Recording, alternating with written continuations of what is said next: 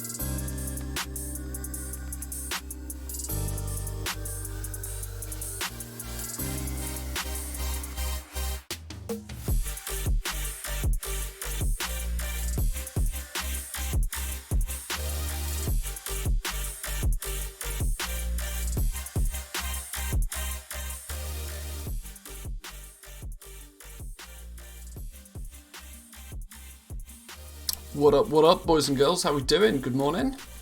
Welcome, everybody. Good to see you. How's everybody doing this morning? Grundegg with the Prime. Thank you very much, my man. Welcome. What do I think about all of the way underpriced Legos? Just let them get bought out and then sell at a profit?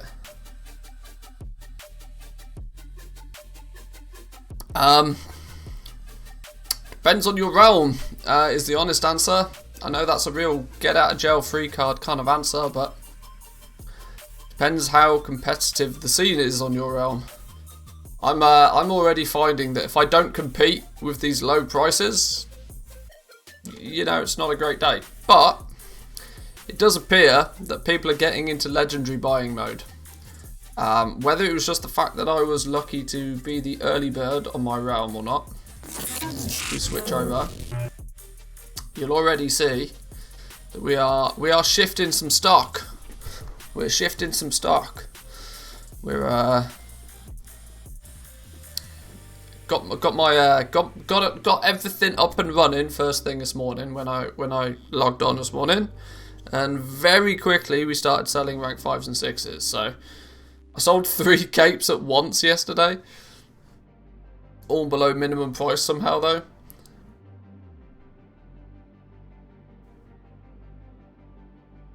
It's safe to say it's a competitive market. Anything that presents itself as being this profitable, potentially profitable, yeah, sure, it's a competitive market, that's for sure.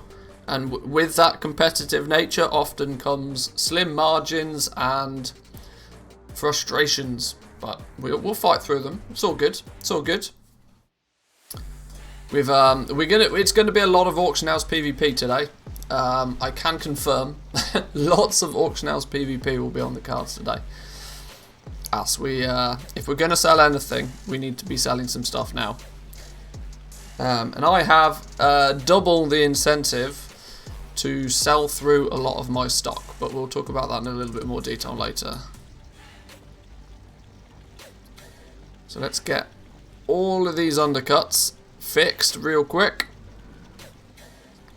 4 capes today, 70k profit each. That's not bad at all. That's not bad at all. Getting throttled with rank 6s and 5s only. Didn't even craft all the pieces. Mostly non-domination ones. Yeah, if you are crafting a bit of everything, the auction house throttle is going to be a bit of an issue.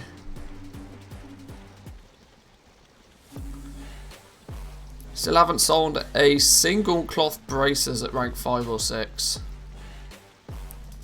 Are the bracers a Shadowgast? What are they? Shadowgast cuffs? No. What are they called? I don't know. Arm guards maybe? Can't remember. No, Grimveiled. I don't know. Whatever. Too many names. I can't remember. This early in the morning, my brain doesn't work that well. You guys will be aware of that. Relisted once this morning, just logged into 1 million in sales. Well, there we go. Who needs to worry about all of these low priced auctions if you're selling 1 million gold worth of stuff? There was one interesting update that I saw that we should talk about real quickly this morning, and some of the potential effects that it will have. And let me see if I can find it real quick. Let's jump to here. And server go. No. We don't want to watch Roger Brown anymore. Close those down. What I'm looking at specifically is this one. The Archivist Codex socket and conduit upgrades. Not account wide. Eh?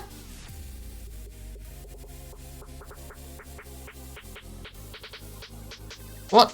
No, that's... Upcoming hotfix will make the Archivist Codex socket and conduit upgrades account wide. There we go. There we go.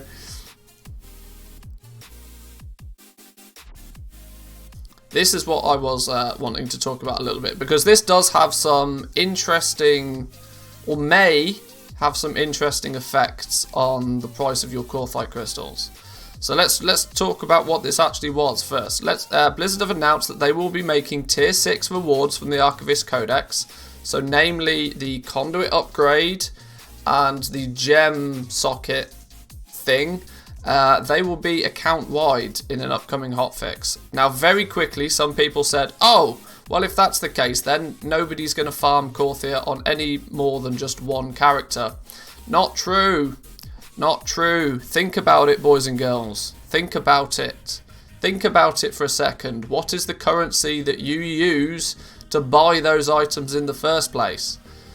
What is the currency you use to buy them? These people who are zerging through Korthia every day on multiple alts, they're not looking for the rep. They're not. The rep is a byproduct. The rep is just the barrier to entry. They're not looking for the reputation. The reputation will naturally come. They're looking for the relic fragments. Because that is the currency that they need to buy these items, to buy the sockets and to buy the conduit upgrades. It's the catalogued research that you need. That's why they're farming there. So very quickly I saw people jump to the conclusion that, oh, this just means that, you know, Korthite crystals will drop in supply. No, it's not going to make a blind bit of difference. Certainly not short term anyway.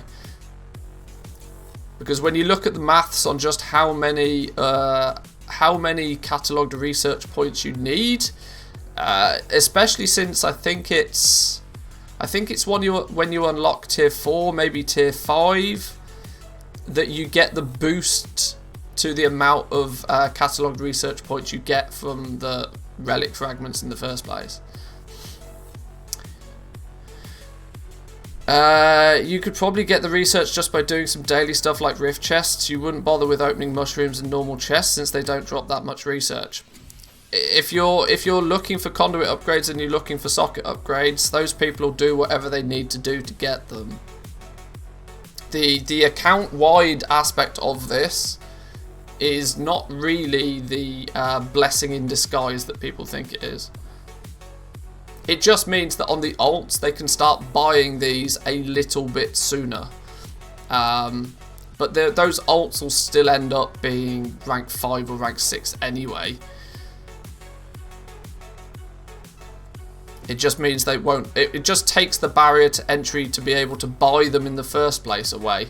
It doesn't mean that those alts will stop farming Korthia. That's the main thing to take away from this. Alts will still be farming Korthia. If alts are still farming Korthia, Korthite crystals will still be available. Do not panic. Do not panic. Do I still craft rank 4s? I do, yeah. I stock more rank 4s than I do anything else. Rank 4s are still the biggest seller by a long way. Why? Because they're 10 times as cheap as a rank 5 or 6 most of the time. And so people buy a rank 4 to get the power, to get up and running, and they'll use the rank 4 in the time it takes them to gather the soul cinders to then eventually probably skip rank 5 and just upgrade to rank 6. Is the way I see most people approaching the legendary system now. Goliath, how we doing? Good morning to you. Welcome, welcome. Good to see you.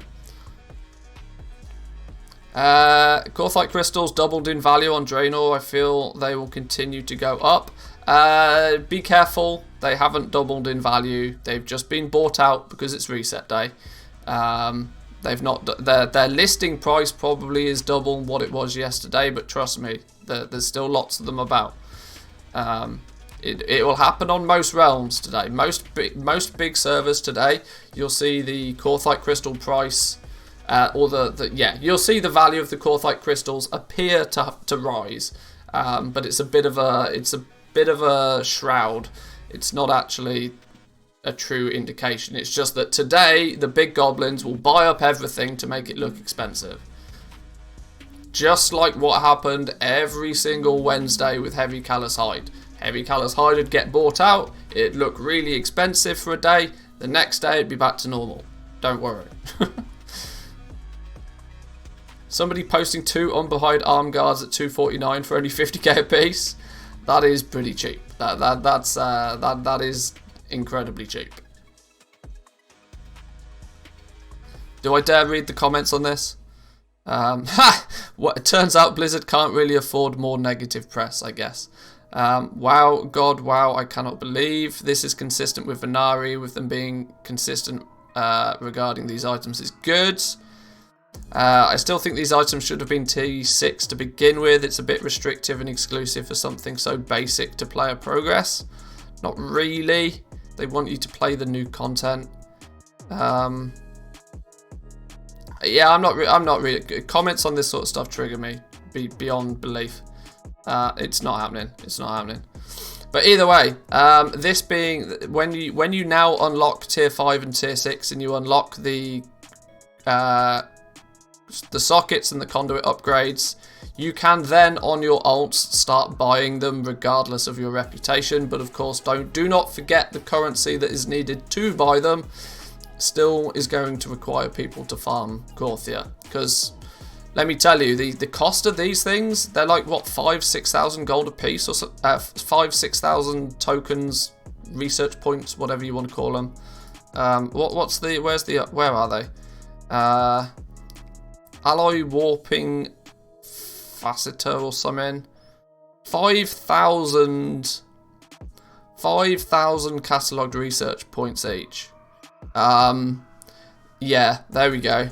5,000 catalogued research points. If you're doing the best part of everything in Korthia, you're probably going to get, I don't know, even if you're really min-maxing the crap out of Korthia, maybe only 1,500 to 2,000 a day. So trust me, people are still going to be farming Korthia if they want to add sockets in mass. What's the other item? I think that thing's even more expensive. The conduit upgrade I think is even more expensive. Sold by... Oh no, the conduit upgrade is a little bit cheaper. You're still, in theory then, probably only going to be able to buy, even if you min-max the crap out of Korthia, like one of these every other day. So trust me when I say it's not going to stop people farming Korthia on their alts, because they still need that catalogued research. They still need the currency to buy them in the first place. Finally, don't need to grind Korthia on alts. Yeah, unfortunately, not the case. Just recently burnt through 30,000 lightless silk I stocked up. Now I regret not buying more. It's sometimes it's very difficult to gauge just how popular a material is going to be. But it's all about calculating that risk, right? Don't worry though, you've probably made a stack load of cash on the 30,000 lightless silk you stocked up on. So then don't feel too bad about having to pay market rate for it now. It's all good. It's all good. There's still profit to be made.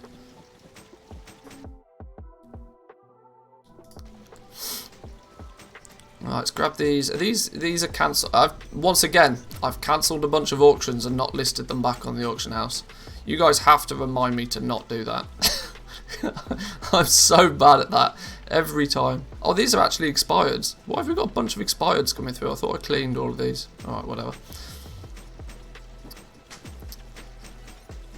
Exactly, Eliath. Just like that. That's exactly how we need to be doing it.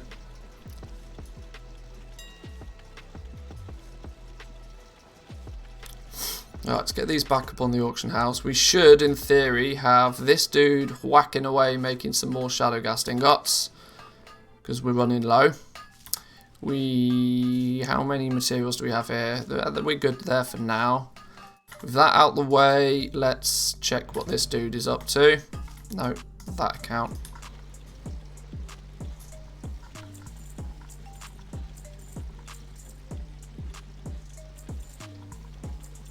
I'm also having a little purge of stock at the moment. I'm having a bit of a sellout on ranks 1, 2s and 3s. I've got too much inventory and going out of my way to be dealing with large quantities of ranks 1s, 2s and 3s all the time is starting to frustrate me. So I was like, fuck it, sell them, get them out of here. Do a discount, get them gone.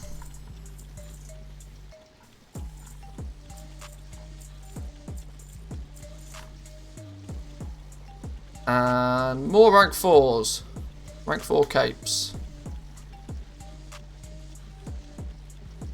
We've got more rank 4 capes somewhere, or at least we should do. No, not post-capped up bags. No, that wasn't the button I wanted to press.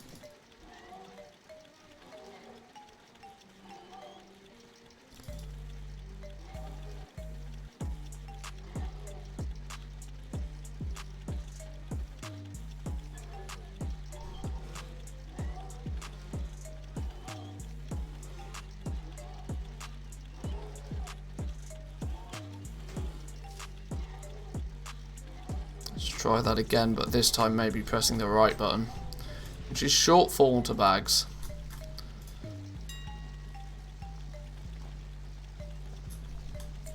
There we go.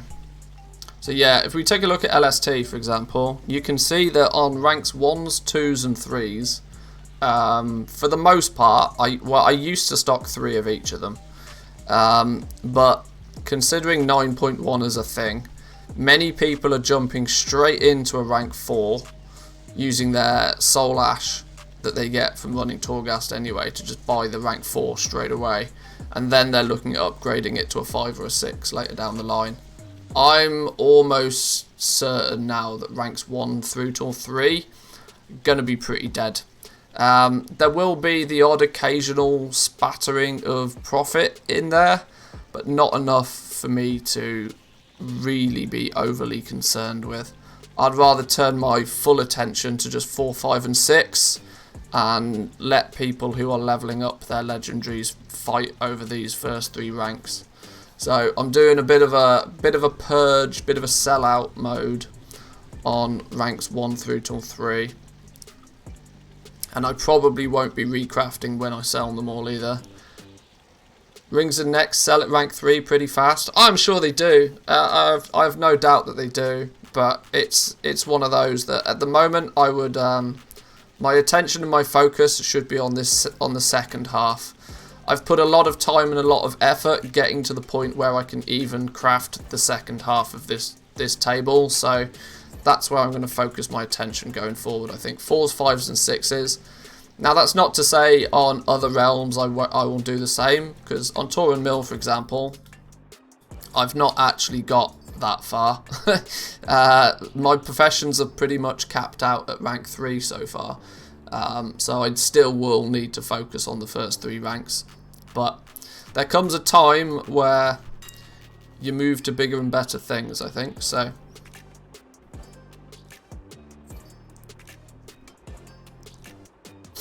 can you show us how to set up the mailing operation? Every time I try to do it, my character sends everything in my bags, even though I stipulated which group to send. You've done something horrendously wrong if that's the case. That sounds like you've applied a mailing operation to the base group. That's not something you want to be doing. Yeah, give me a minute, maybe.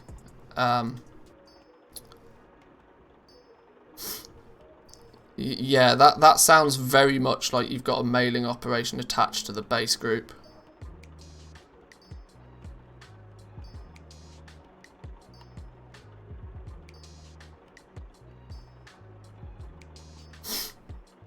Right, let's get these cancelled as well real quick. In the upcoming weeks, I'm going to turn my attention very heavily to Torin Mill. I would have liked to have been in a position to like quite aggressively attack ranks 5s and 6s on Torin Mill this patch, but unfortunately, time was against me and we didn't quite get there. But we are incredibly close.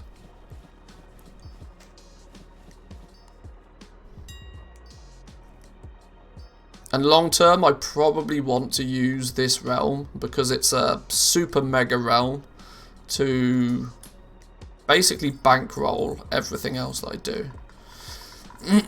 Because I reckon this one realm alone could make me a couple of gold caps pretty easily, pretty quickly. Sylvanas, on the other hand, is not a realm I feel comfortable doing that on anymore.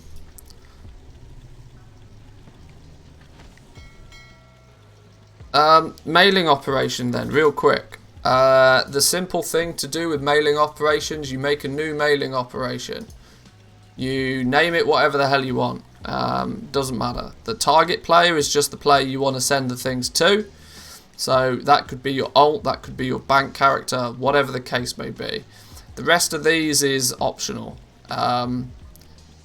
Keep this amount in your bags is just for the scenario. Say for example something like potions. If you craft potions, you probably want to send most of them to your bank character to sell, but you may want to keep 20 of them on hand so that they don't get sold. You can do that by saying, right, keep 20 of them or whatever. But once you've made the operation, you then just apply that to the groups of the things that you want to send. So if I wanted to send all of my base legendary items to a bank character, I would put my bank character in the mailing operation here, and then anything in these groups would get sent to that character. Now, do not apply a mailing operation to your base group. If you apply a mailing operation to your base group, that is when it will send everything in your bags, because everything is in the base group. The base group is every item in the game. So, yeah, do not attach a mailing operation here. Do not do. Only apply the mailing operation to the groups that you want to send things to. You can be as broad or as narrow as you want on this. You could go real top level groups and just send everything that's under this, or you could like dive really deep down and say, right, just the neck essences I want to send to something, for example. But yeah, your mistake was probably having a mailing operation here, I would guess.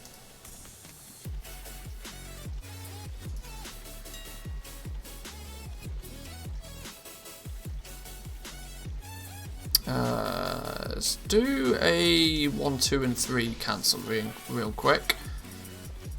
Since we are looking to sell out on some of these lower rank stuff, I should probably give them the time of day and do some cancel scans on them. Not very frequently, once every half hour, once every hour we'll do a cancel scan on the lower stuff, but if people want to fight me for low level sales, then sure, you go ahead. I'm basically giving these things away anyway.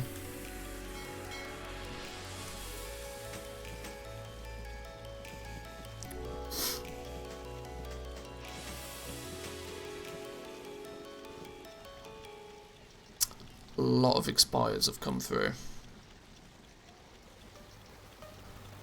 It's that time of the day, obviously.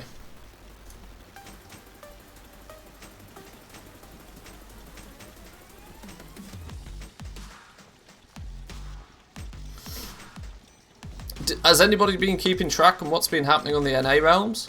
Have they been doing like silly things? Because obviously they're almost 1 day ahead of us, so we can usually use the NA realms as a bit of an indication to what might happen over here. It doesn't always work the way that you would expect it to, but it's a good indication.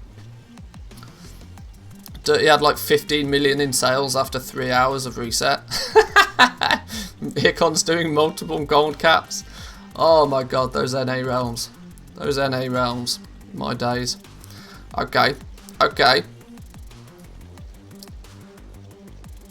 Do we have any info of anybody that isn't on Illidan or Tichondrius or Area 52? Anybody from a somewhat regular realm? Or with a somewhat regular gold balance to begin with?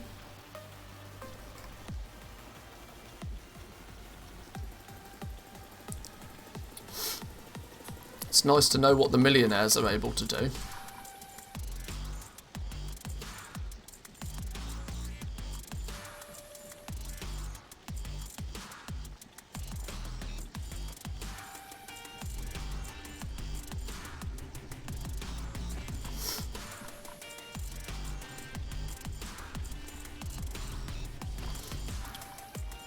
On a mid-sized oceanic realm. Yeah, getting the info of what happens on mid-pop realms is often more telling, because you expect the super mega realms to do super mega things, so you'd be more disappointed if they didn't. I mean, if Hikons didn't sell a gold cap worth of stuff in the last 24 hours, I'd have actually been questioning what the hell is going on. More so than being, you know, like shocked that he was able to do it. My mid to low pop NA has Corthite crystals up a little bit, say 2/3 of a high pop. A few rank 5s and 6s are up, but none of mine have sold yet. That seems to be the one thing I have noticed is there is a very clear difference between the realms that are selling lots of rank 5s and 6s and everybody else. Usually you can sort of say, right, well, on a low pop you'll sell a small amount of stuff, but it'll be quite profitable. On a mid pop you'll sell, you know, a reasonable amount of stuff with slightly smaller margins on it, and then on a high pop realm you'll sell lots of stuff and you'll have to fight for every penny. Yet with rank 5s and 6s, there's a real feeling in the air that unless you're on a super high pop mega competitive realm, they're just too expensive for the average player to give a damn about. And we spoke about this a bit yesterday, that unless there's that really competitive scene, it's okay to not have the best. Like having a rank 4 and going and doing the new raid, no bother. I'll hang fire, I'll get my rank 6 eventually, but it's not going to make a huge difference to me. Why did you choose Tauren Mill for your full pop? Isn't Draenor even bigger? There wasn't any specific reason. Basically, I just looked at what was in the top 4 or 5 realms for population and just picked one. There wasn't much more science behind it than that. Draenor's mostly for PvP. I say I didn't even know that. Either way, eventually it doesn't matter because eventually I'll be on all of them. So eventually I'll just be on all of them and it'll be all good. Fixed it. Had a random old group that still had a mailing operation on. Oh, there we go. I assumed there was probably a rogue operation somewhere.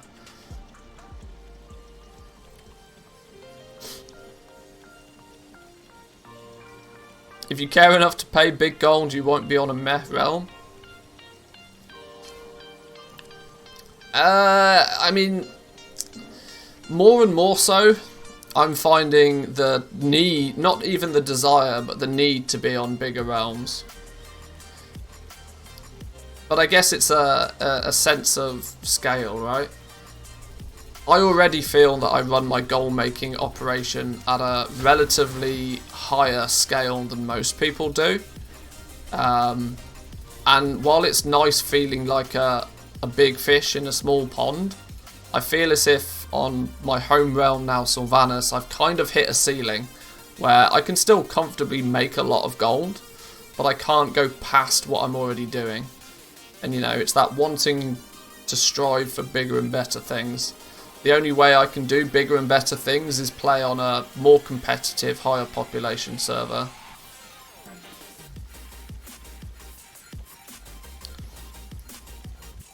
I can't imagine you being on that many servers. The cancel scans would take a whole stream and you'd still miss a few. Almost the opposite. Almost the opposite. If all your eggs are in one basket, you tend, or at least this is how I see it anyway.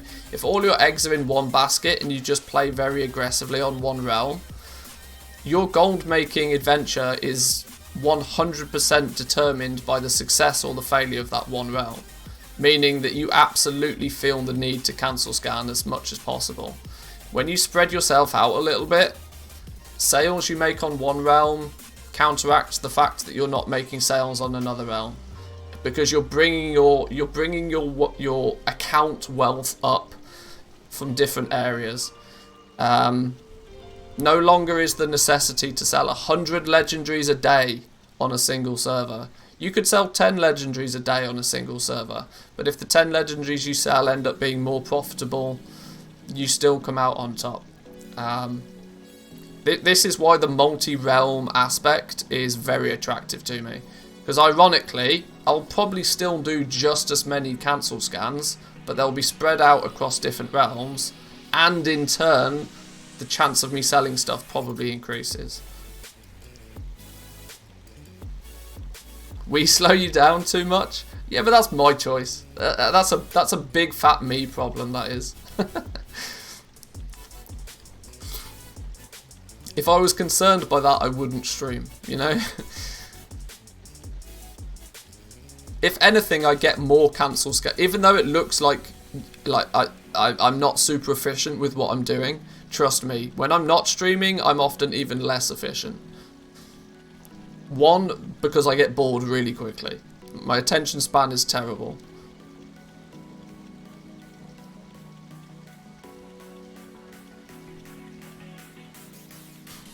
All the goblins are on TM. I don't know. I'm sure there's lots of goblins other places. I would say a lot of the more public-facing goblins are for sure. But then a lot of the more public-facing goblins are also on multiple realms nowadays anyway, so...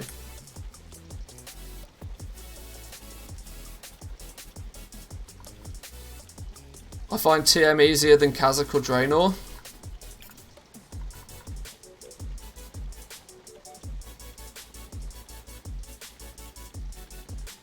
Silvermoon has too many goblins and no more high-end raiders.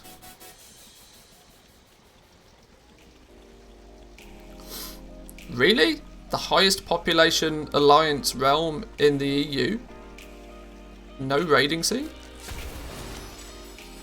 I suppose. I mean, alliance and raiding aren't really words that end up in the same sentence very frequently. Sounds like me, I get bored in 2 seconds.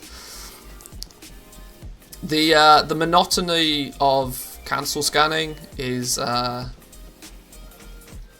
be counteracted by, you know, having a good bunch of people generating some good conversation to keep you interested.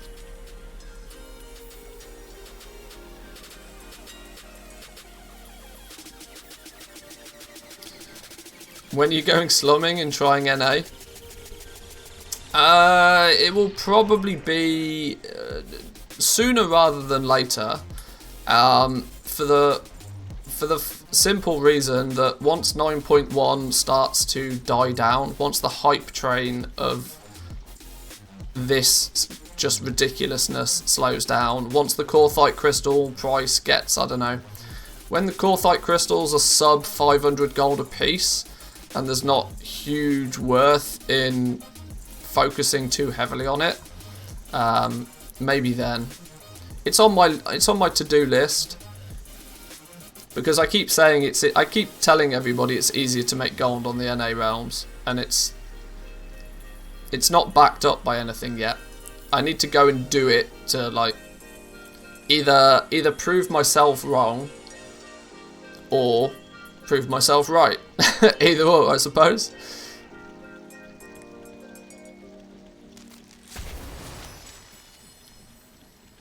That'll do. Rank 6 Umberhide Arm Guards. Rank 4 Shadowgast Ring. Let's make some more Umberhide Arm Guards then. Not this dude.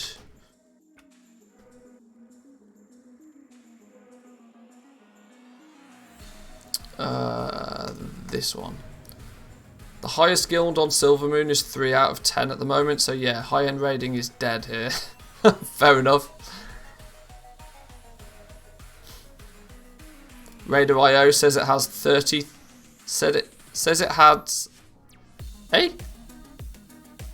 33 10 out of 10 mythic guilds. Oh, for last patch, I assume. Not currently. Not currently. To my understanding, there's still only one 10 out of 10 mythic guild at the moment. Unless Limit killed Sylvanas yesterday, I don't know.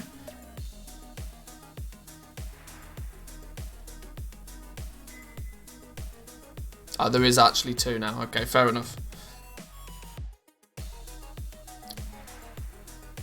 So there is 2. GG Limit, well done, boys.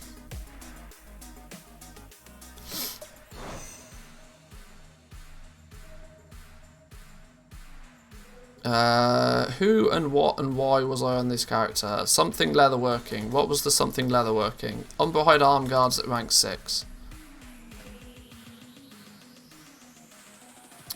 Umberhide Arm Guards at 6. Go. Are we short on materials anywhere? Little bit, but not enough to worry about just yet. Send over to there. Go. Hang on, did we just sell another one? No.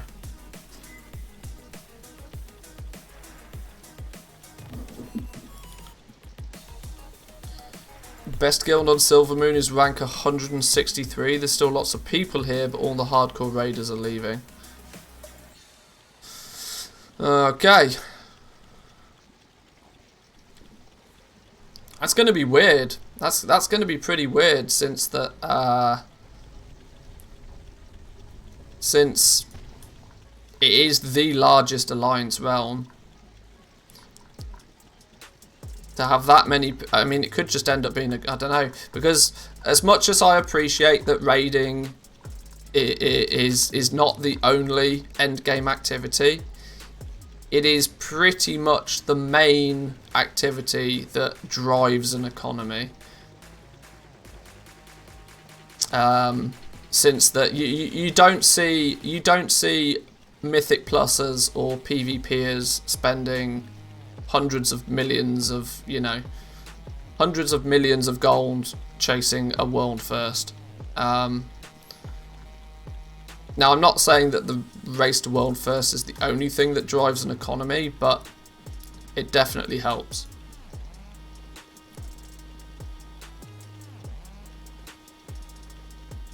You can make lots of sales here, close to crafting cost, but there's not a single person left who's going to pay those crazy prices at the start of a patch. Sounds like Alliance all over. I wonder if Blizzard are going to have... there's got to come a point, right, where Blizzard have to do something about the imbalance of the two factions. Because nowadays, if you want to do anything even remotely competitive, you have to be Horde. There's literally no choice in the matter. You just have to be Horde. I mean, look at Classic as well. They were even... Didn't they... I don't know if they were implementing this, but weren't they testing, like, same faction battlegrounds? Just because the Horde queues were just outrageous, because there was no Alliance players anymore.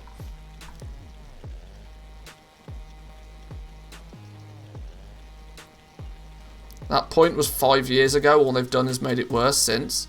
Well, it's like that. You know, it's like that. You know, if you let that one little bit of mold sit there, it's going to turn into a big ass piece of mold eventually, without anything changing. If you squish that piece of mold when it's small, then it never gets the chance to get big. But it's been the fact that the playing as Horde has been the better faction to play on for competitive stuff. It's been that way for so long now. 90% of the player base is probably Horde at this point.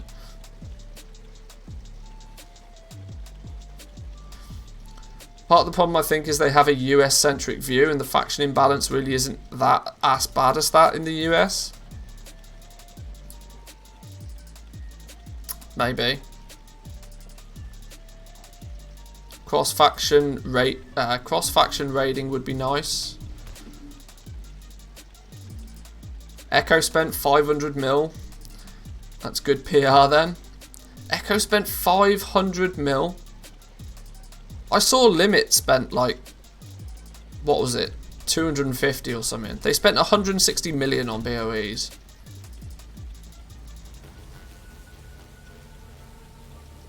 How are they spending so much gold? Like, I don't understand what, because BOEs were nerfed, or not nerfed, but made less important. We didn't have silly corruption. So the BOEs themselves shouldn't have really pushed much more than 1 million apiece, right? Surely. Where did 20 people spend 500 million? How does that even happen?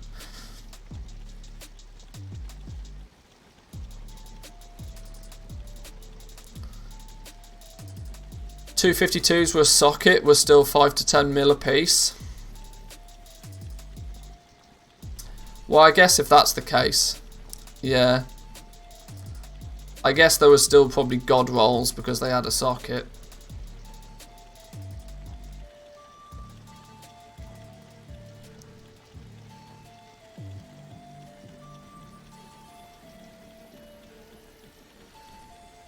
I think they also gave randoms who traded gear 750k apart.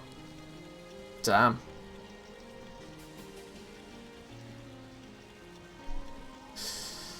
Wow. Well. I guess it's relatively safe to say the day that Mythic comes out, get your ass into some Mythic BOE farming group and keep your fingers crossed, because if you hit the jackpot, you're gonna have Magicus on in your DMs asking, you know, can they buy it from you?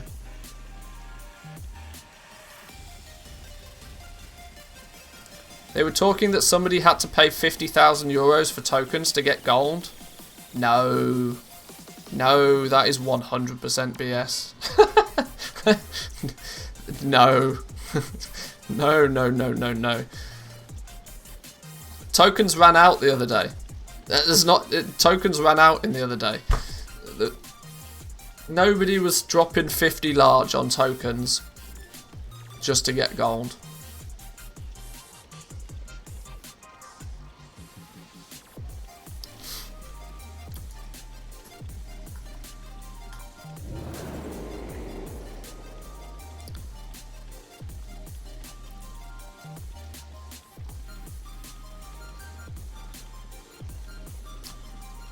380 million is 17,000 euros. BS. Yeah, it's no, absolutely not. There's no way somebody dropped 50 bags on tokens. Nope. Nope. Not even Raid Shadow Legends would sponsor a team 50 bags. It's not even happening. Nope. Fake news.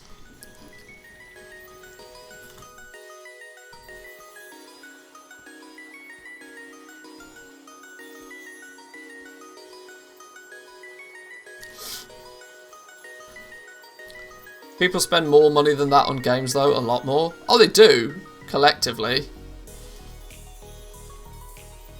Does Echo have a guild goblin to try and make money for the guild?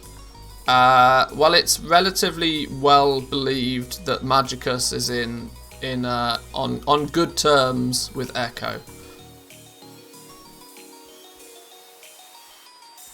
And considering that guy probably has a gold cap on every realm right now, he's a very handy person for them to know.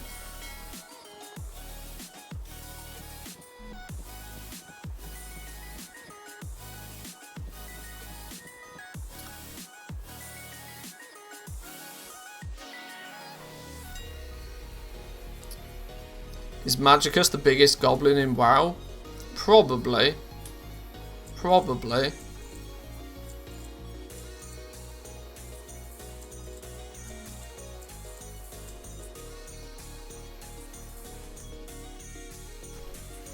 Yeah, in the same sentence, I would probably say some of the guys that sit at the top of the boosting community pyramid are also probably filthy rich without you even knowing who they are.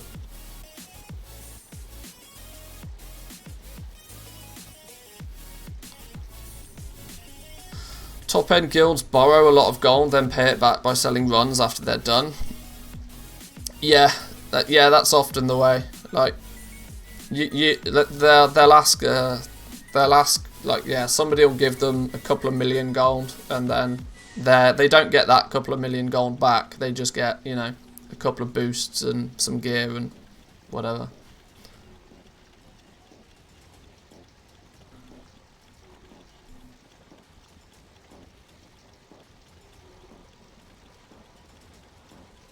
Sylvanas run pending. Well, there we go.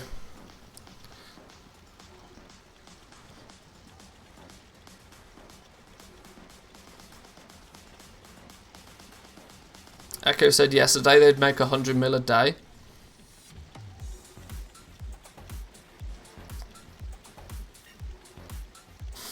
I'm sure they probably can. I'm sure they probably can.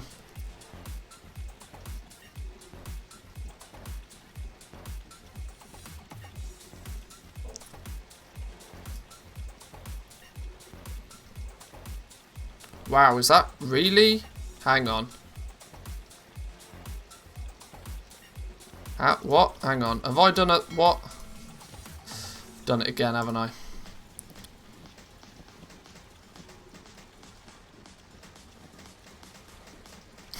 Speaking of boosting, which bow are you buying? You don't have any choice, because you have to get the bow and then you have to get the upgrades for it. So if you want it fully maxed out at, what is it, like 252, you're gonna have to drop some serious change on that. Doesn't the bow drop at 233? Regardless of where it drops, I think.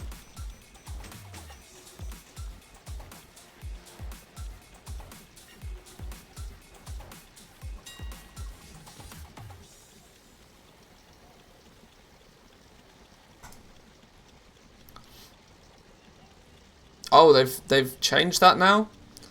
So the heroic now drops the heroic version? Oh, okay. Okay. Well, sucks to be the people that got the normal version out of heroic last week then. That must... Unless, of course, their item gets hotfixed to be a higher item level. But yeah, that was... The whole scenario, like...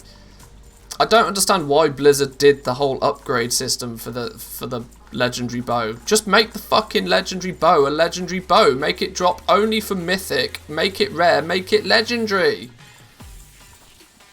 Just even give it more item levels. Make the goddamn thing legendary. Don't make it so that you can get a heroic version of a legendary that will then still be worse than the mythic bows that drop. It's just dumb. Make a legendary, for Christ's sake.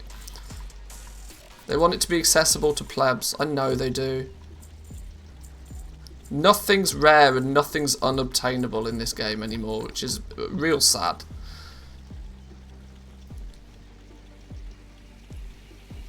You used to have like guilds fighting over who would be the first person to get the legendary. I don't know.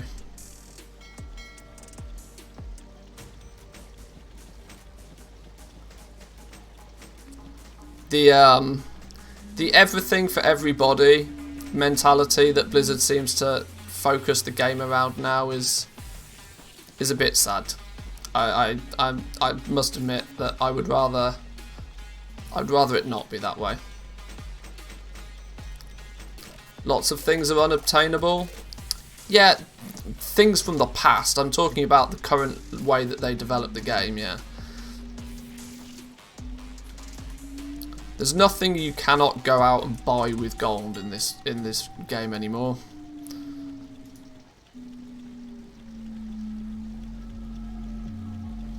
I need to fix this stupid wind noise. Maybe I'll fix it by just closing the window. Every single rogue I know that got the daggers left the guild.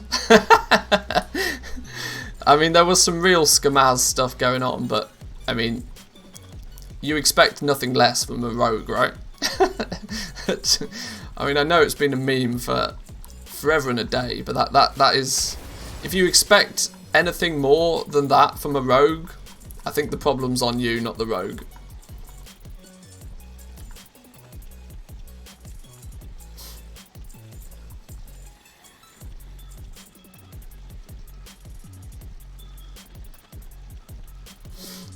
Got Thorador back in the day, joined a pug raid, bow dropped, offered offered the raid leader 50k, easy game.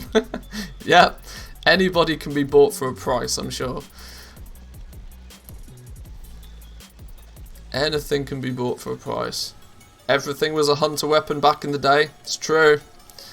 It's true.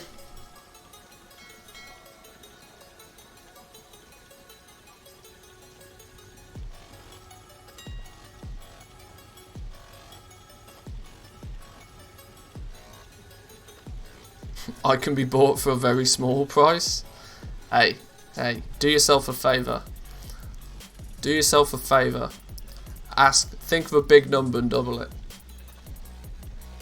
Even shields. You got Hunter strolling around with a Skull Flame shield, yeah. Everything's a Hunter weapon if you try hard enough.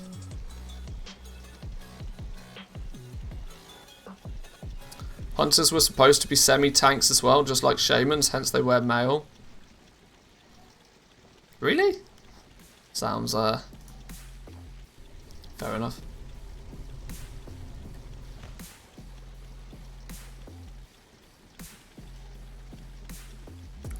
Right, the sales have slowed down.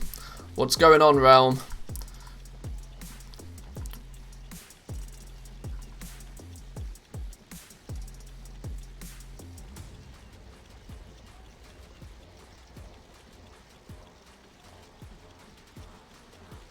Think of a big number and double it. Okay, $6. Big numbers. Big numbers.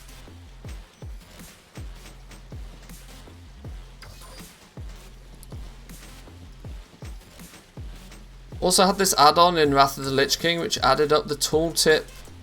Added to the tooltip the max amount of gold that character had ever. So it was really easy, offering 1 to 2k for the epics in a pug. Oh, nice. Oh, that's cheeky. So you could see exactly how wealthy that character was. And then just, you know, throw some, make it rain on their parade.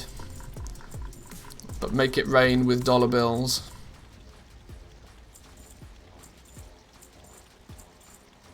That's funny. I like that.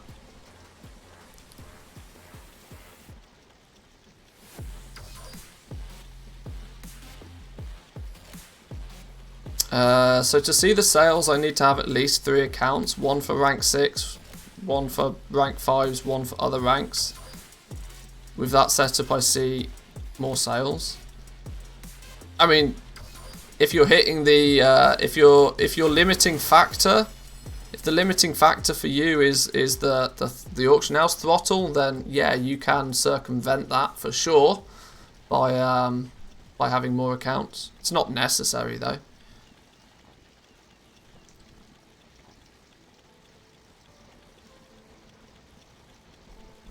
Want to sell a Manthias? I got a number in mind, but can half the price with the discount code coffee. How are you doing, Vallegro? Welcome, welcome. How much do you actually sell for each day across the servers? Well, my biggest problem right now, and it's something that I'm slowly but surely trying to change, is the fact that I realistically only play on one server. Chlorthite tracker's up. Yeah, I did just spot that actually. I think it's probably worth taking a little bit of a look at that. In gold making, I imagine. Yeah. Oh, what's Chlorthite tracker? It's something Wu puts together. He throws it in the Discord for us, and it's his tracking of Chlorthite prices in the EU. Not only just the price, but the quantity, sale rate, that sort of stuff. This is really interesting. So you can see now that the actual price, if you flip the graph sideways, you can see a very slight, albeit very slight, we're talking like 100 gold max, which is within the realms of just, you know, a very, like, just, yeah, you can basically, the price is the same, the price is staying relatively fixed on the Chlorthite crystals themselves. The sale rate is still just as good. People are buying them at a steady rate now. 400 to 500 is the average. But this is pretty telling. This is pretty telling that what you'd actually expect to see today is the same thing that happened back. You would expect to see another 40, 50k crystals hit the region today, because it's Wednesday. Everybody's going to be doing Shaping Fate. Incentivizing everybody to get lots of crystals. You'd expect to see a big spike in crystals today. But it's interesting to see as the week goes on. You get a big spike in quantity of crystals at the beginning of the week, and then literally 10,000 a day disappear.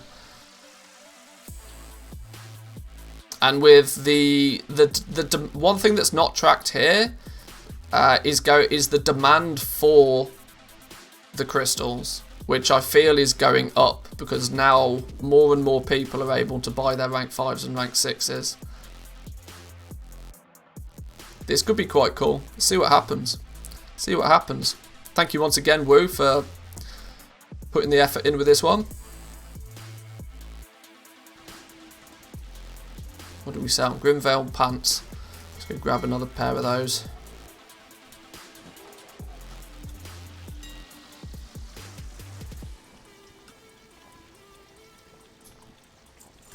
Many people still missing up to 10 crystals for their craft. It's going to be, I will be intrigued to see if we start getting whispers. Not that I'm overly incentivized to do manual crafting for people, but if the price is right, I might.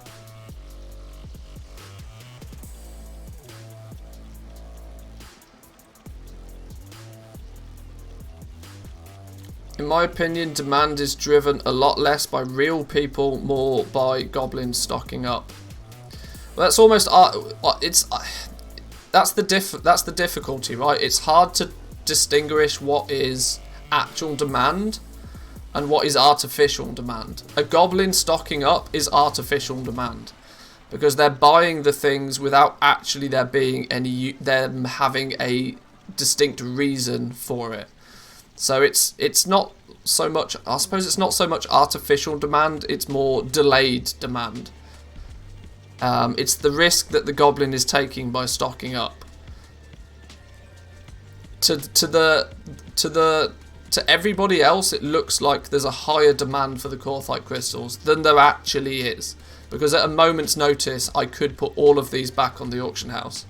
And that would in turn completely reevaluate people's opinion on the demand of the crystals.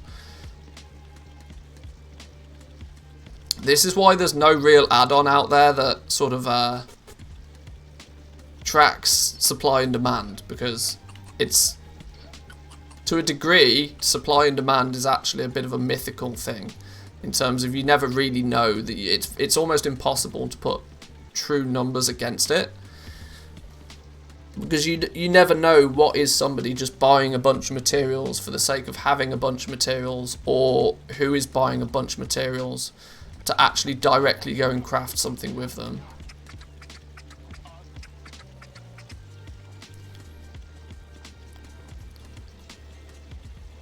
Is limits goal numbers for this race? I think this is the tweet I saw, yeah. How much did Limit use to lose? Let's, I'm always cautious about opening Twitter on stream, because Twitter is very unfiltered.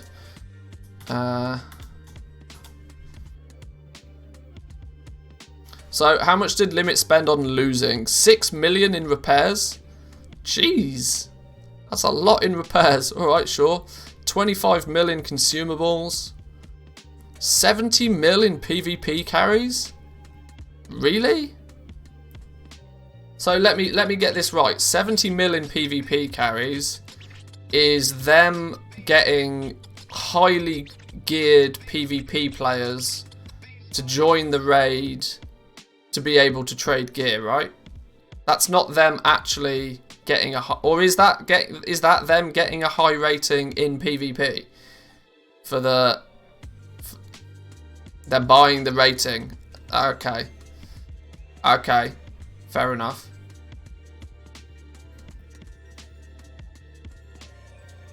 So they do that to then buy the gear to allow them to trade the raid drops, I guess. So they stock up on PvP gear.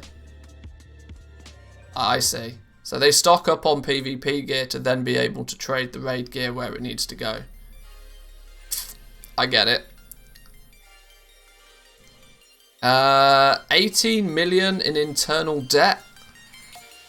Well, I mean, that could be anything, couldn't it, really? 160 mil on BOEs. 160 mil on BOEs.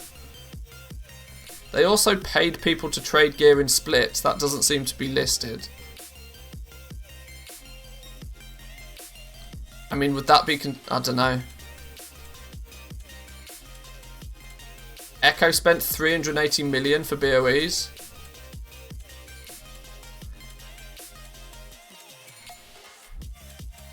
So, I mean, Echo paid over double what Limit did on BOEs.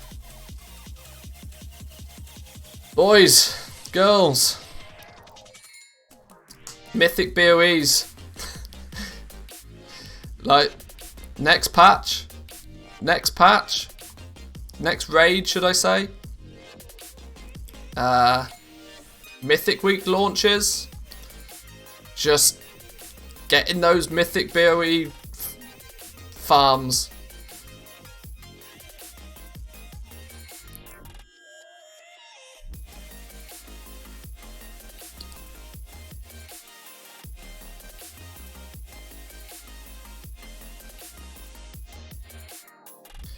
Community help is free since we don't have to compete for helpers like Pieces, Method or Echo do. But we also have to spend much more on BOEs in the NA. So the money saved there goes into BOEs pretty much. But Limit But Echo still spent over double on BOEs. So how does that make any sense?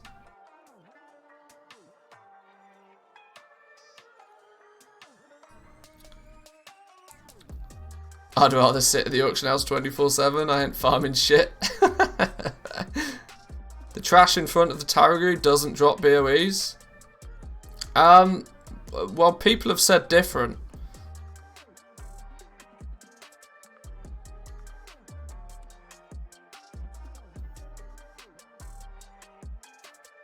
Echo might have just bought more BOEs. Either way, regardless to the situation, it's very clear to say that these guilds at the top of the tree will do everything in their within their limit to achieve that world first. For them to almost comfortably spend 500 million gold on a single raid tier is just bananas. Actually bananas. Both Limit and Echo have been loudly saying that they don't like the BOEs to exist. Yeah, not surprised. Not surprised. Do you guys also realise that if the BOEs didn't exist, do you not realise that your boosts that you want to buy would be considerably cheaper? The reason the boosts are so expensive is because these guilds end up with ridiculous debt and they need to pay it back. So the fact that these guilds go into outrageous levels of debt by buying these expensive BOEs in the first place ultimately returns it just comes straight back. It's the same thing again, the same as like legendaries, for example.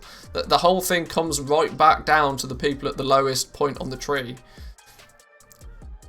That yeah, one person might get super lucky and hit the BOE jackpot and get a 252 with a socket on it and sell it for 10 million gold to one of these world first guilds. That one player, boom, he wins the lottery.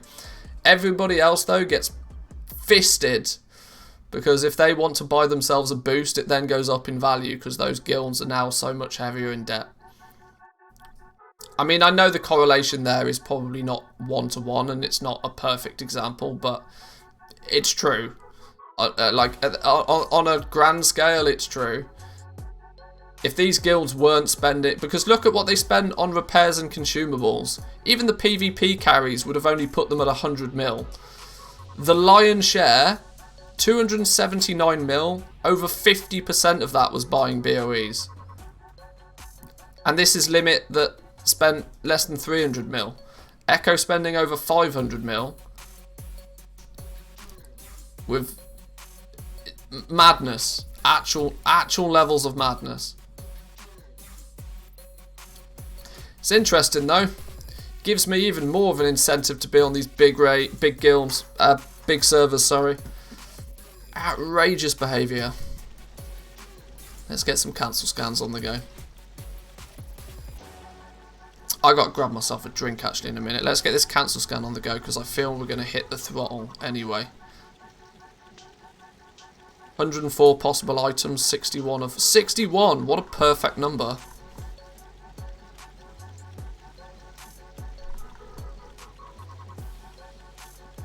Thank God we're not part of the tree as goblins. We basically own the orchard. Yeah.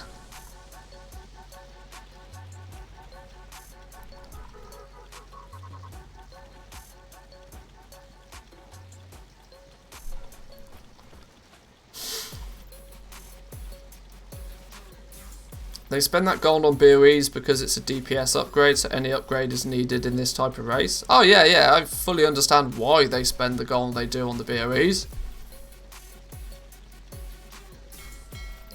But it would be very interesting to see if there was a tier that didn't require these guilds to spend that amount on it. Because without question, right, this race, because it was much quicker, ultimately, it still ended up being a bit of a two-horse race. But was there not 5 guilds at 9 out of 10, all at the same time? there was lots, like the difference between the top 2 and the rest was a lot smaller. And let's say you take away the BOE situation. Now your limit in your echoes are probably able to just hoover up, literally hoover up all of those BOEs for like a, maybe let's say a 10% advantage over the rest of them. If the BOE situation wasn't a thing, would we have a tighter race? Would it be a more even playing field?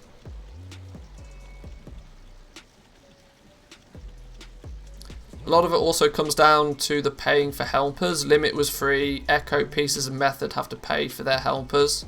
Well, because I mean, it's in the EU, it's a bit of a seller's market, right? If you've got a 252 with a socket, mythic BOE in your bags, you've probably got 3 guilds that are asking you to buy it, and you know it goes to the highest bidder.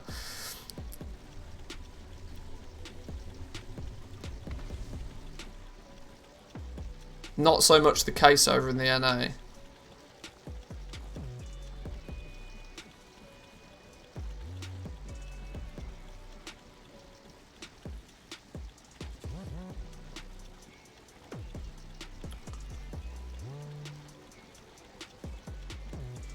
Orkan community paid them 7 million just to stay there. BDGG, Limit, Echo, Method and Pieces were all 9 out of 10. It's pretty solid. I mean, they lost by 0.8%. I bet Limit would have given Gold Cap many times over to make up that difference. It's probably true. Probably true. What's this little teaser for the next update? A smaller table with just 4, 5 and 6 on it, so you can hide the ranks that you don't care about.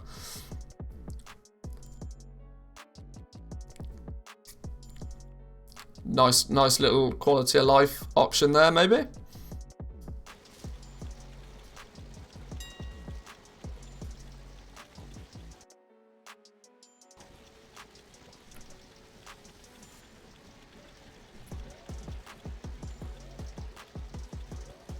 It's not the Gold Cap BOE difference, it's fully shard RNG job. They are maxed out in BOE slots.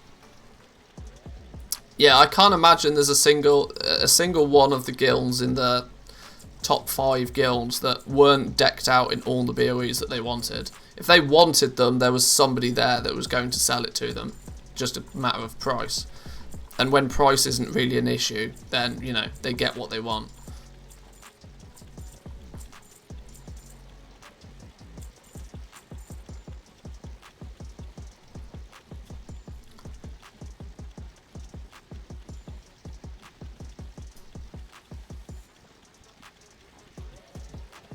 Weird variety of stuff selling. A few rank 4s, a few rank 3s, a rank 2, a rank 6. A real good spread of stuff selling here. I could do with more of the 5s and 6s though, I'm not gonna lie.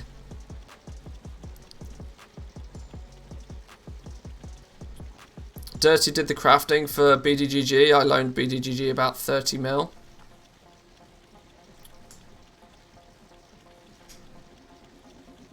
How much would you say you earned in patch 9.1? Currently it's really difficult to say because for the most part I haven't earned it yet. But I would go as far as to say if you look at the value of my inventory has probably increased by, I don't know, probably about 20 million, something like that. It's not been converted into liquid gold yet. But I tend to, you'll if you watch my content for any decent amount of time, you'll realise that I tend not to keep that much liquid gold. I'm always spending it on something to, you know, make more with.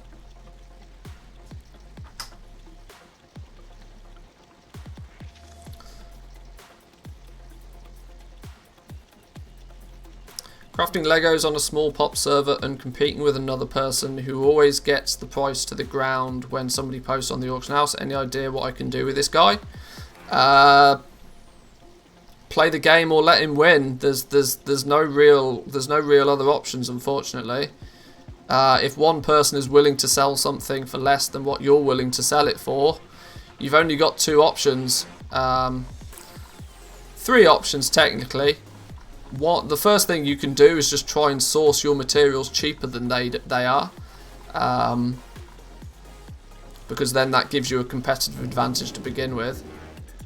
Alternatively, you can hope that they're not content with making such small amounts of gold for such a large amount of effort, but there's nothing realistically you can do other than try and outwit them. And the easiest way to do that is by getting your materials cheaper. We're doing rank 4 plate chest for 25k to give you an idea.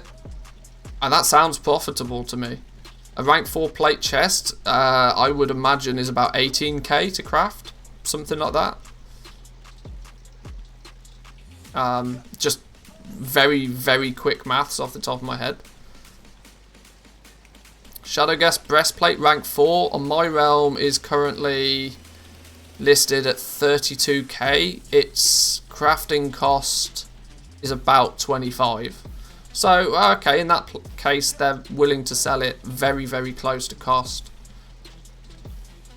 It was selling for 125k 2 days ago. It's a low pop server. Don't get suckered into believing that it was actually selling for that price. An auction being listed for 125k is very different to an auction actually selling for 125k. I sold 3 pieces at that price. Well, if you sold 3 pieces for 125k a piece, you're 300,000 gold richer because of that. With that in mind, you've not got an issue. I don't understand where the issue is. You made 300,000 gold on 3 sales.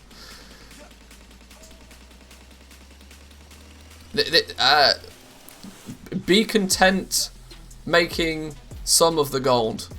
Don't feel that you need to make all of the gold. If that market's tanked, move to another market.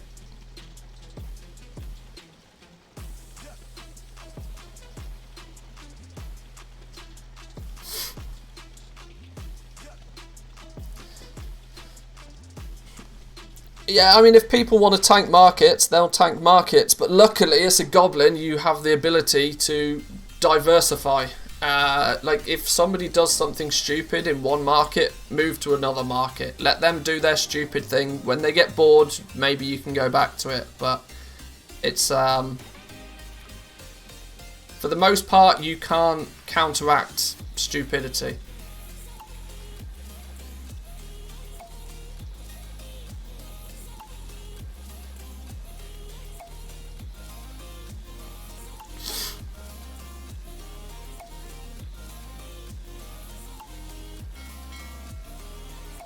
But either way, GG on selling breastplates for 125k. That's incredible.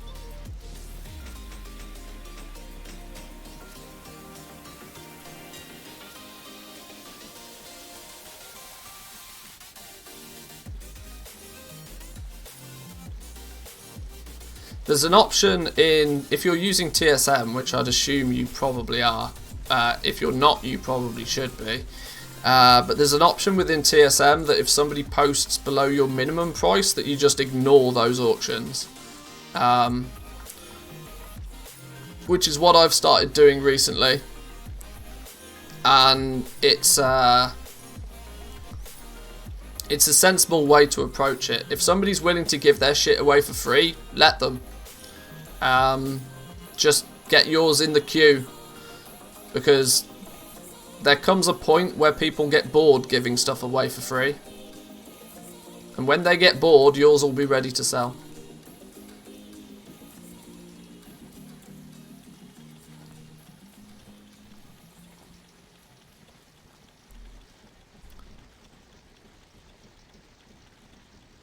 It's like your example from the other day with cars. Expensive rank 5s and 6s are making 80 to 100k rank 4s look appealing. It's very true, yeah. Yeah, the 300,000 gold listing price of these rank 5s and 6s is making those 50, 60, 70, 80k rank 4s look very, very tempting. And it's those rank 4s where you can make an absolute killing right now. Grimvale pants at rank 4, 21,000 gold for example. It's not outrageously priced, but these things probably cost me, my TSM tells me it cost me 14,000 gold to craft them. It was probably a little bit less than that, it's probably more like 12. Shadowgast ring, rank 4, 63,000 gold. I'm relatively safe in saying that my crafting cost on those things is about 35k currently.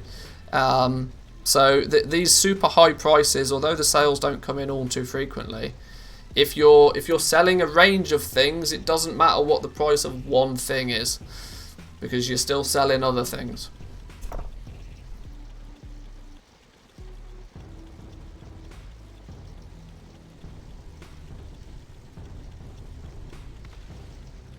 Do you have a string for rank 5, 6 posting price? Yeah, 100% crafting. Done. Real simple. I'll sell them for as little as it costs me to make them. Anything above that is a bonus. I'll be as competitive as I need to be on rank 5s and 6s. If I make 1 gold or I make 20,000 gold, it's all good. My only issue is crafting is sometimes wrong right now. Some show with the vestige, some show without it. That sounds to me like you're obviously selling on you're crafting on one account and selling on another, I would guess. If that is the case, you want to delete the account sync between the two and rebuild the account sync again, and it should fix that problem.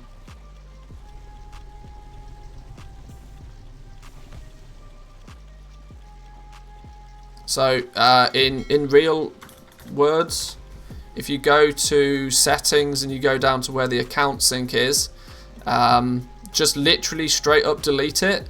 Do it on both accounts. Close down both clients, load them back up again, and then build that account sync back.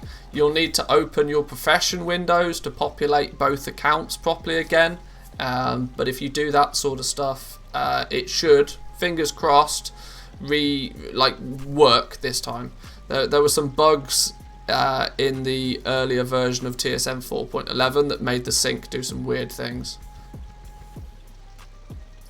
Read your Reddit posts and stuff for a long time. Thank you so much for your help. Hey, you're very welcome. It's nice to hear. Thank you, thank you. I rebuilt the sync and my bank account still doesn't know about Crafter's Marks. Didn't work for me. I mean, it's not. Yeah, it's still not perfect because there are bugs in the sync, which yeah means it might work or it might not. But it's the only thing I can suggest right now.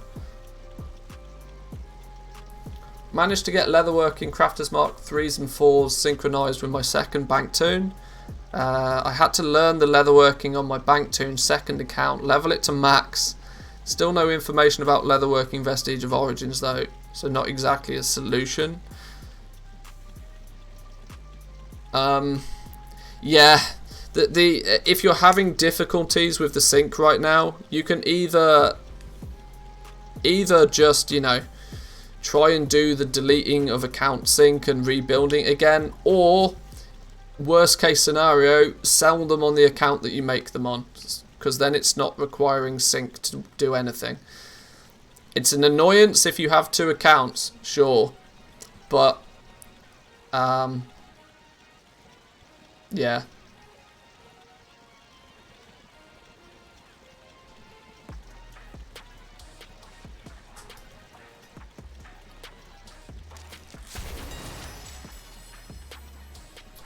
Another rank 4.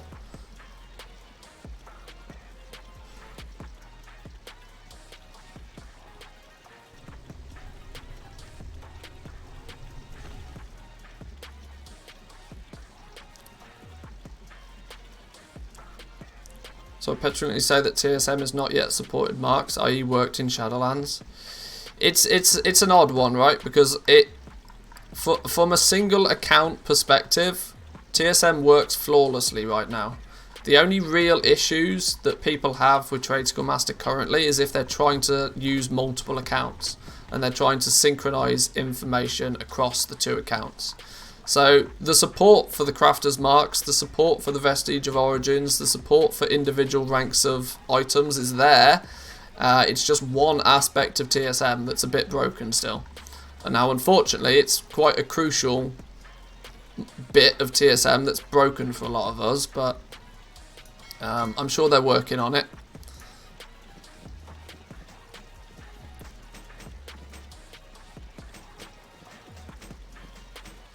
I'd suggest to keep the crafting costs of rank 3s, 4s and 5s and even 6s and manually add operations, proper amounts of item ID. Hang on. This should secure you from vestiges created from different professions. You know by that proper crafting cost of each item. There's lots of words in that paragraph I didn't quite get, but my one piece of advice to anybody that's having issues with the account sync right now is just sell them on the same account that you craft them. While it may not be the most convenient because you would like to be doing something else, it's the best way of doing it right now. Because a single account setup works flawlessly.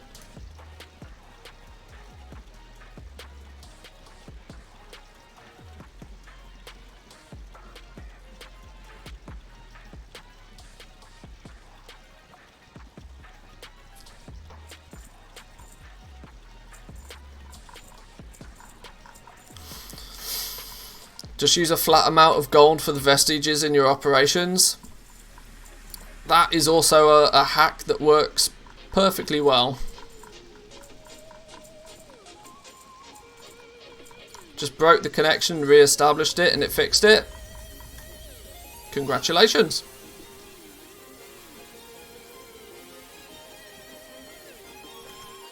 Actually, before we move over, we need to grab a pair of boots.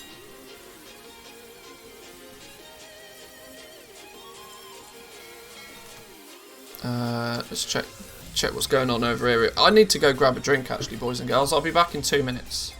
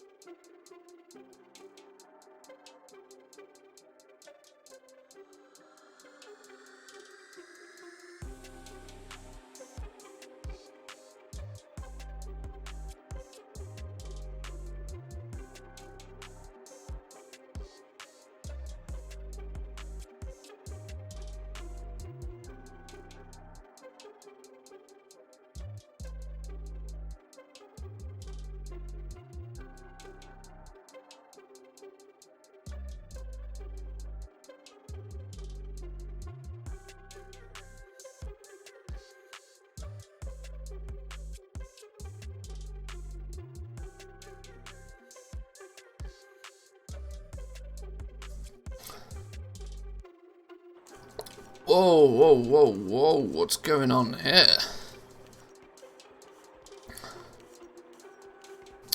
I'm a nice devil, it doesn't sink. Actually, it's worse. The bank alt knows about the map price. So the idea of CM synced is not that the gear... I thought I could test it to see if CM synced, but even that doesn't work.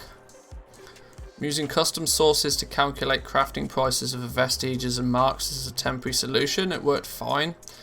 Yeah, I mean, the long-term solution is obviously, you know, TSM, hurry up and fix it. But until that happens, there are a few ways you can hack it for sure.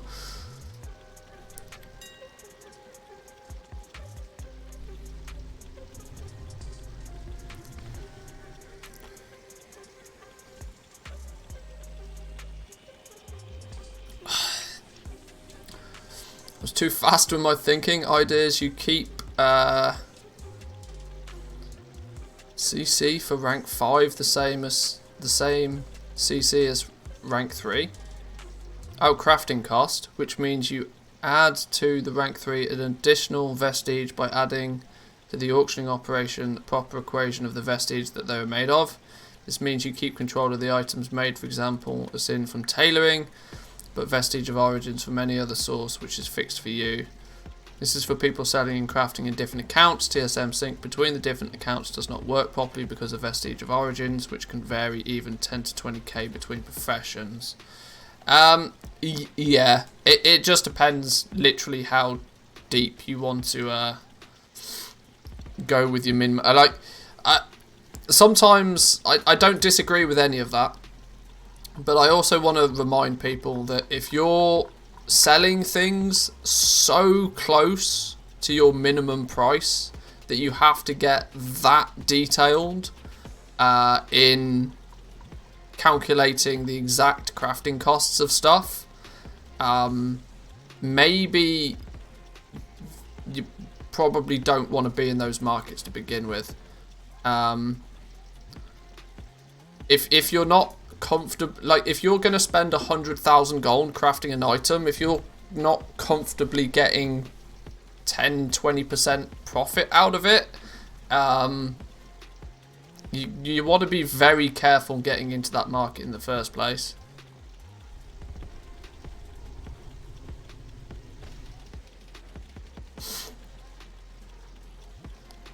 You often have to get this close to crafting cost on Silvermoon.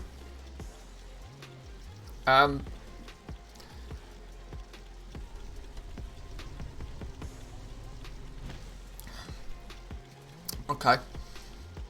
Like I said, I'm not disagreeing with any of it. I'm just saying for the average goblin out there, like, you can spend a long time min-maxing a lot of this stuff.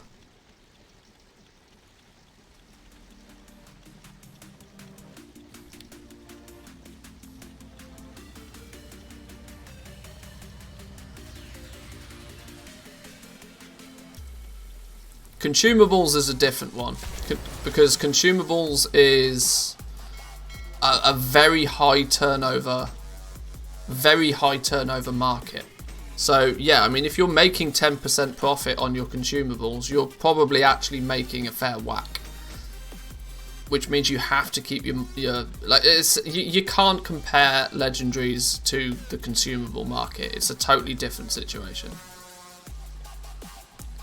Nobody is spending 100,000+ gold crafting a single potion and then selling a single potion, you know?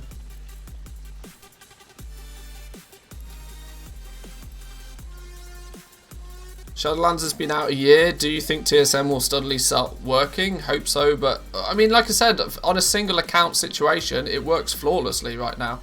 The only complication, the only issues people are having with TSM right now is if they use multiple accounts. Potion of gold making, we'd love us some of that. Can you imagine if there was a potion of gold making that, like, even if it did nothing but, you know, negate the 5% auction fee for any auctions sold in that hour? Can you imagine? It didn't directly give you any. I mean, there used to be the potion of luck, true.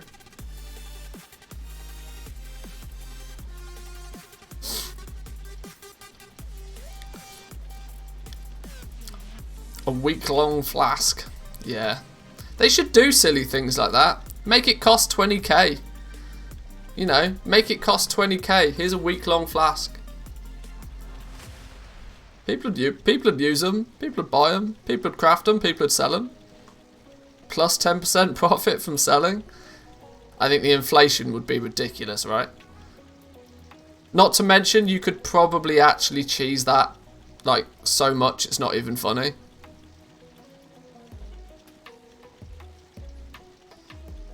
Because you just get two. If there was something that gave you plus 10% profit from selling, I shit you not, you'd have two players on two different accounts just buying each other's shit all day long and just printing money. It's literally the definition of printing money then. EVE Online allows you to skill up trading, lower auction house cost. Smart. Goblins would be all over that like a rash.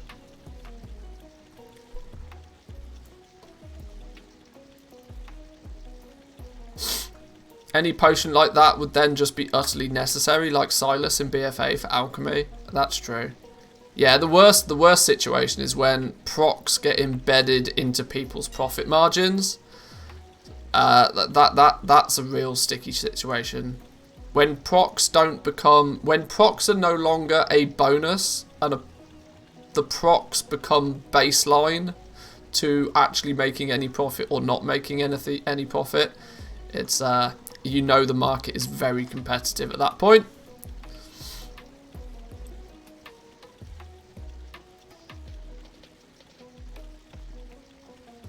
I somehow have a rank 6 Umberhide arm guard. I can't craft it and I can't see it in the ledger. You can't craft it and you can't see it in the ledger. Hey? Then did you buy it? There's only one other option, surely, right?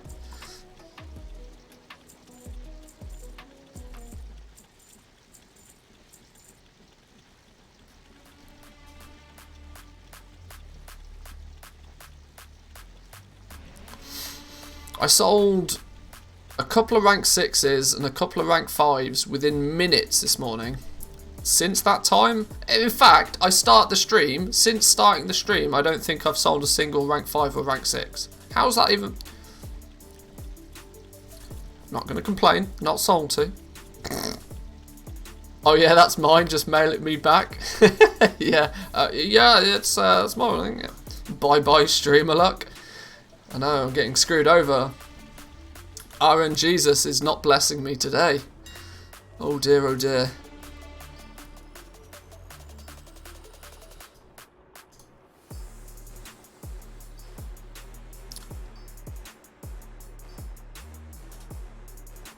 My raid team will buy rank 6s next week. 40 people didn't get enough cinders this week. Just a warning. Lots of people are going to have this problem.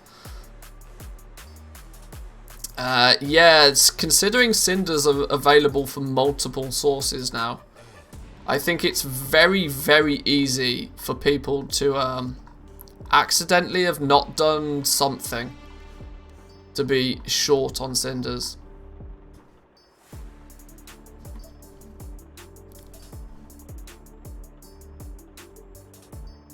I mean, we talked about this a little bit yesterday, but I'm very certain that Blizzard screwed up legendaries this patch, and I think it's because the entire system appears to have been balanced around you getting your rank 5 relatively quickly and early, and then working towards getting your rank 6 a few weeks later.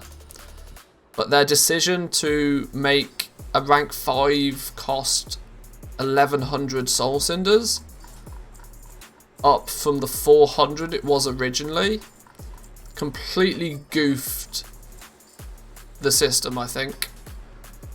Because it's ultimately put rank 5 in a situation where at what point would anybody really, unless they were absolutely min-maxing the crap out of anything, want to buy one? if you take more than 3 minutes of thought over whether you should buy a rank 5 or not, you very quickly come to the conclusion that you just wouldn't.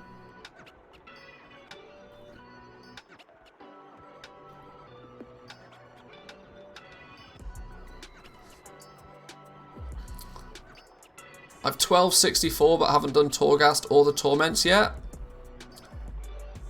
There's 6. It's 150 Soul Cinders per wing this week now, isn't it? If you do your rank 12s, layer 12s.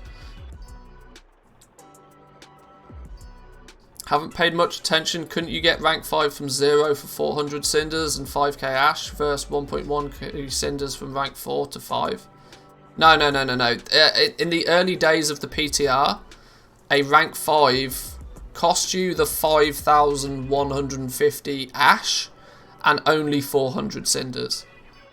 But they upped the Cinder cost of a rank 5 all the way up to 1,100 pretty late in the day.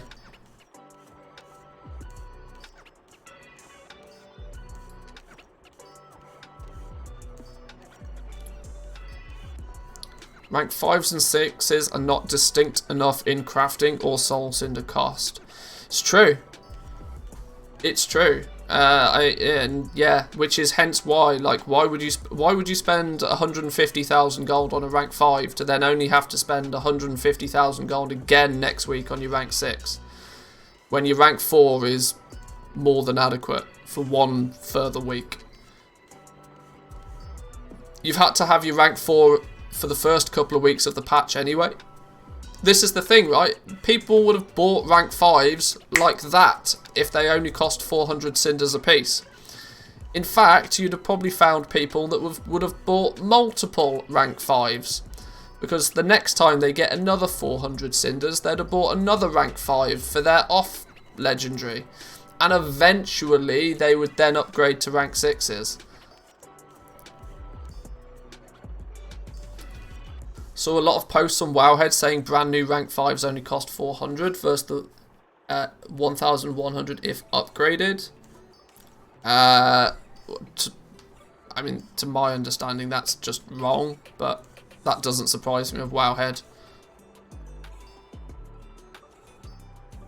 You need to make a video where you say that people need to make a rank 5. What, you have to... What, just tell everybody that you have to go from rank 5 up to rank 6?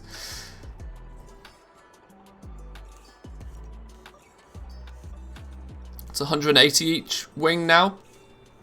Oh, okay. So that's even more then. 360 for Torghast this week.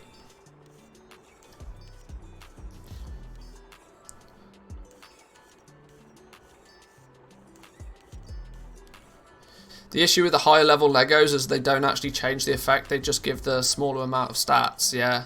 Yeah, like I said, a rank 4 is more than adequate. If somebody had to change their legendary, or say for example they wanted their new Covenant specific legendary, a rank 4, perfect. Nice and cheap, doesn't require any Soul Cinders yet, means they can continue to save their Soul Cinders and they can upgrade straight to rank 6 when they have the Cinders.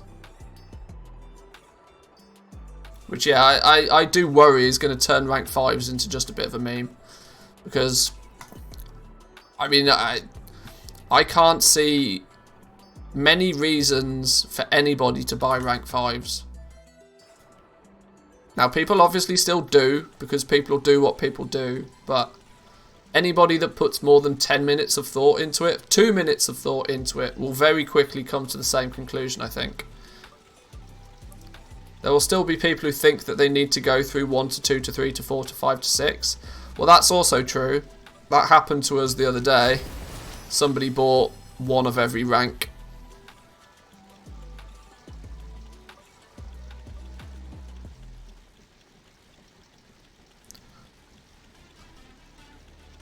Another good example of a rank 4 looking pretty tasty.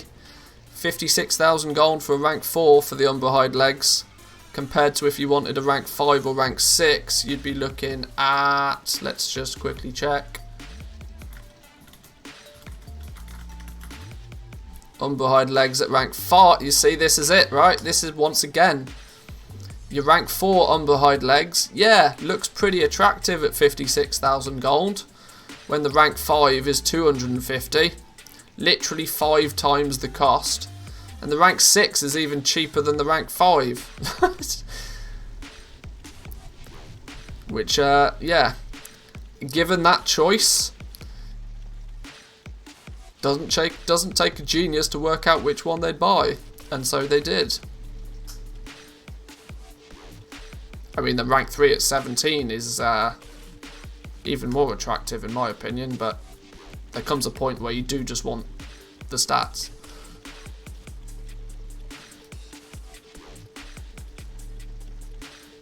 Floor 12 in Torghast gets a little spicy at around 220 item level. I mean, it's designed. I think it was designed to be like 240 or something. 239, I think the suggested item level is for that. For floor 12, but people will start just a 237. People will start obliterating it once they get some more tower knowledge, because the things at the bottom of the tower knowledge tree are seriously potent. People will start absolutely crushing that place, but that's, you know, how it was designed. It was meant to be a slow burn, which once again is annoying. Because Torghast is not meant to be a progression system. Torghast should be a sandbox, do stupid things, have fun area of the game, which unfortunately it's not. Which greatly annoys me, because I love Torghast and they could do some really silly things with Torghast and make it incredibly fun. But they've hemorrhaged and sacrificed all of the fun in Torghast for the sake of, you know, another arbitrary grind.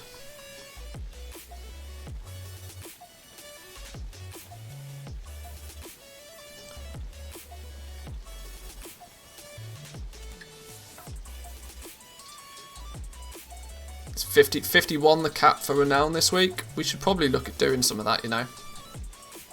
We should probably look at doing some of that.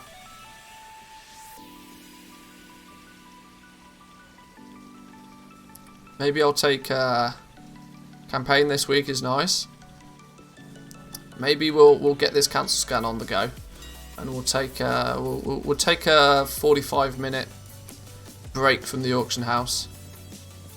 Go do some stuff on the main. Renown can wait till later in the week. Gold is now.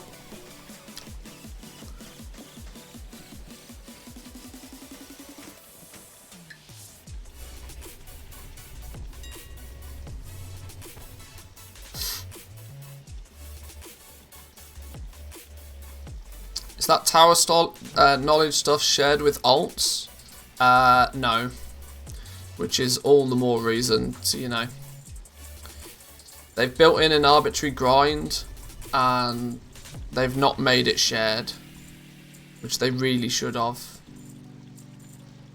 Sure, you have to do the grind once, but to force you to do the grind multiple times, like I said, they missed a trick with Torghast so badly. And it's really frustrating to see just how frequently Blizzard do this. Like, why can we not just have... Like, Torghast could have been a sandbox, roguelite, bit of fun to do. I mean, Christ, go do a Torghast run in between, like, whilst waiting for your raid or to start or something. It could have just been a bit of fun. Don't tie any player power to it. If you have better gear, sure, you can stomp in there a bit harder. But everybody should be able to go to Torghast and stomp. Sure, put a leaderboard in there. Let people get a bit competitive about it if they want to. But ultimately, it should just be a sandbox, go do silly things kind of zone. Give people some transmog in there. Throw a couple of pets, maybe a mount, whatever.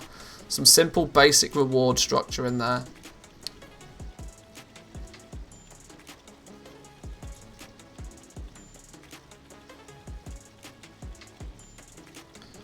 They should really stop with soulbound stuff. Only player power from heroic onwards should be soulbound. Everything else should just be bound to account.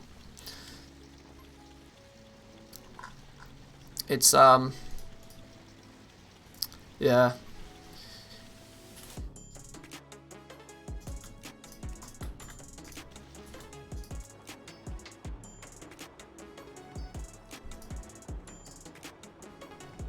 Is that twisting corridors? Yeah, but the problem with twisting corridors... Yes, twisting corridors is a thing. But the problem is not that twisting corridors is... How do I explain this? The problem with twisting corridors is the correct approach, but the issue is there's not the variety in anima powers, and because every run in Torghast feels too much the same. They should have doubled down on just like 2 or 3 times the anima powers.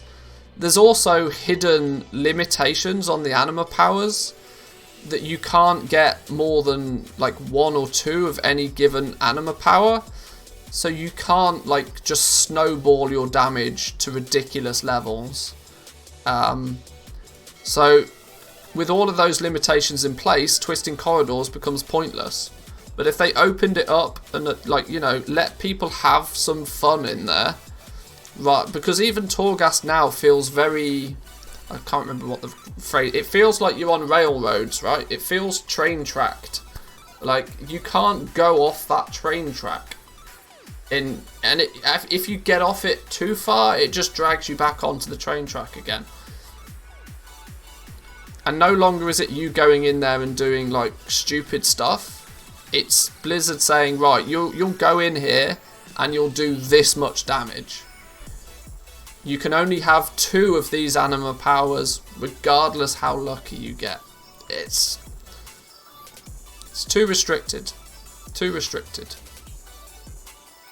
72 floor Torghast in the beta, I think, was the best. Yeah, people had a blast in that. Actually had a blast. Doing ridiculous things, critting for millions, just going wild, and people loved it.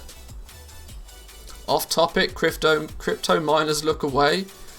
Local police make a mining farm pancake after electricity theft equivalent to 2 million USD. And drive over all of it with a... Oh my days. I'm not watching that. I can't see all of those poor GPUs.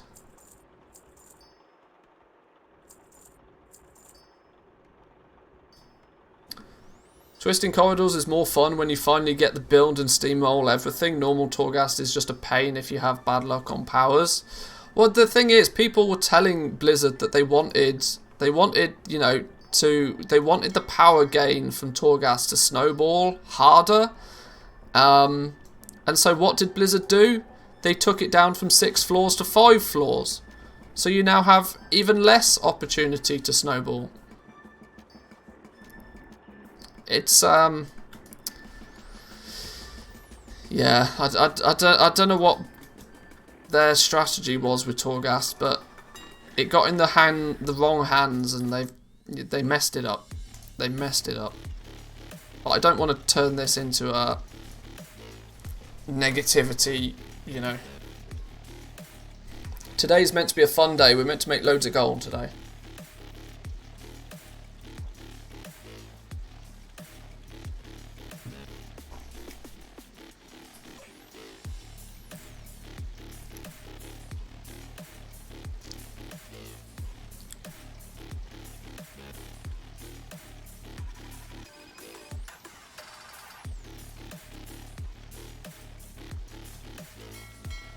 Let's get this cancel scan done though.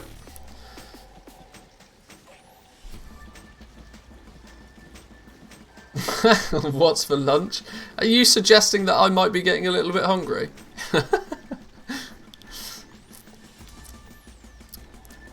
actually had breakfast today. I don't usually have breakfast. Have you done your Facebook gaming yet? I've not done my Facebook gaming yet, actually. I've not been showing my Facebook gaming much love recently.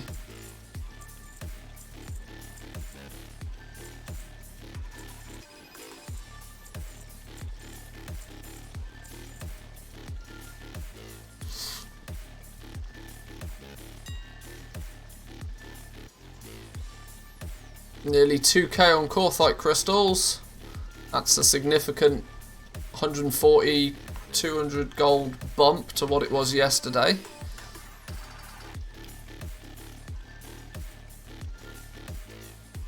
We need a redeem button where we can pick the topic on Wowhead and you have to read and rate the comments. In a weird way, I kind of quite like that one. No, that Torghast rant has nothing to do with your hunger.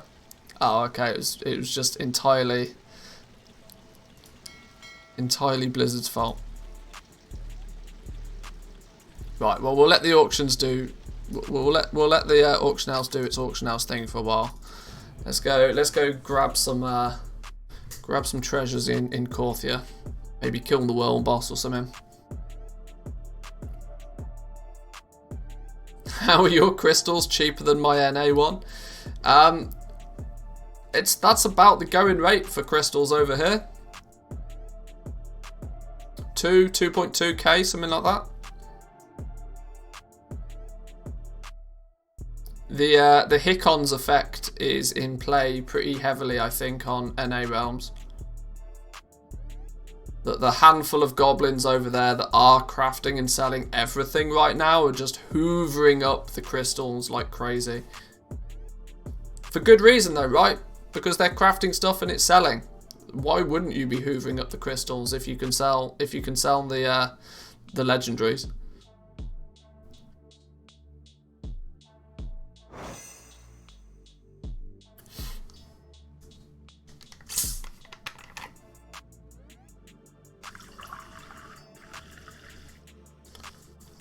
I'll take higher crystal prices when the token's cheaper. Yeah, and that. Yeah, agreed.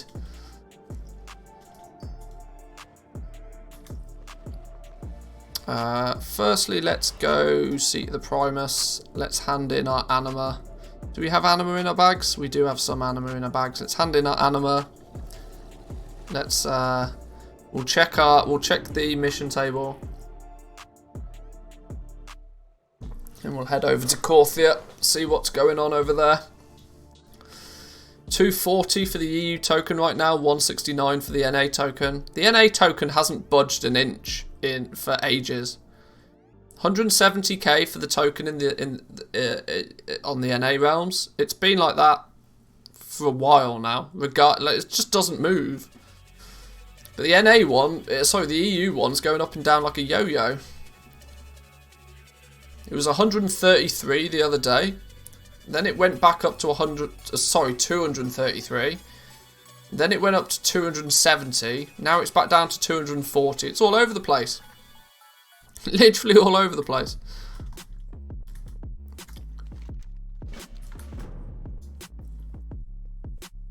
$133. Oh my god. Well, yeah. If it was 133, we'd be having a different conversation. NA token was up to 190 and 9.0.5. Yeah, but it went down to 170 and it stayed there for pretty much for a while now, at least, put it that way. There's nowhere near as much movement in the NA token as there is on the EU one.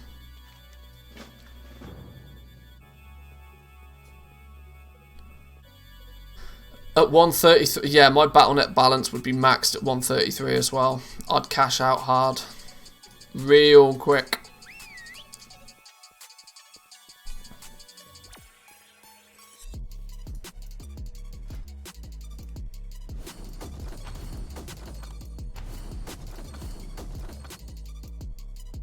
Less goblins, less movement in the price. The whole NA the NA realm is a lot more stable though, right? Because everybody that plays in the NA is on a somewhat level playing field because they all have fundamentally the same economy. Whereas in the EU, there are definitely richer countries in the EU. There are richer countries and there are poorer countries, without question, that are all dipping in and all using the same token price. There are some, without a doubt, some countries in the EU where $15 a month to play the game is a massive percentage of their monthly income. So hence they, you know, they farm gold like a crazy person and play that way. There's a reason why the EU is RMT heaven. Yeah. Finland is rich while Sweden is poor. Just because Finland uses the euro and you don't, I wouldn't necessarily say Finland's the rich one.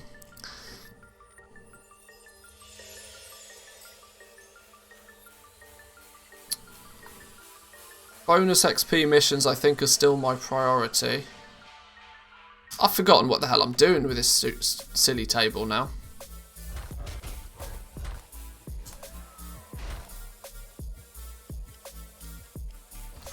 Sweden's also expensive AF. Yes, and that. And that. Do we still pump anima? I don't really care about anima through this anymore, do I?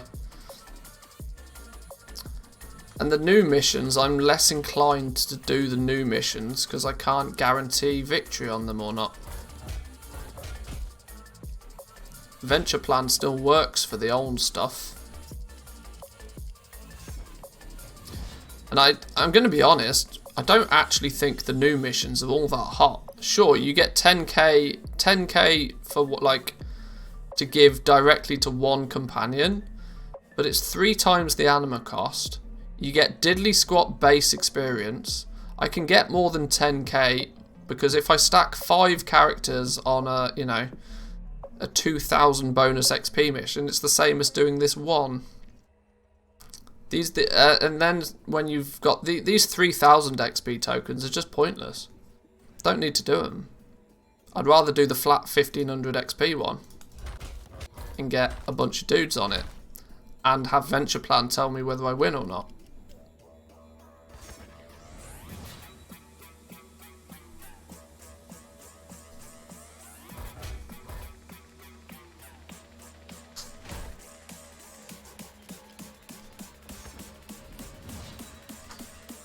It's all Vallegro's fault that Sweden's so damn expensive? Poor Vallegro.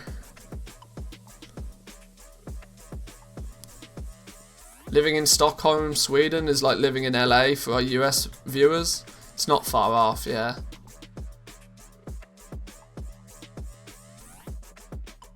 But you can definitely say the same for Helsinki as well. Every country's got its every country's got that. Oh, we can select a place to reinforce. Permanently reinforce this location. There we go. Check me out.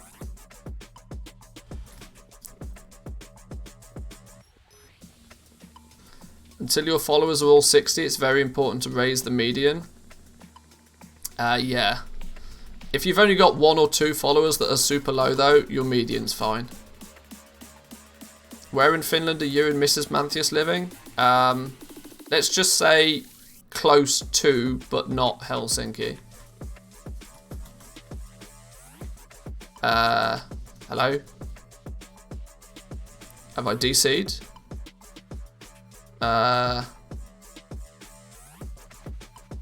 Game, hello? Wow, that lag spike. Oh my days.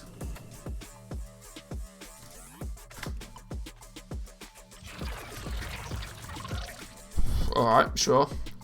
Oh! The world boss is here this week. Well, that makes it very easy. Let's go kill the world boss. Let's go swap the world boss then.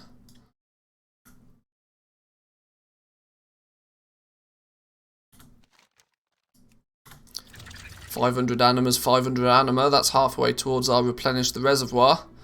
Can you just kill both world bosses and just complete this replenish the... You can, can't you? 500 anima from this dude. 500 anima from this dude. You killed 2 world bosses and you're done. Cool. Close to but not Helsinki equals 90% of Finns. More like 60%, but yeah. Basically. Shaping Fate will give you 500 as well.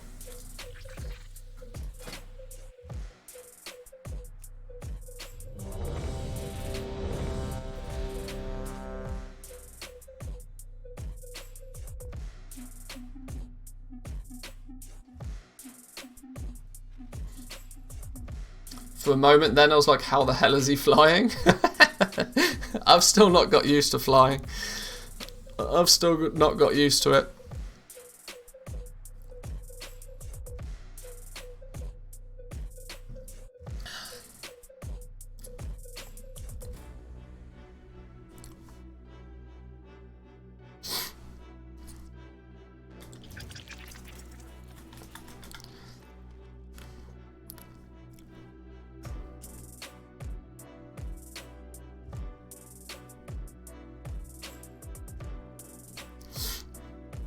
Hello, pot meat kettle.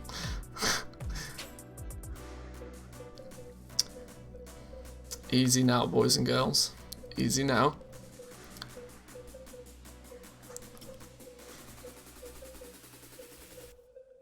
So we're saying renown 51 is the limit this week. Then yeah, that would make sense. What do we get ourselves this week? We get Soulbind upgrade. We get Chains of Domination, the Unseen Guests, a new chapter. What's Deepening Bond? Woo! 2% stamina. Yeah, go me. And then another Soulbind upgrade. So it's a pretty boring week then. It's a pretty boring week. What's next week going to be? 52 is going to be new thingy. A huge amount of experience for a single follower. A Soulbind upgrade. And a Soulbind up. Okay, the next... Renown's getting pretty boring now, isn't it? We've had the fun stuff. Do I buy all 250 crystals for 900k? That sounds just short of 3k a piece. That sounds really expensive. I wouldn't.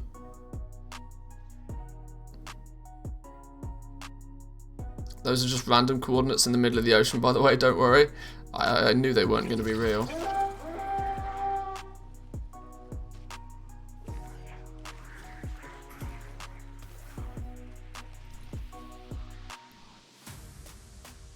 Mr. Beta, what is a huge amount of experience? It's something silly like 70,000 experience or something. It's a lot. It's a sizable number.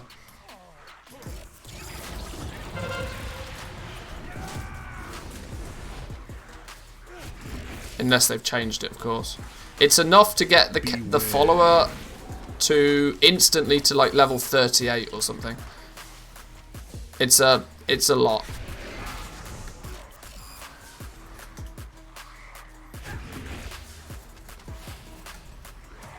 Beware.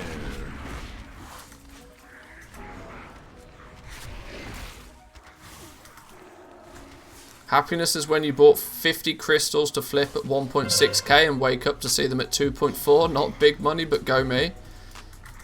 It's best part of 50k. All adds up.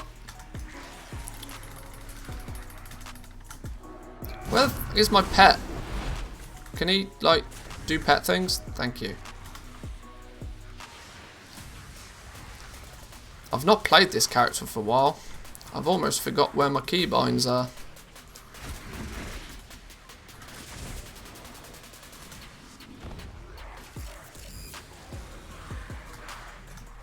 Why does my pet keep running off? Can he just not do that? Where even is my pet? What's going on? I don't know, whatever.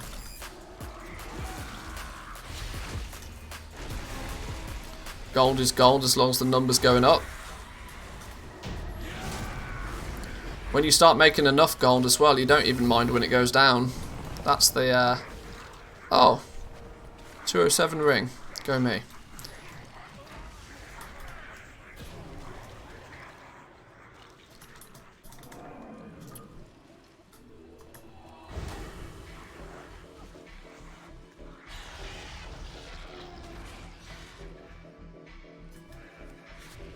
Hang on, let's get out of combat real quick. Can we get out of combat? Yeah, there we go. Now then. Let's just go kill the other world boss. I mean, that seems to be relatively sensible, right? Let's get the world bosses out of the way. I'll take the portal from my Covenant Ouroboros, I think. The Hunter is an alt. His main key bindings are scroll wheel up and scroll wheel down. Yep. The only 2 key bindings a Goblin ever needs. You picked up Shaping Fate yet? No, I haven't actually. That's a good point. I should pick that up first. I'll do that before World Bosses. That's a nice 25% towards it, isn't it?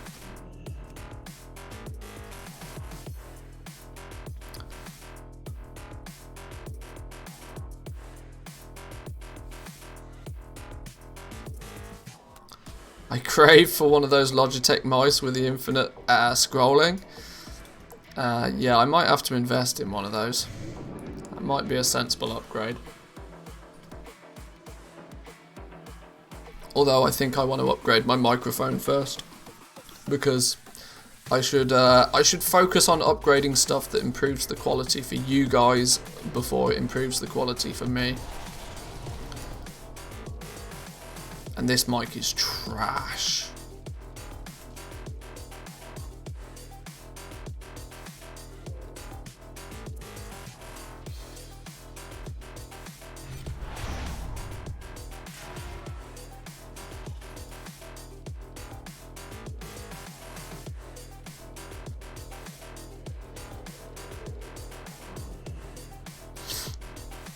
Microphone is perfectly fine.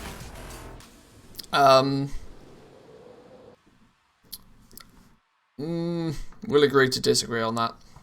The problem with this mic is more the fact that it picks up all the echo in this room, meaning I have to do ridiculous amounts of things to get rid of the echo. Additionally, there's also my OBS is doing a bunch of processing on top of it, which sure is fine, but I need the TLDR is I need a better mic.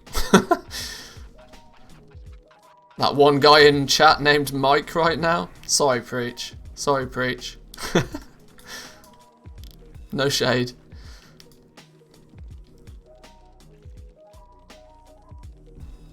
Yeah, fuck you, Mike.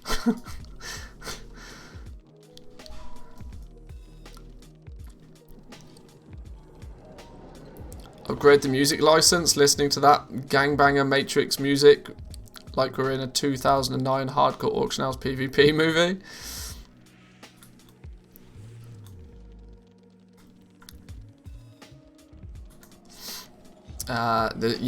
The difficulty with that comes with there's a limit to how much copyright-free music there is out there. What happened to Zygor UI? Big update? No, I just moved it into the corner.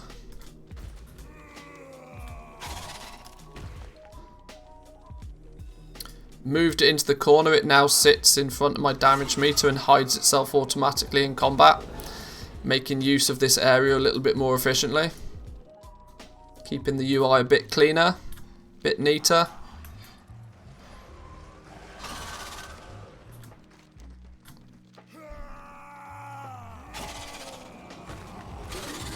I thought the FPS and stuff was Zygo. No, it literally just sits on top of my Elf UI. I've just very carefully positioned it.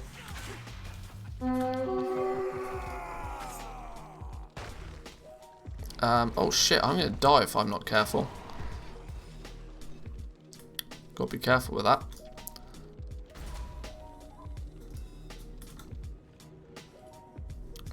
Oh, it's because I'm in combat, isn't it?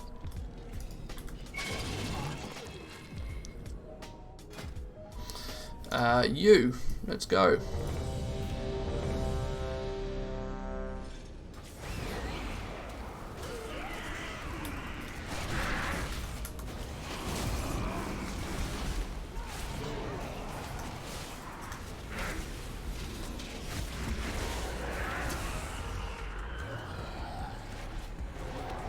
Oh, we're pulling. Okay, let's roll.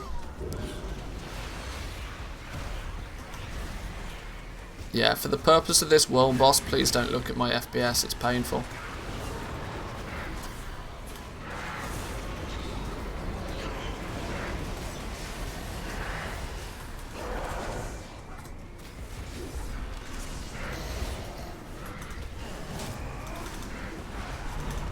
Now, I've killed this dude a lot, on a lot of different characters. To this day, I still have not got any gear off this dude.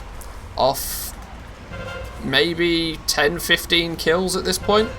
Never got a single piece of gear off him. I almost believe that gear doesn't exist on this dude. There's way too much screen clutter in this boss.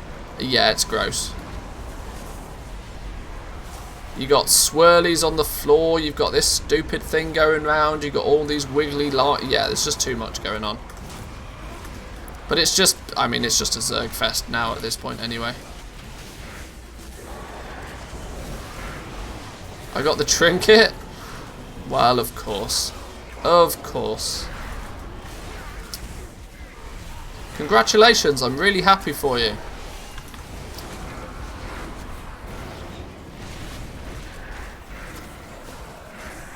I'm memeing. GG.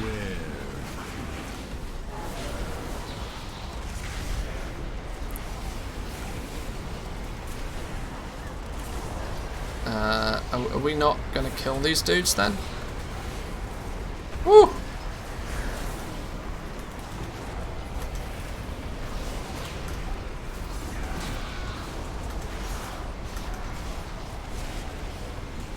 Oh my god, it feels like I'm playing on a console. Dog shit FPS. What item level would it be even if it drops gear? See, that's a good indication that somebody else has not got any gear to drop from it either. I think it's 233. I think it's... yeah, 233, there we go. How was everybody's Vault of Disappointment today? I should check the Vault of Disappointment, you know, because we did LFR last week like an absolute boss. We got double LFRs to do this week as well. That's a point. This is getting real slim shady right here. Can we chill the fuck out on...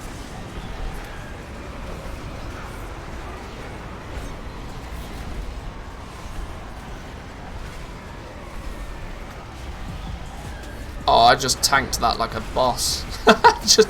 just don't move.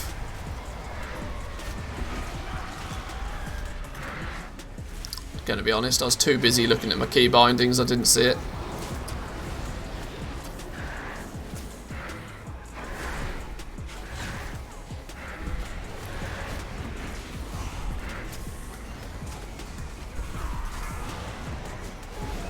No double LFR, just the same wing.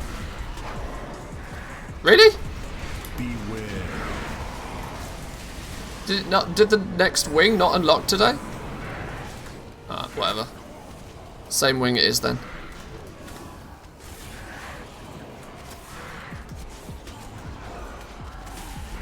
What did I get? Absolutely nothing again. Absolutely nothing. Straight up 110% nothing. Outrageous behaviour. Right, Corthia. Whoa, whoa, whoa, whoa, whoa. Let's relax now. Right, Corthia dailies it is.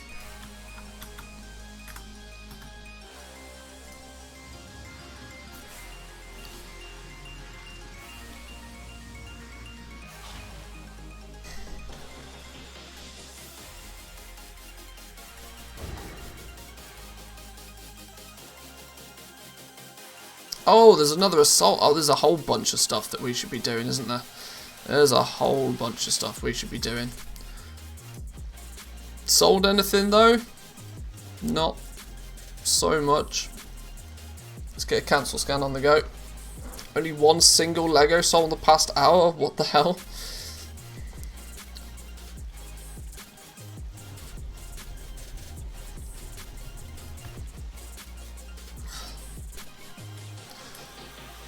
I mean, people have got to start buying these Legos at some point, right?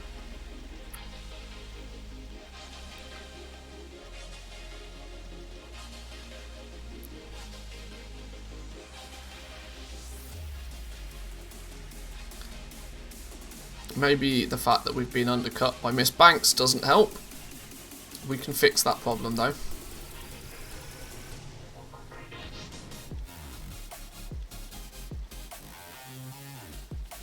We're going to hit the throttle about now. Yep, there it is.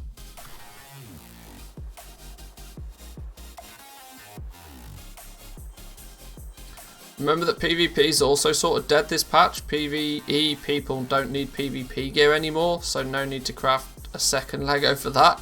Oh, I'm not worried about people getting their second Lego. I'm more wondering why people aren't getting their first Lego. We'll worry about second Legos once we've done first Legos.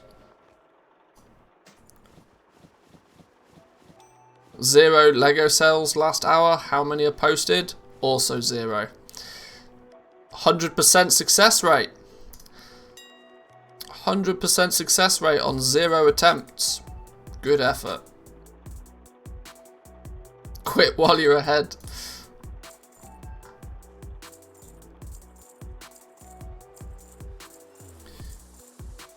What's the saying? You miss every shot you don't take, but you also save bullets. It's a very American phrase for you.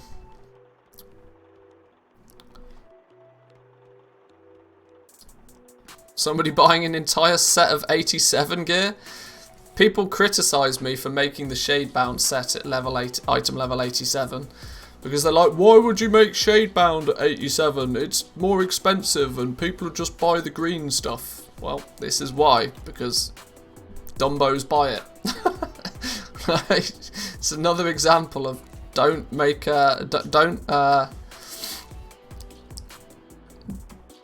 not do something because you think somebody else won't do something. Like, if you craft it, you list it, there's a chance you'll sell it.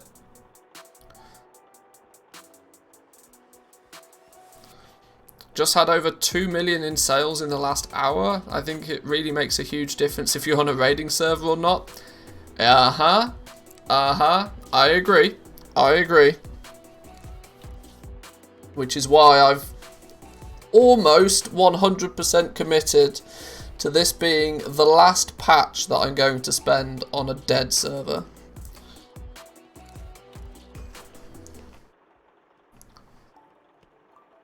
$750k in item level 200 gear in the last 2 days alone. 310 of that being profit. That's really good margin. That's 40%. That's pretty good.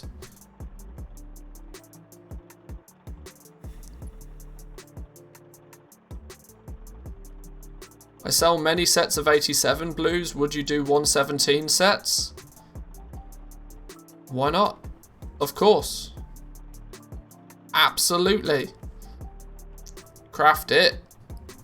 Give people the opportunity to buy it.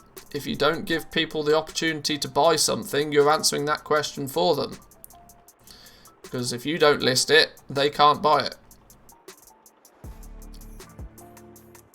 Why don't you just transfer your crafting alts over to Turin Mill? I reckon you make your gold back in a day.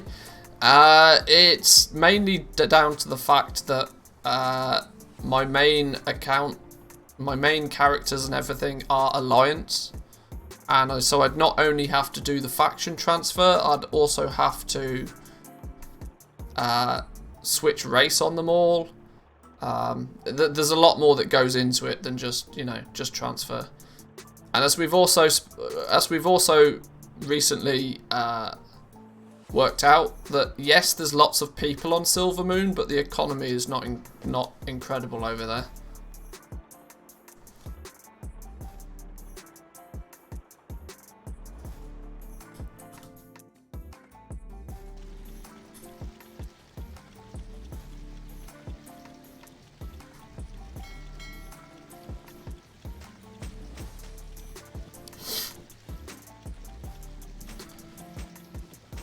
Auction house is neutral. Why would you need to faction transfer? Because I actually play the game as well. That's the main thing. Like whilst I don't do it a lot, I don't want to pigeonhole myself into not having the ability to do it. I would not want to put myself on the wrong side of the faction balance. Not unless I can help it.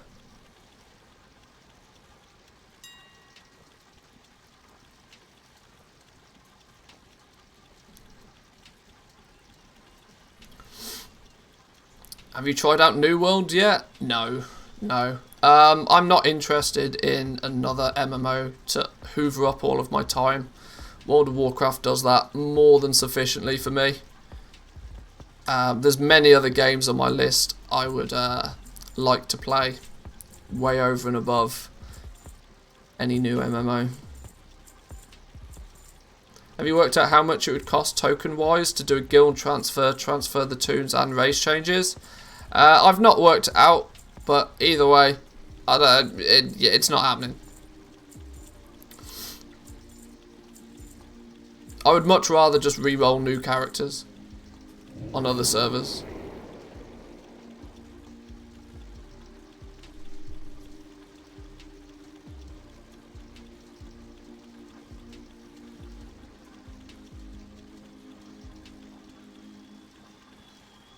Next Diablo season's bringing a whole bunch of changes. My Diablo bug isn't kicking in yet. We had a bit of a blast on Diablo a couple of months ago. Usually once every 6 to 8 months my Diablo bug kicks in and I feel the need to go and play it. I don't have that right now. I'm still very content with World of Warcraft for the moment.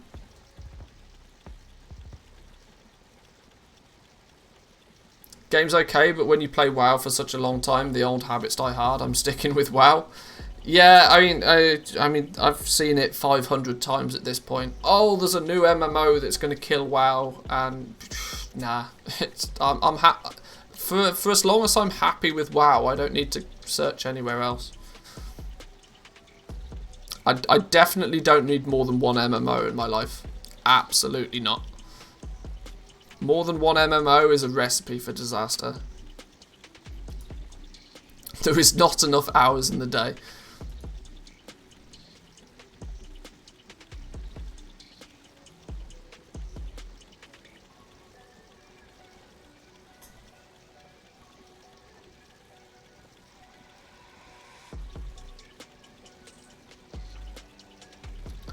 How many toons do you have on Sylvanas that you might move if you change servers?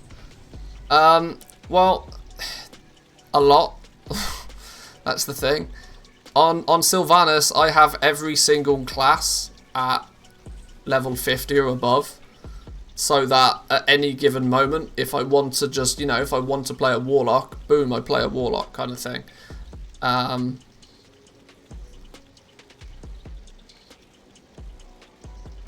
That's before you take... It's a lot. It's enough that I'm not doing it. It's enough that I would rather just re-roll new characters on another server. The necessity to transfer over is not a thing. Torin Mill will probably be my new home. And I will probably then use Torin Mill as a cash cow to cover the cost of boosting new characters on other realms.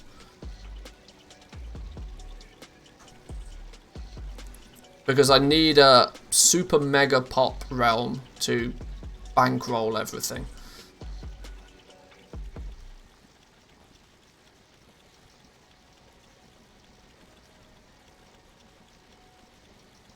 Wish people had stopped calling it WoW killers. Nothing's ever going to kill WoW unless Blizzard takes the servers offline. But are there space for other games next to WoW? Of course, yeah. How much gold do you think you need to give out to players to bring them back to Sylvanas? Well, that's even more of a ridiculous idea. There's probably not many people out there that can dictate the player base on a server in any way, shape, or form. And it's true to say that, like, your Asmogolds of the world probably can. Whichever realm he chooses to play on will instantly be very populated, but not necessarily populated for the right reason. Just full of spurgs. Full of just, full of sheep.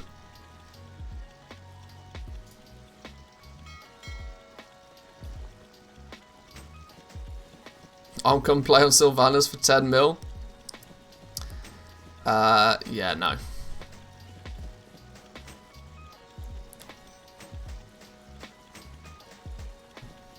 See, while I go by the theory that it's been a slow morning so far, I've still done 800,000 gold in sales this morning. It's really not that bad of a situation. The problem is we're just trying to we're trying to fish out. We're not fishing for lots of fish. We're fishing for like whales here, which means you're not going to catch a whale every day.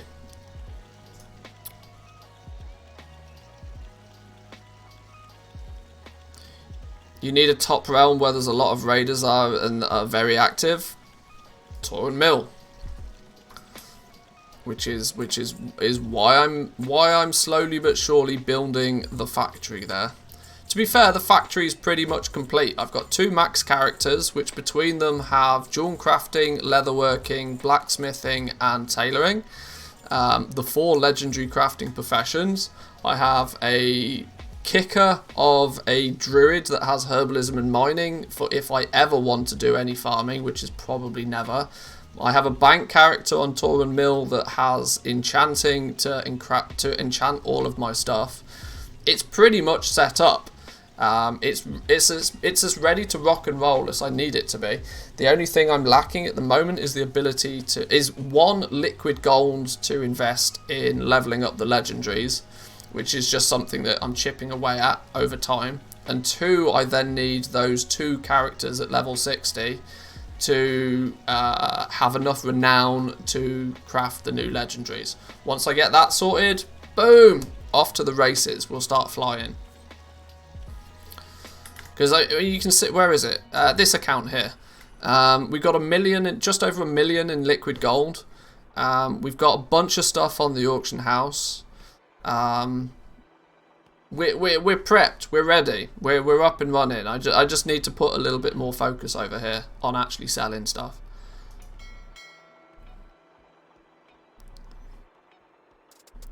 Do Scandinavians eat whale meat? I'm sure some of them do.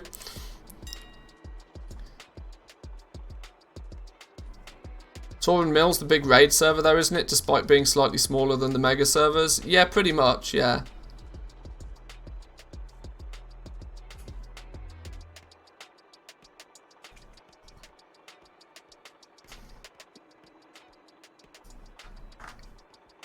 I mean, if I was able to turn my focus here like 100%, the reason I'm not playing Torrent Mill heavily right now is because I didn't quite get everything set up like I wanted to fully utilize patch 9.1. But trust me, by patch 9.2 we'll be set up and everything will be ranked up and we'll be ready to make tens of millions of gold on this realm.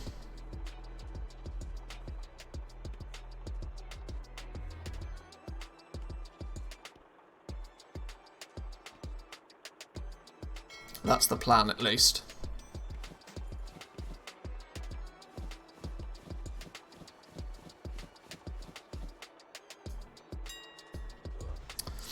Why doesn't my TSM save the favourite cancel scans when I log over to an alt and back? No idea. Are you playing on different accounts? It doesn't save them across different accounts. It'll only save them on that same account.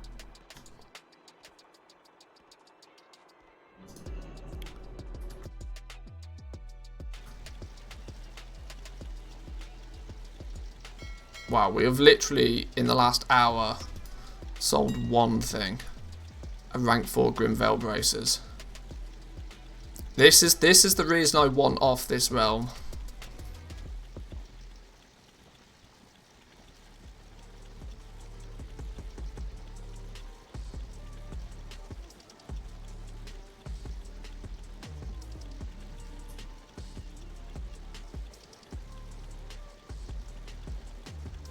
If they release 9.2, I'm sure they're going to release 9.2. I think we're good.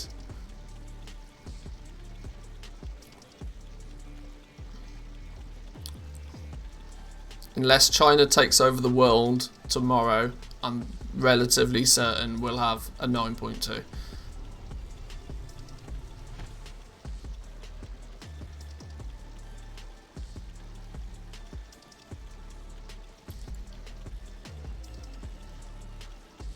Domination slot boots from the vault. Nice one.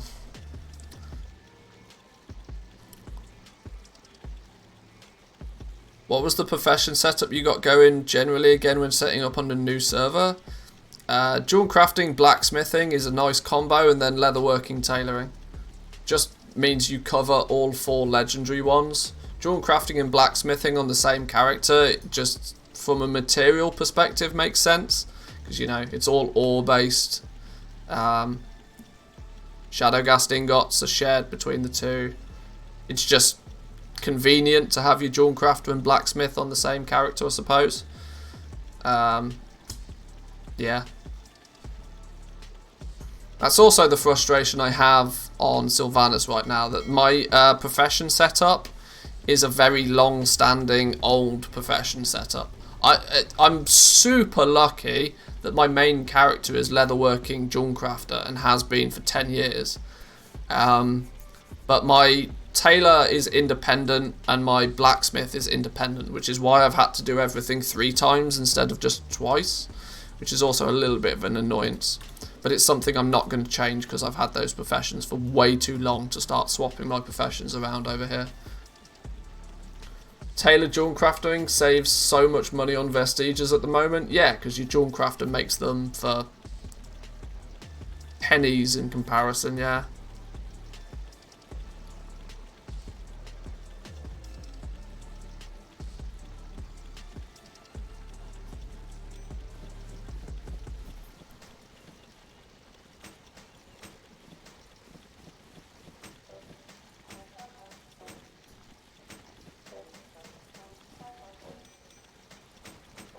Even the mailbox feels like it's unloading slow.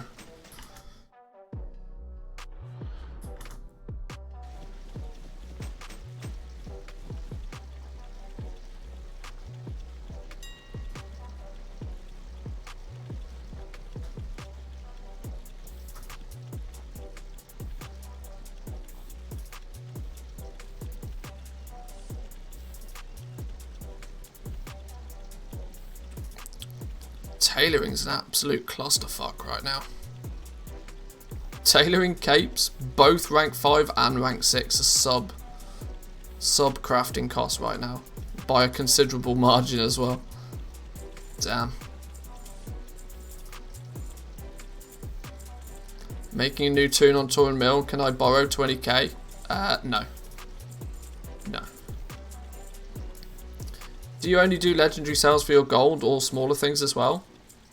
When I'm getting up and running, yeah, I do basically everything. A little bit of everything. If you see on, for example, on Torin Mill right now, if you look at the list of things I'm selling, it's basically a bit of everything. We've got enchants in there, we've got legendaries, we've got all of the different crafted gear, all the different levels. It's just a bit of everything. You got to throw the spaghetti at the wall a little bit to make that gold initially. A lot of small things and focus on selling a lot of it.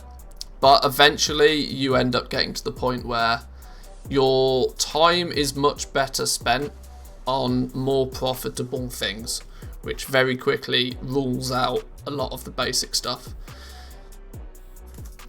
Which is why on my main realm it's a very, very heavy focus on legendaries, because as you can see by this, I have all of them. There's not a single legendary I can't craft on this realm, so this many items alone is enough to keep this account pretty busy.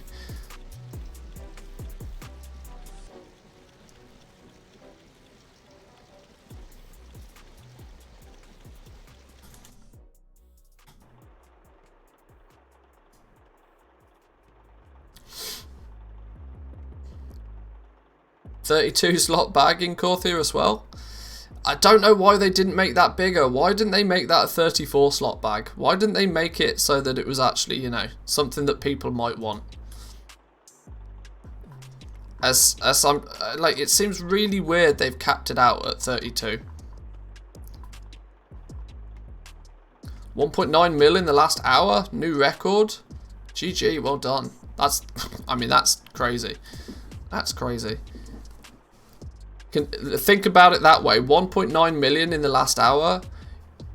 you've basically the profit in that must, even at EU prices, the profit on that must be enough to have paid for this month's game time in an hour. When you look at it like that, you realise that it's a hell of an achievement.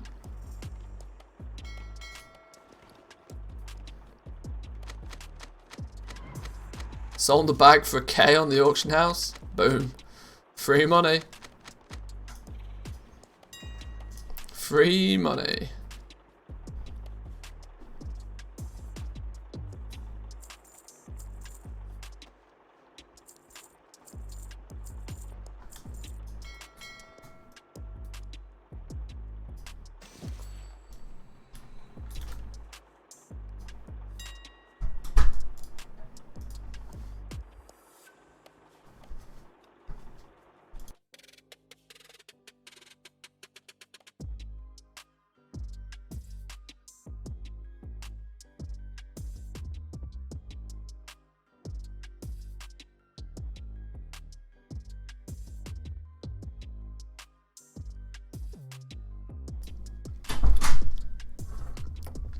Loving the stream, mate. Cheers. Thank you, thank you. You're very welcome.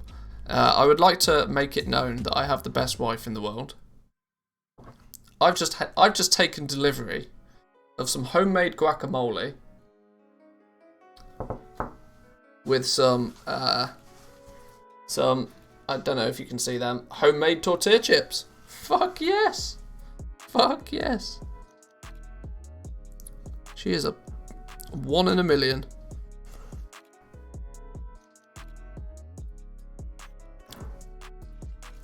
Well, she's finished, so technically she's 1 in 6 million, but either way, that's still pretty good.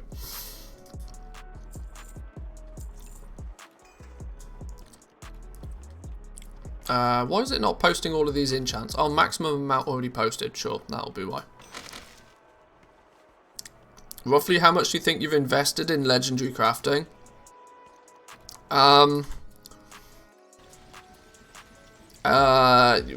mean, a lot. Tortilla chips are less lethal than Doritos. That is very true. They are a lot less lethal than Doritos.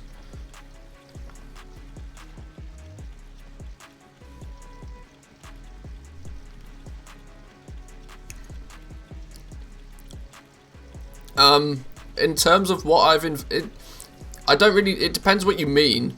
If you're asking just how much has it cost me to level everything in legendaries, countless amounts of gold. But the point is that everything that I've crafted, I've sold it and recuperated all of my costs for. So legendaries is like massively profitable. Everything that I sell now, I sell at a profit. So everything's massively profitable. But it took me probably, I don't know, best part of 50 million, I suppose, to in actual expenditure, buying materials, crafting stuff. Now, of course, I then had to go out and sell those things. So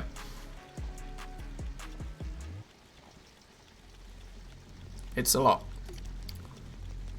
A wife, what's the return on investment on one of those? Yeah, it's all good.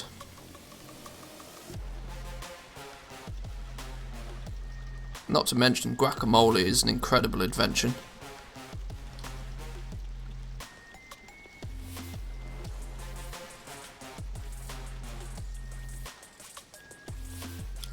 Numbers might be a little wrong, but say that Manthias has got 12 toons and 1 bank character on Sylvanas.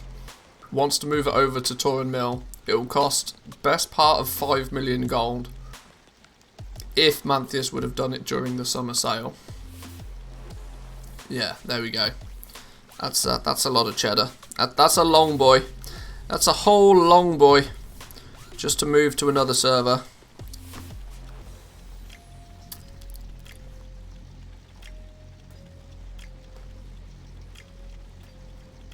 Math is based on 12 toons, 1 guild bank transfer. The faction change is not included since you get that option whilst doing the transfer. It's a lot of cheddar. A lot of cheddar. 2 rank 4 cloaks, 52k each. 1 rank 4 gloves for 70k. Printing money. I mean, that is printing money. There's some good numbers. Some very good numbers.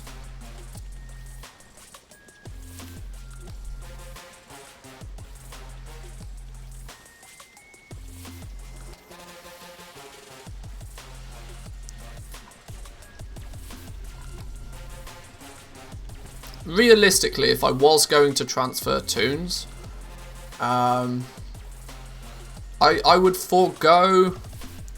I would probably want to transfer at least 4, at the very least. 4 characters, guild bank, probably to, you know, take some liquid gold with me. Yeah.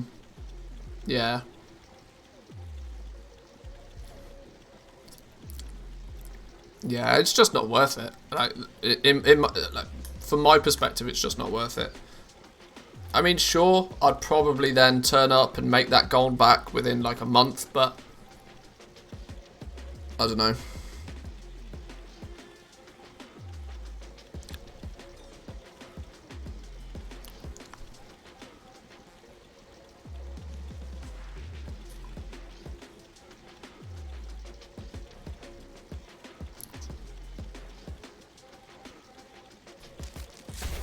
Ooh, Shadowghast necklace.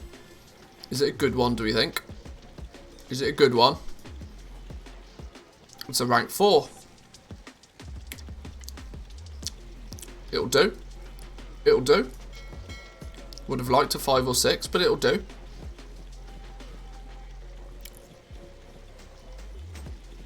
Gold doesn't really matter if you're having fun doing it. That's absolutely true. Yeah, without question. If you're not having fun doing it, don't do it. The video I put out a few days ago about like farming and whether you should be farming or whether you should be crafting.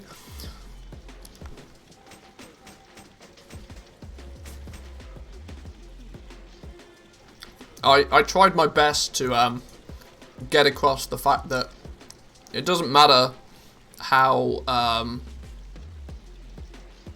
it doesn't matter which option is financially better if you're not having fun doing it. I'd quite happily take 10k an hour playing the auction house and doing some crafting over 25k an hour doing farming, because farming just makes my eyes bleed. If I can make 100,000 gold an hour though farming, that's a different story. Then I might start going and doing it, but it's when you look at it purely from a mathematical approach, you do have to be crafting and selling a lot before it does become more optimal than farming.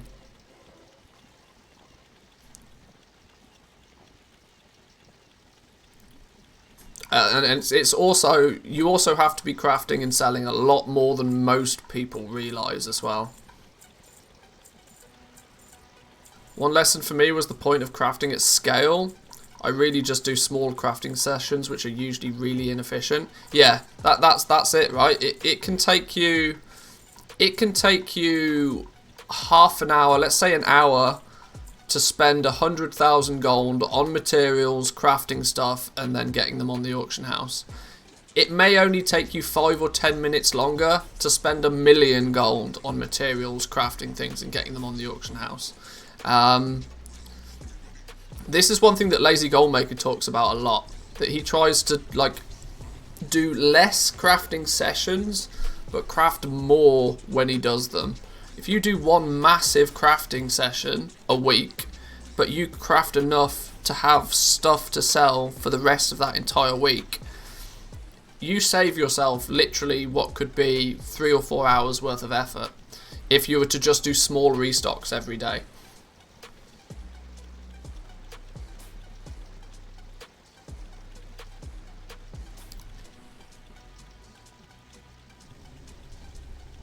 Now I know a lot of the time I tend to do relatively small restocks, but I'm in a different situation because I'm kind of doing it for content, you know. If I do small little restocks every other day, it gives me a good opportunity to, you know, talk about what we're doing and hopefully help some people out at the same time. But generally speaking, just doing one massive restock, just take, I don't know, do it on a Sunday afternoon or Sunday evening when you're bored, not doing much else, not a lot's going on in game. Do a massive restock, get yourself fully ready for the next week of sales, and then just you'll have a guild bank worth of stuff that just throughout those next 7 days you can drip feed back into the auction house, and make a stack of cash off it. Everybody's a winner, right?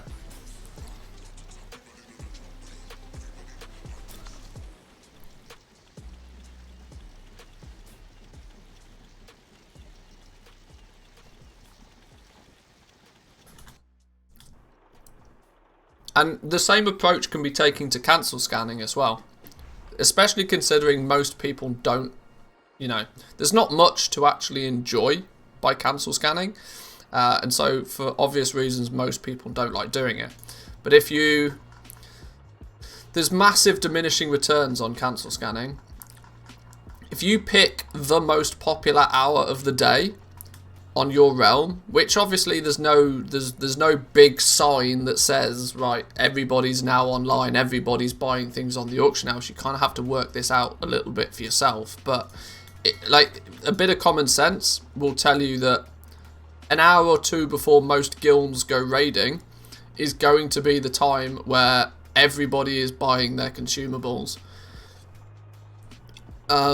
You can quite quickly work out when are going to be the hotspot hours for you to do your selling of stuff. If you've crafted everything previously, and then you know that, right, between 5 o'clock and 7 o'clock on a Friday night, I'm going to hit that auction house hard.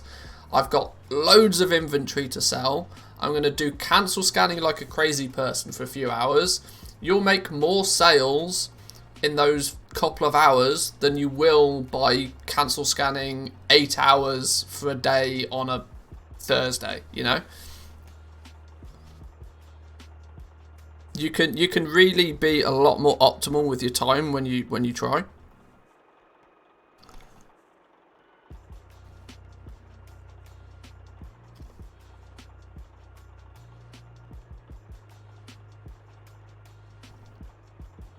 And if you're going to do auction house PvP and you're going to do the cancel scan thing, treat it like farming in terms of focus on it. Like, don't be watching Netflix at the same time.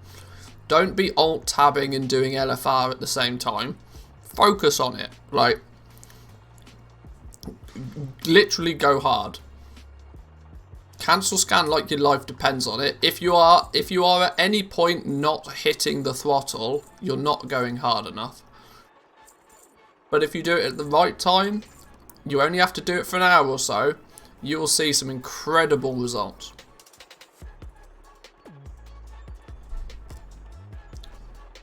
What are you doing as a goblin to not get burned out in the quest of earning more gold? I'm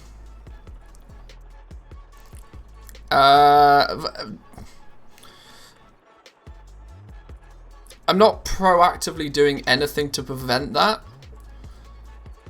but I'm actively choosing to, do it on my terms. The good thing about goal making is you get to set the rules.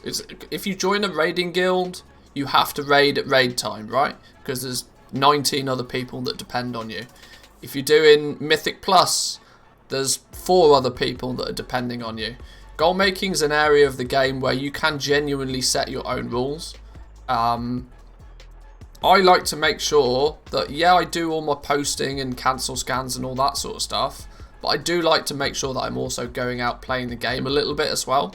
I want to make, like, my main character, I will go and I'll run LFR, and I will go and I'll do my Korthia dailies, and I'll do X and Y outside of goal making.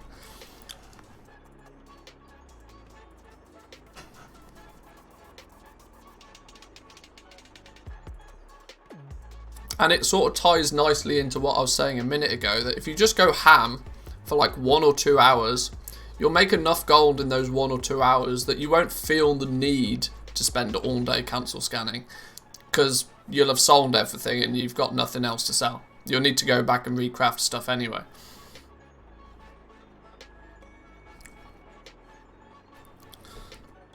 I need to be more aggressive with my guacamole. I'm running out of chips.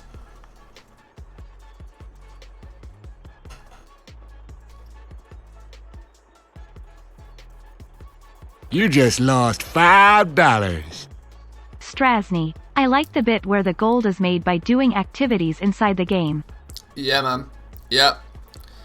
Yep. I wish there was a lot more. For starters, thank you very much for the tier 1 and congrats on your 2-month streak. I wish there was more gameplay built into goal making. I really wish there was. This is why for me I think that Legion was the pinnacle of crafting professions, because you had the quest lines, you had to actually go out and do some stuff to progress further as a goblin and as a gold maker. Now you just have to spend more gold on it, and you can buy your way to success if you've got enough gold to begin with.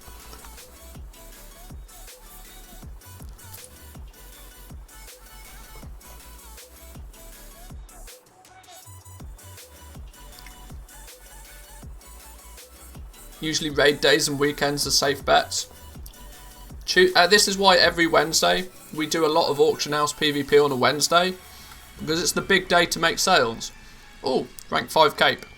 It's the big day to make sales, and so when you know there's lots of people buying stuff, you want to make sure that your stuff is first in the queue for them to buy. Set challenges but realistic goals. Treat yourself with some of the gold you make. Yeah, that's a good way of doing it. I'm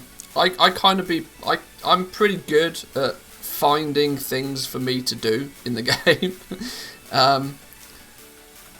Like expanding to Torin Mill, for example, is something that keeps me interested in what's going on. Because realistically, I hit my target and I hit my goal of having 20 million liquid gold on Sylvanas, and once I did that I found myself getting really bored really quickly.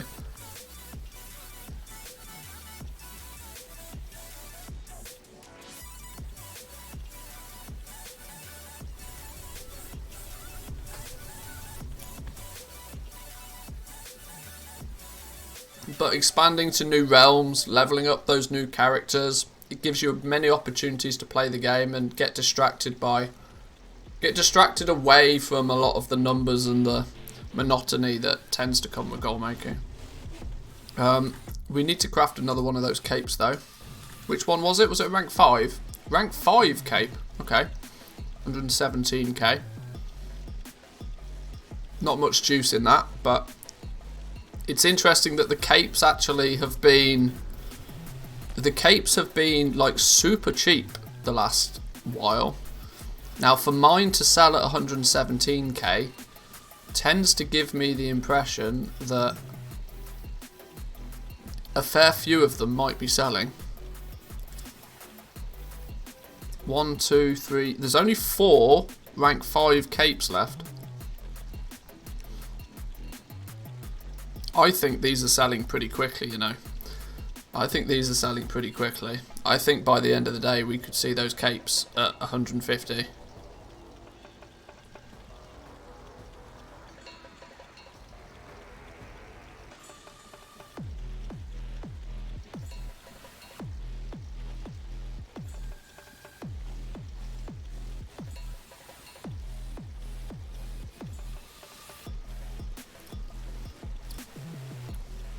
I'm thinking of getting into pet collecting battling for fun. Been reading Xfooz. Xfooz is an incredible site, so professionally managed. I have not seen this website. What is this Xfooz we talk of? Do me a link. I'm intrigued now.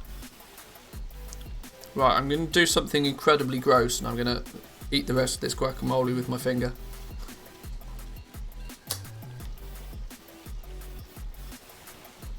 Pronounced Zufooz. Either way, do me a link.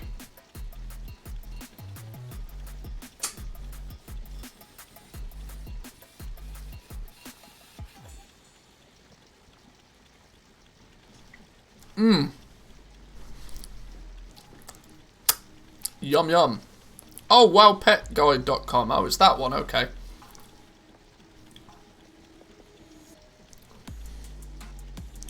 I know which one it is now. Let's get another one of these capes made real quick though, and then we'll take a look. Tailoring, cape, rank 3 plus a vestige, go. Send. Like this, for example, Like, long term is a terrible approach. Having only one of things crafted is a terrible approach long term.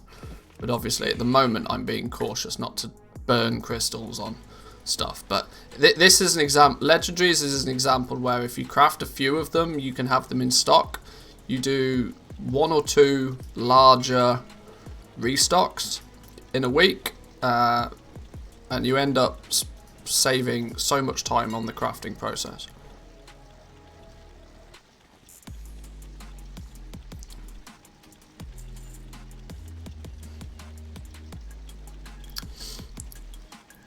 Zufus plus rematch plus TD Petal battle script is a winner. This. See, you're opening my eyes to the world of pet battling. It's another market that I wanted to get in Shadowlands. Because I know when you do it at scale, it can be also very, very profitable. And it's a good way of spreading your gold around onto other servers as well.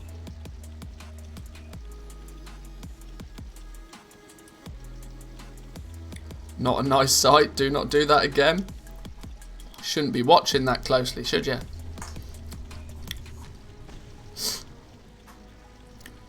I could have gone full screen. Let's think about that. Hitting the 7 million mark might actually get to gold cap this expansion. Didn't think I could make it. Thanks, Manthius, for all the good ideas. You can snowball. Like, this is the really good. This is for me where the dopamine kick like comes in. Because if you're farming for gold, for example, you can very quickly just get super bored with it. And if you're farming for stuff, especially those people out there that enjoy transmog farming a lot, their dopamine kick, the thing they enjoy is getting that rare thing to drop. Now, I don't disagree with that, generally speaking, but having a rare item in your bags doesn't mean a lot. It's not, the dopamine kick for me is selling it. That if you can actually then take that rare item and sell it, ooh, that's good. Then that's a good feeling. Transmog is good, but selling is it another thing? Yeah, exactly.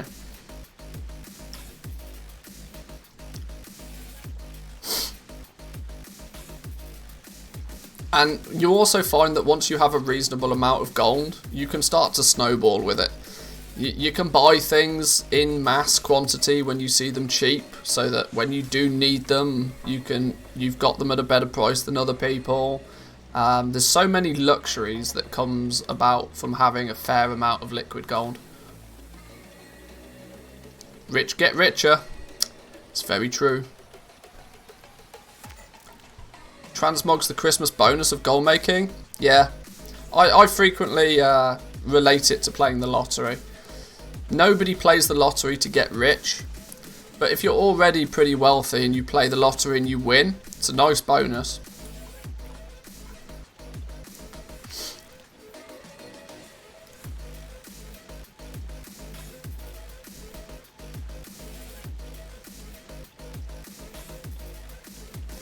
How we doing, Jack? Good to see you, my man. Welcome, welcome.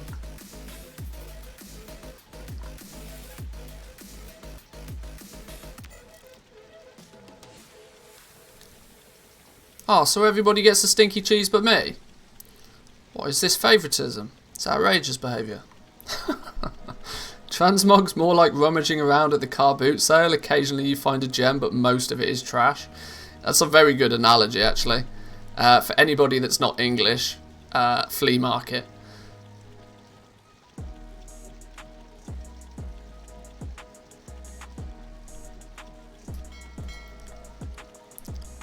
Didn't get one either.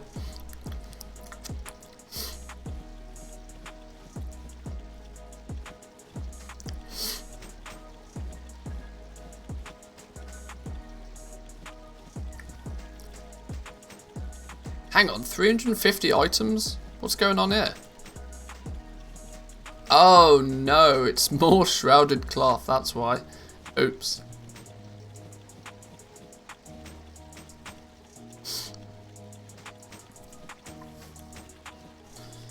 New goal on a new account, 50 druids to level. What do you want 50 druids for? In the world would you want 50 druids? Is it really been 48 hours since I posted all this Shrouded Cloth? I think I must have posted this for 12 hours or 24 hours or something. I think I've done goofed on that one.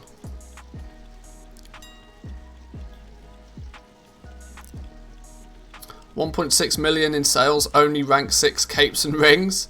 Go on. Go on. Big numbers. Big numbers.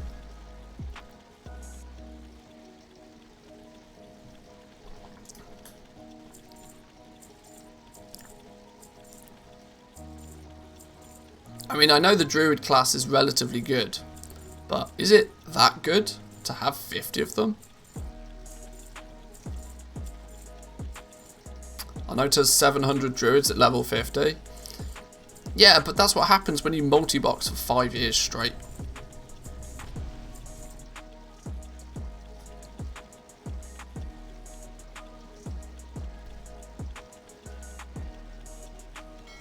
Let's get this Shrouded Cloth then.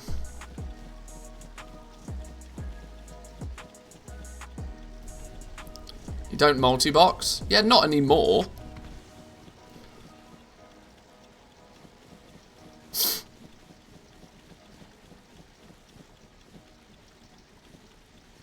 When you're level, I mean, it's still impressive, right? But when you're leveling them 8 or 16 at a time, yeah. Leveled all his 50 druids from just mining one by one.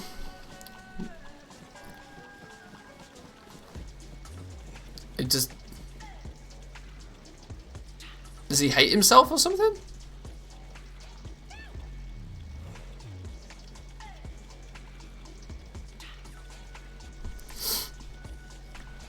I mean, sure. Each to their own, but that sounds absolutely ludicrous for me.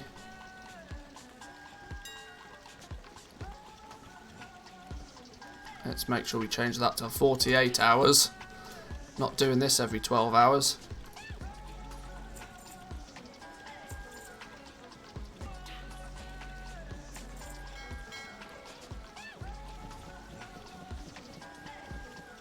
There's a guy on the EU that has 2,000 druids at level 60.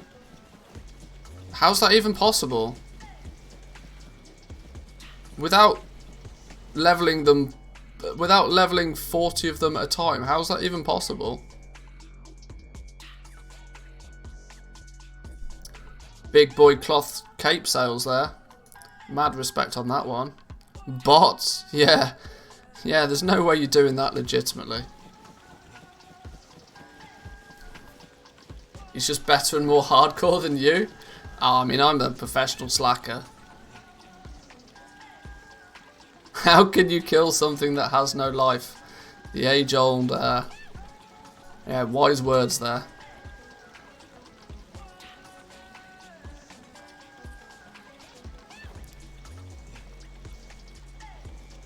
There's a guy that has 2,000 druids at level 60. There's not even been 2,000 hours since Shadowlands came out. Like, how is that even a thing?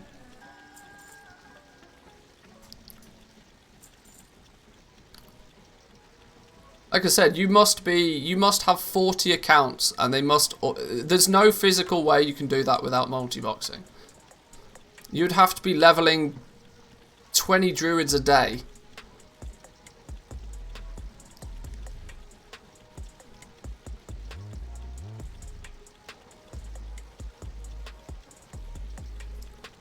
Multi-box leveling, there we go. that was my point. If you do 40, 50 at a time, sure. I mean, it's still it doesn't take away from the achievement of doing it, but you still got to have 40, 50 accounts on the go at the same time. It's pretty ludicrous.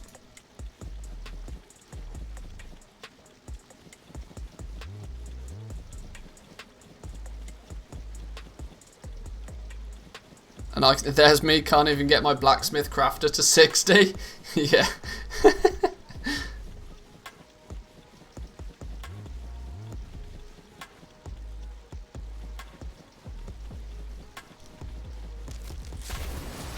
You can pet battle level 40 to 50 at a time pretty easily. I mean, the definition of I think our definition of pretty easily is probably a bit different.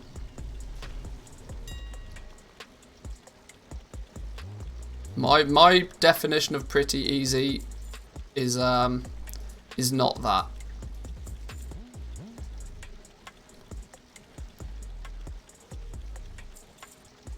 That would require 40 battle nets. It's pretty sus. Yeah. Yeah, like... Yeah, you try tell me that's not botted and I'll show you a golden egg shitting goose.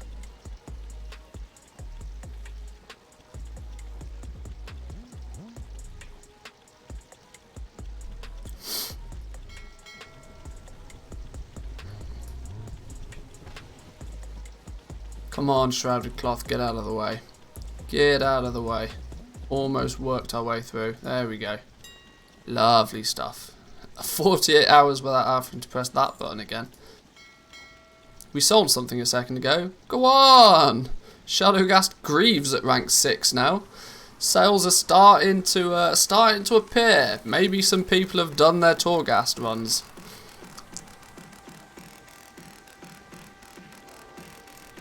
Orgrimmar makes me confused and slightly nauseous. Angry when I can't find anything. Yeah, that's the downside of not playing Horde for so long. I can't remember the flight points. I can't remember where the boats go. I can't remember where all the vendors are. My brain just doesn't have the answers to the questions I ask.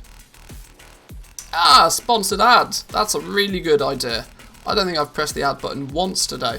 3 hours in, I've not pressed the ad button once. Thank you for that. Sponsored ad, boys and girls. You can avoid ads very easily by hitting that sub button.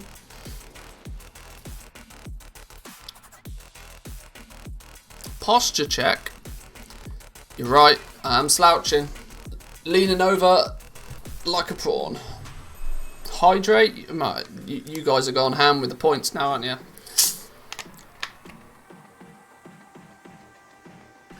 Luckily, we can just level in Legion or BFA after Silverpine and Hillsbrad. I mean, leveling is just a joke nowadays. It's so quick and easy. It's not like there's much choice in terms of burning points. That's also true. 20 push-ups? You're having a laugh. Do you want to see a grown man die on stream? Don't think you do. Let's remake these Shadowghast Greaves before I forget though.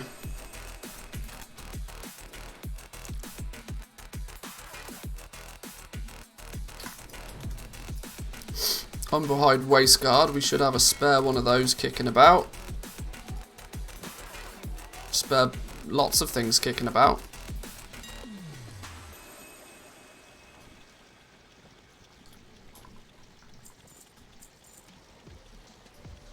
Let's get a cancel scan on the go then if things are starting to sell.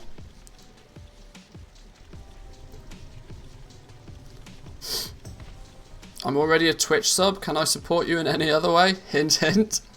But there is this little thing called a Patreon that not only helps support the channel but also has some nice perks in there. If you want yourself a nice foundational setup for Trade School Master, there you go.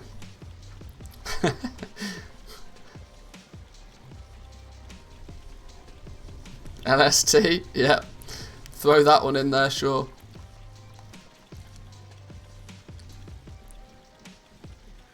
$173 gold for Lightless Silk, are you kidding me? That is actually pretty crazy. Only Patreon? When are you releasing that? Only Patreon. It's yeah.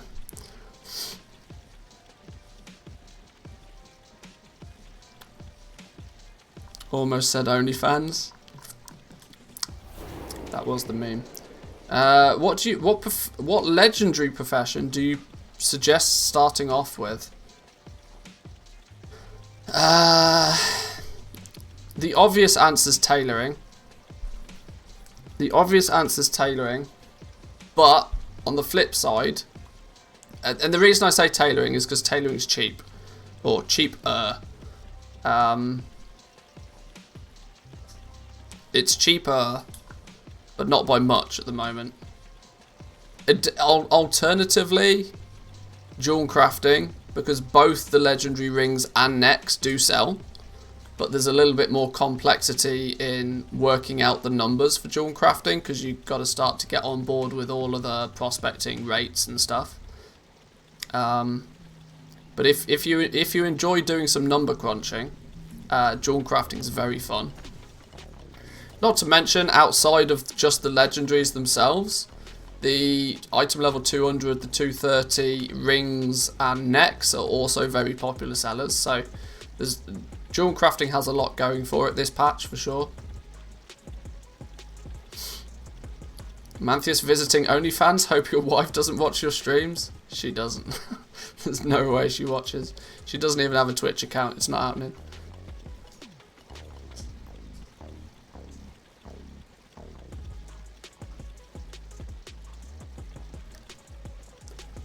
It's insane demand now. Do you remember I bought out my entire auction house on Dirty Stream? I don't regret it. Yeah. Yeah, the demand for lightless silk is crazy. It still blows my mind that lightless silk was like 2 gold a piece on the NA servers. Blows my mind that it got that cheap and nobody was doing anything about it.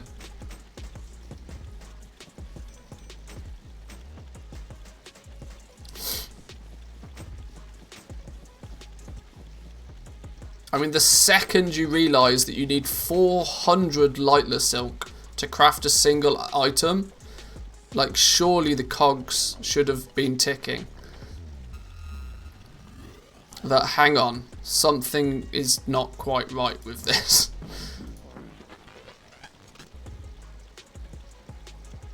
Didn't know you had to do calculations for jewel crafting prospecting. I just buy and prospect. Well, the calculation is knowing what to buy and at what price. The more blindly you do something, the greater chance there is of you doing something wrong. She'll register one when she gets locked out of home. Happened to Max Verstappen. Oh, what? Somebody like donated or subbed or something. Can we not talk about F1 this week? Still angry. It's how I feel about the football, Jack. It's how I feel about the football.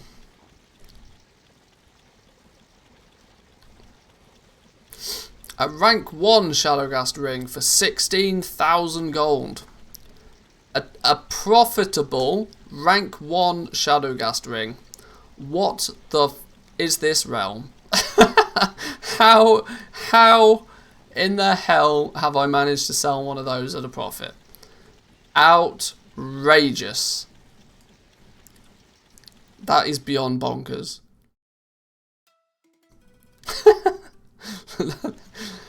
I'll take it. I mean, it shouldn't happen, but I'll take it. Never seen profits on rank 1. Rank 1 ring, 99 gold on my realm. Bonkers. Actually bonkers. What was I here to craft though? Rank something something. Rank 6 Shadowgast Greaves.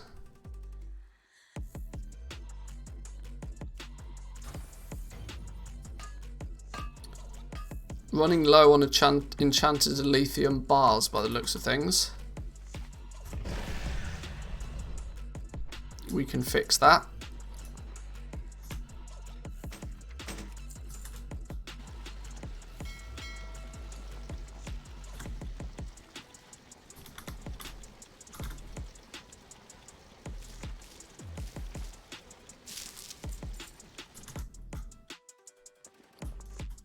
There we go, there's that little problem solved.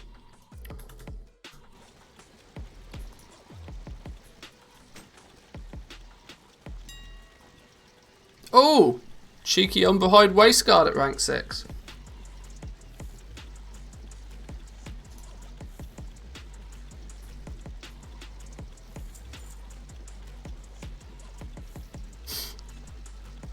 Guess we need to make one of those as well then.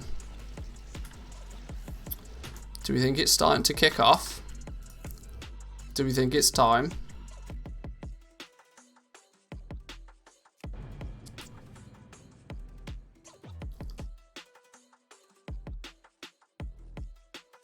If you do calculations, then you know you're wrong. If you never do the calculations, you're blissfully happy in your ignorance.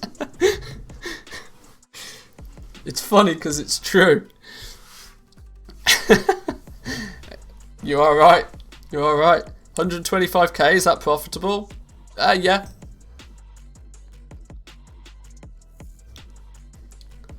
Just bought out 10,000 lightness silk for 50 gold a piece. Time to put it to 80. Do it. Do it.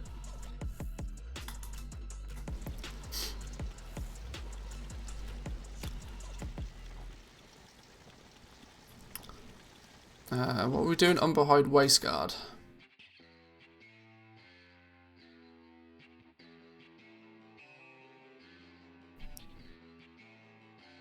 When my game decides to do things. Alright, we'll come back to it in a minute when it's decided to do things.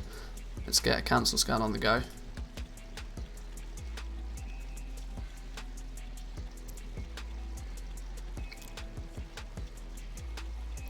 Do we think it's about time to...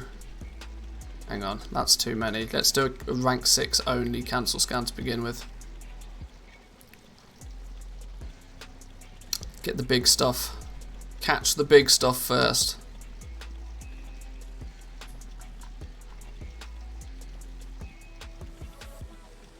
It's pretty incredible to see the like 120, 130k is the going rate for anything that's meta. Anything that's off the meta though, 225. 100k more for anything that's off meta. Could do with selling some off meta pieces.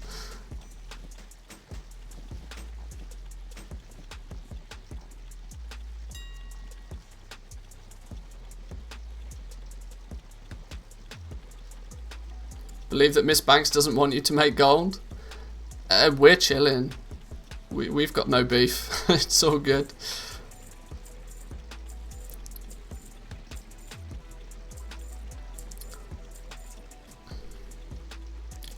She was even courteous enough to give me a heads up before she crashed the market and to tell me why she was doing it.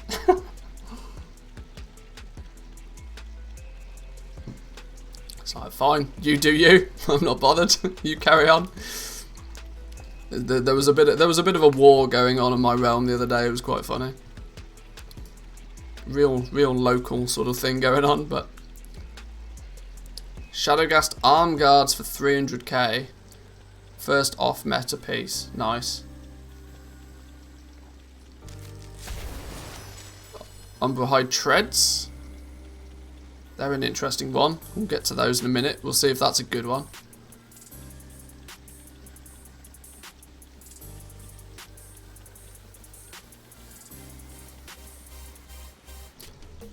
But you did say you can't sell it if you don't craft it.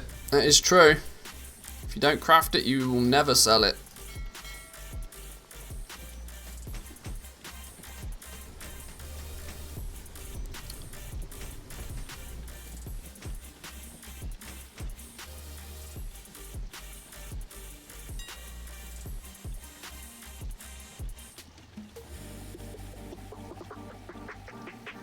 What was the reason?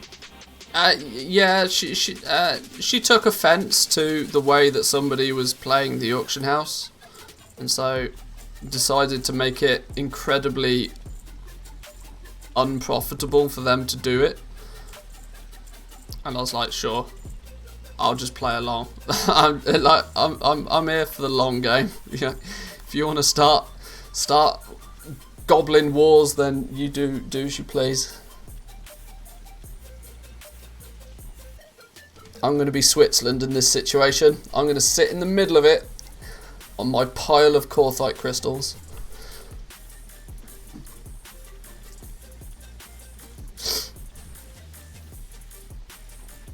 Ah, it was only a rank 3. A rank 3 Umberhide treads. I mean, mad levels of profit in those either way. 13k to make them, sold for 34. Sure. All day long. All day long.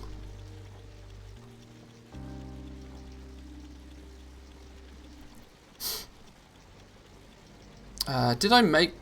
Oh, now I've lost track. Did I make that Umberhide Waistguard? I don't think I did I? Hang on. Umberhide Waistguard. No, I didn't. Leatherworking. Umberhide Waistguard. Was it rank 6 or rank 5? Rank 6.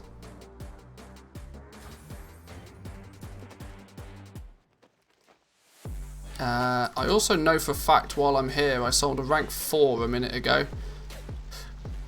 So I'm at the very least going to need one of those. Let's take that out. And create 2 regular ones.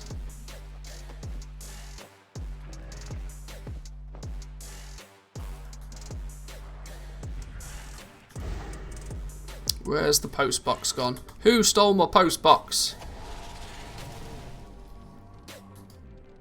9th rank 6 cape.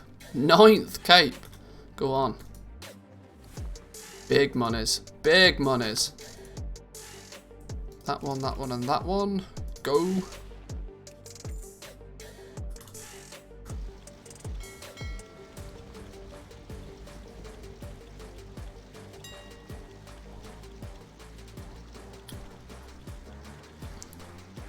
Did you bring the popcorn? Yeah, I'm happy to sit back and let goblins fight against each other if they want.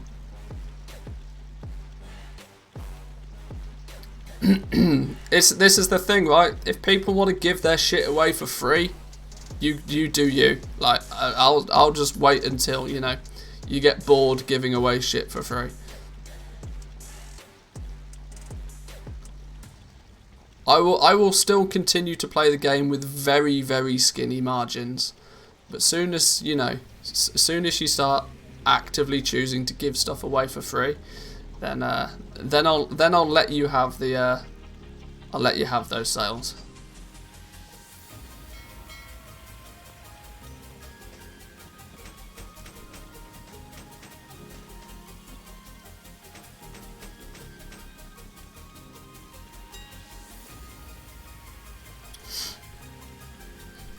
If you buy an off-meta Lego, then everybody in your guild pug will criticise you, and you paid an extra 100k for it. There's still very, very good reasons why people would buy the off-meta slots, though. Because, I mean, whilst the meta, sure, is the best option if you end up doing X, but people also do Y and Z. There are other ways to play the game than just, you know, totally meta slaving. Most PvPers don't give a Scooby about the current meta. Mythic Plus probably uses a similar meta to the raiding scene, but probably customized a little bit for their gameplay style.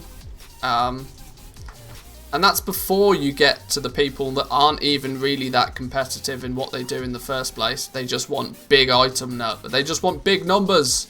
Big item level mean I get in big pug in it. Get in big pug, get big gear. You know? Whilst the majority, yes, will look up a guide and just pick up whatever the guide tells them, there are millions of people that play this game. People be doing silly things all the time. Dirty Herbie, how we doing? Good morning to you. Welcome, welcome. Sounds like you had a relatively successful reset. Are you about to scare everybody with your mailboxes? We get a shout out for Dirty Herbie. Give him a wave. Go give him a follow.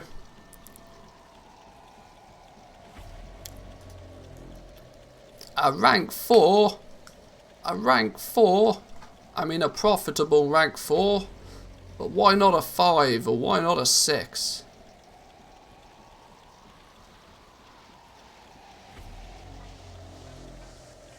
Good reasons don't matter. When you get in that pug, many meta slaves will still lecture you. Well. I will give people the opportunity to buy whatever they want.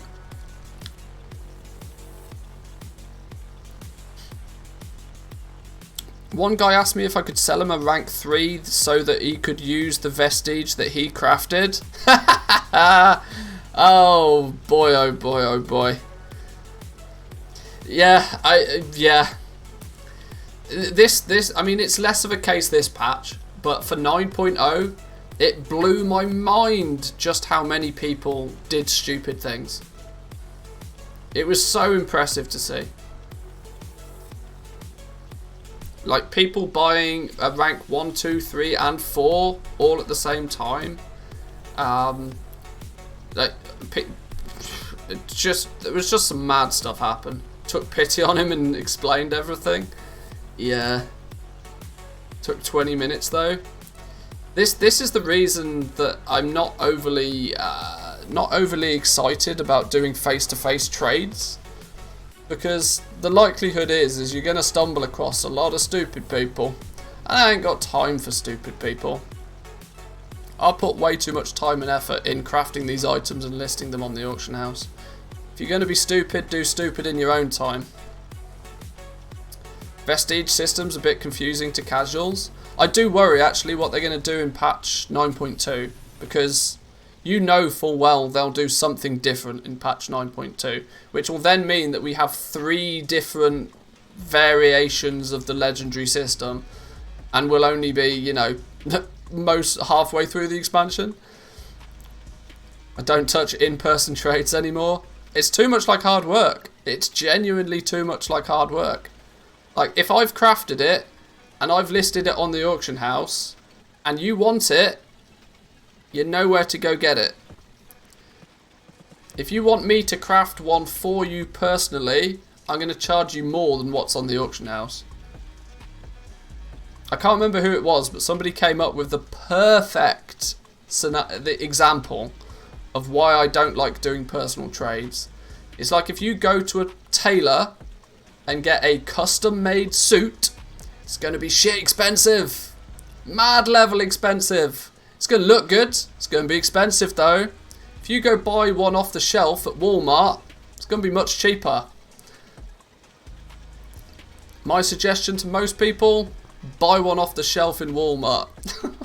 It's just as good.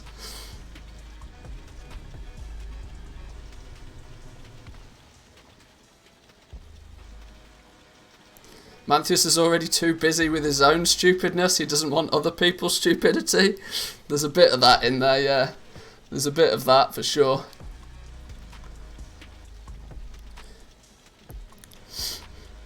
It's worked for me well so far. People in trade chat will try and get a discount when bringing their own crystals. I just take 40k off the price tag, and you just bought a bunch of 1k crystals to keep the factory going. Yeah, maybe. My craft is always AFK crafting, so I just tell people to come find me and give a 10k fee. It's 10k gold to me, in my opinion. Yeah, it's all good and well as long as people turn up with the right material. I mean, so many times I've had scenarios where people ask you to craft something. 1, they don't know how many materials they need. 2, they haven't bought those materials already. 3, they have no idea what the cost of those materials are going to be. 9 times out of 10, it ends up in a 10-minute conversation of you explaining to somebody how the system works. Now, I ain't doing that for 10k. No, just no. I would pay 10k to not have to do that.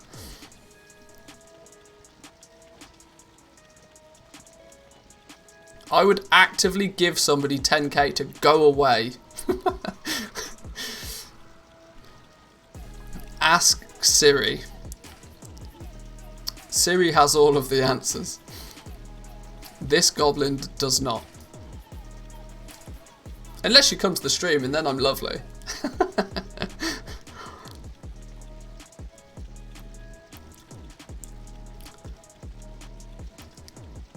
But my guildies, I just tell them send me all of the mats or none of them. If none, I just send you a mat price and change the bill. Yeah. Doing it for guild members is different though. Hang on, why am I doing a cancel scan on everything? Let's relax on that one. Let's relax on that one real quick. I mean, if you're part of an active guild, then crafting for them is, you know, it's part and parcel of being a member of the team, right? But outside of that, I've got very little interest in doing face-to-face trades.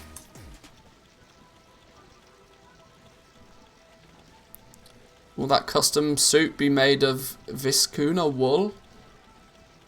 Yeah, is that like cat shit coffee? Is that some rare wool that only drops off the arsehole of some llama in Australia or something?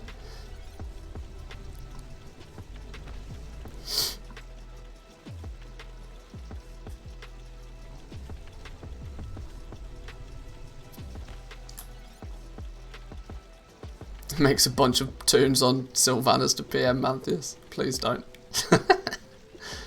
Most expensive cloth in the world? Oh, okay. Just minus the poop. That's good. You should advertise this. Come and ask me how legendaries work. I will give you 10k. Yeah, but then they leave without the answer. You seem to come back to this coffee a lot. I didn't. I didn't. Eliath did. I didn't bring up the coffee again. Do they even have llamas in Australia? If they do, they're probably very rare. And their arsehole fluff is probably incredibly expensive.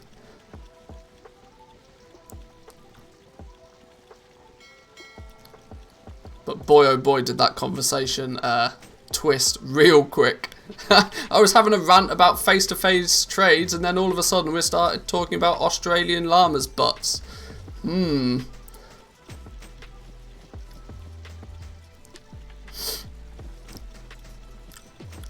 Distracted by dem squirrels again. See, this is what you have to do to if you want to cancel scan for more than 20 minutes at a time, you preferably need a stream of 100 people to talk to. Then you can make it way more manageable. Way more manageable. I bet there's a rule 34 of that. Probably. We have one of the highest llama production. I love how you claim it to be a production, like it's a machine. Are llamas actually machines?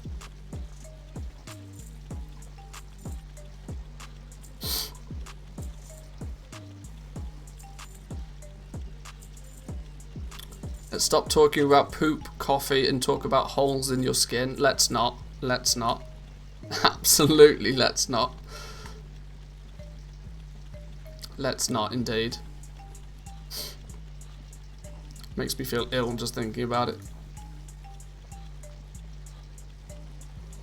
What's the difference between a llama and an alpaca? Are they not the same thing?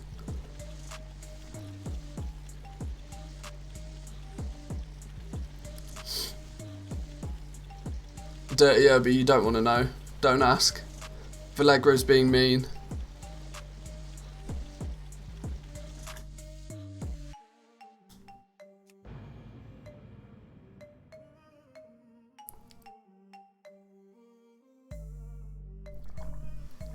Cover your eyes, cover your ears, run away. Do not engage in what is in Villegro is offering. An alpaca is a llama? Oh, now you've just... Surely not, though. Why do they have two different names? Is that like... I don't know. Is it like, you know, a Labrador and a Poodle are both dogs? Is it one of those situations?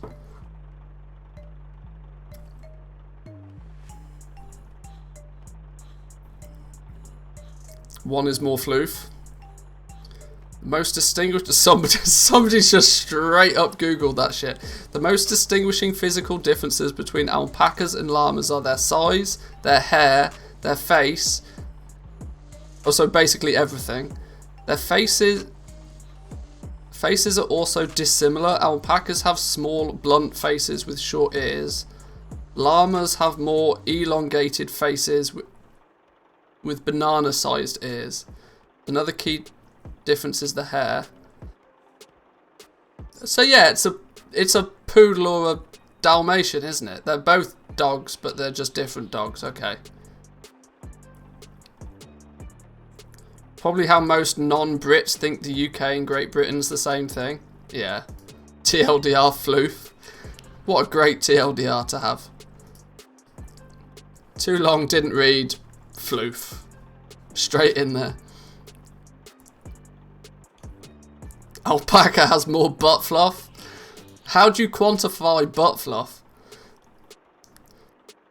Does alpaca butt fluff have a higher TOG rating? That's how they isn't that how they measure like the warmth of duvets or something?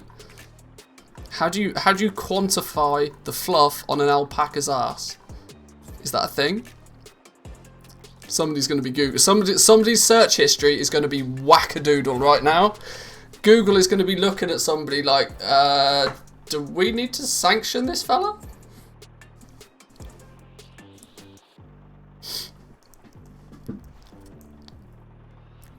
TOG rating for sure. No. Don't Google it to me. I'm not having that in my search history. Hell no. No. By the colour tone of the fluff. So if it's got a nice shiny gold colour, it's worth more.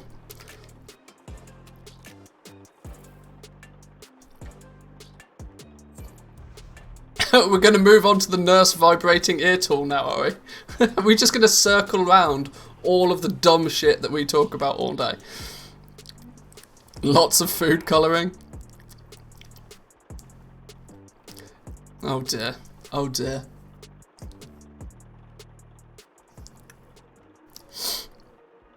It's more of an art than a science.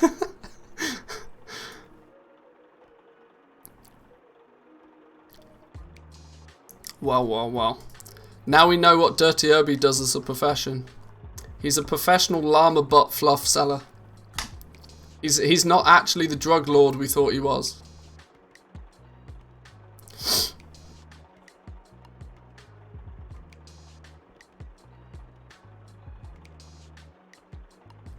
Butt fluff tester. You just lost $5. Zar John with a tier 1. Thank you, my man. Welcome. Hope you're having fun. Hope you're not too put off by the ridiculous conversation that's happening right now. Either way, I appreciate the support. Thank you. See, this is what cancel scanning does to you. Hey! See, these are the sales we need. I turn away for 1 minute and we bang out a bone shattered gauntlets at rank 6. This is how we do it. A connoisseur of llama butt fluff of sorts.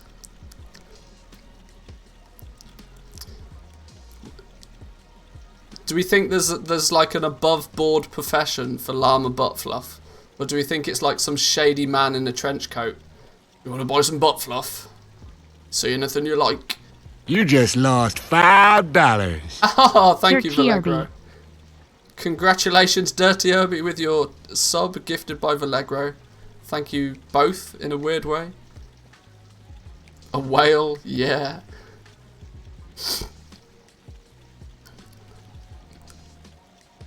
I'm not a llama fluffer, I'm a llama fluffer's son. A plucker of pheasants. A pheasant plucker's son. That's got to be a very English thing as well. I need to make a Bone Shatter Gauntlets rank 6 before I forget. Bone Shatter Gauntlets rank 6, go. Oh, running low on the old vestiges again. Let's fix that problem. Oh dear, we're out of Korthite crystals. Jokes. Of course we're not out of Korthite crystals. This dude, just have a bunch of them. Go.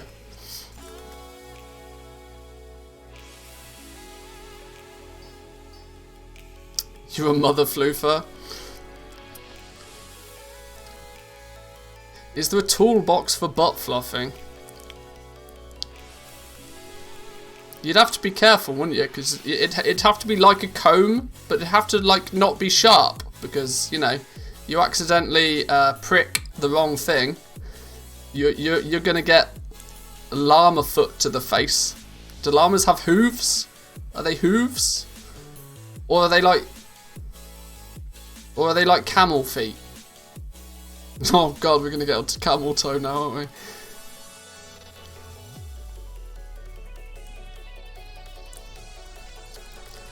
How the conversation does sway. Let's make, how many of these have we got right now? We've only got the one, we'll make 4 more. Camel toe fluff. I knew it was coming. I knew it was coming.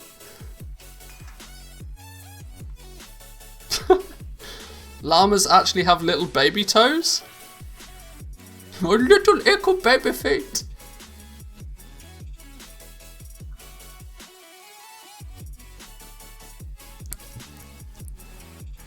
No, I'll keep the conversation at least PG-13. At best.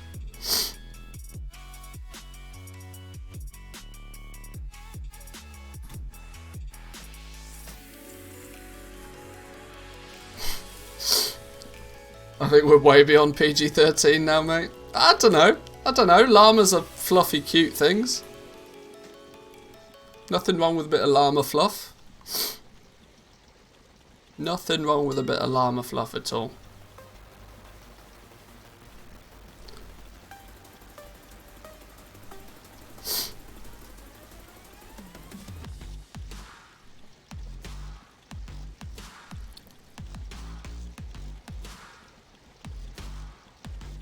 I've been AFK, come back, and we're talking about little llama toes and camel toes. What is this? I genuinely have no idea how we got onto this conversation.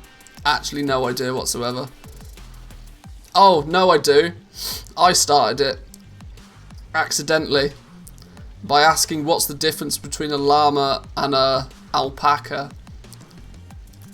And somehow we got onto it's mainly their fluff that is different. Yeah, I'm not quite sure how we got much further than that, but we did.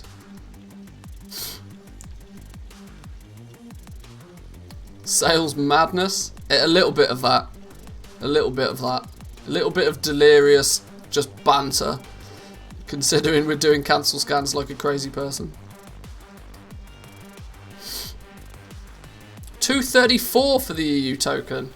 It's dropped another 6k in the last hour. Dropping like a rock. At least nobody answered they taste different. Yeah, that's true actually. I doubt llama's much of a delicacy. I've never seen llama on the menu, put it that way.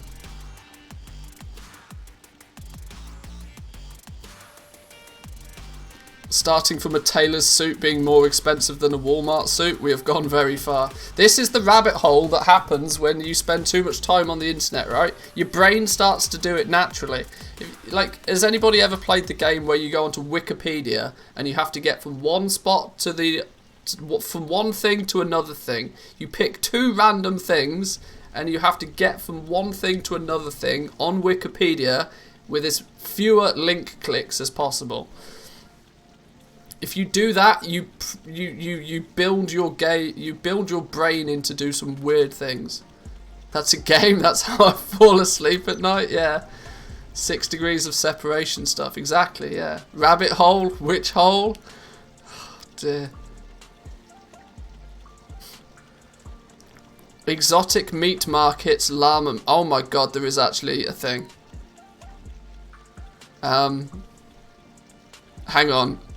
Hang on. How do I preview? I don't think I want to click on a website that is named Exotic Meat. I'm not entirely sure I trust that link, Jack. I'm sorry. I don't want that in my search history.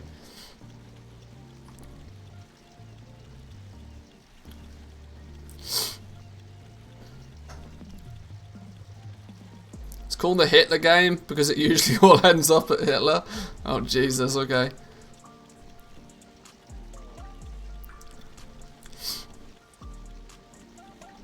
Don't you trust Jack? Would you trust a website called exoticmeat.com? I've seen people get banned for less.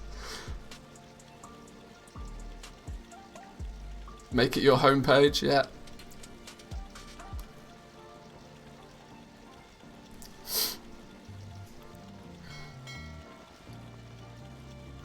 Depends what took me there. Yeah, if Jack sends you to a website called exoticmeats.com. Exotic cheeses, maybe. Ooh, exotic cheeses. Is there such thing as an exotic cheese? Exotic Meat Market raises llamas at their farms in California since 2012 for their fur and meat. Llama meat is fairly lean, like all game meats. The flavour of llama meat lies somewhere between that of beef and lamb. Llamas were used by the ancient civilizations in South America. Archaeological evidence indicates that they've been domesticated for approximately 5,000 years. Many llamas and alpacas were sacrificed to the gods by the Incan culture. The meat would then be distributed. Okay. Alpacas and llamas like cows then. One of those animals that just wouldn't survive without human intervention. Are they just basically bred for human? You're not going to come across a wild llama. Sheep is another good one, yeah. Sheep just wouldn't exist if humans didn't, take their fluff. And cheese made from llama milk could be a thing.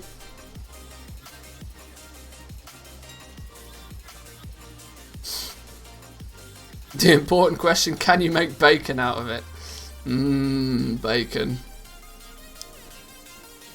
God's answer to the hangover. Bacon.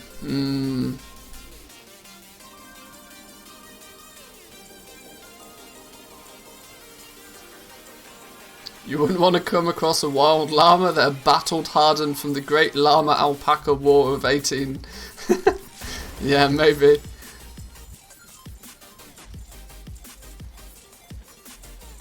We eat horses in the Netherlands. It's like eating steak. Horses go into good burgers.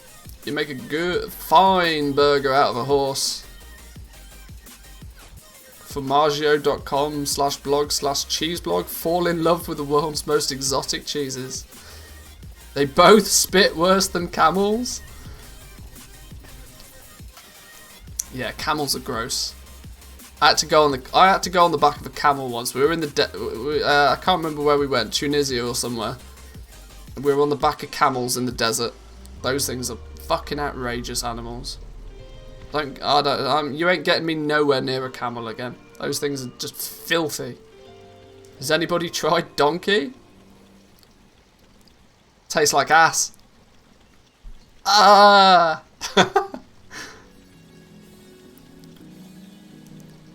Burgers aren't made of horses. Grow up and learn facts. No, horses are made out of burgers. Get it right.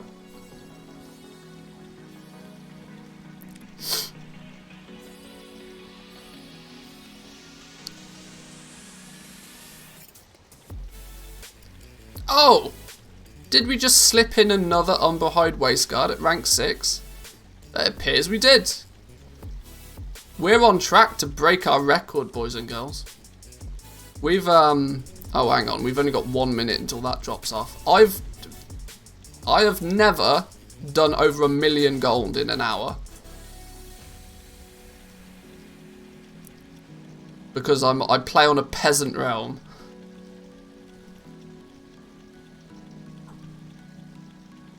Is that your crafting cost for the Waistguard? Not far off. About 100k they cost to make, I think. Give or take. I lolled at horses are made of burgers.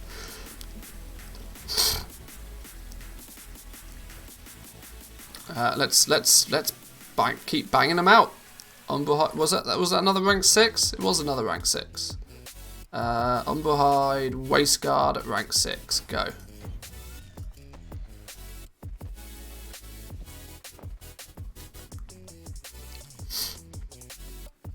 Horses in lasagna. I don't know. Ask Zanzaful that one. I think he's the lasagna expert, or well, maybe his dad is, but.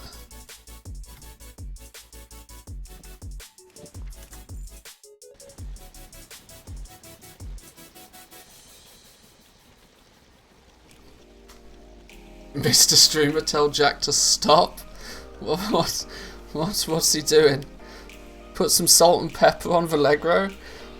Stuffs an apple in his mouth. This is getting spicy.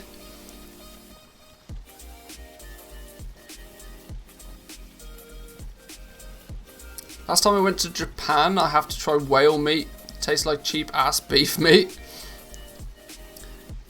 It depends what part of the whale though, right? Because surely just if you take a steak of whale, like 95% of it's just fat, right? Do whales have much meat on them outside of like? I suppose they probably do. They're pretty big. The average whale is a sizable beast. Don't you remember like 10 years ago there was a big scandal about horse meat being in ready meals in Tesco's, for example? I do remember that, yeah.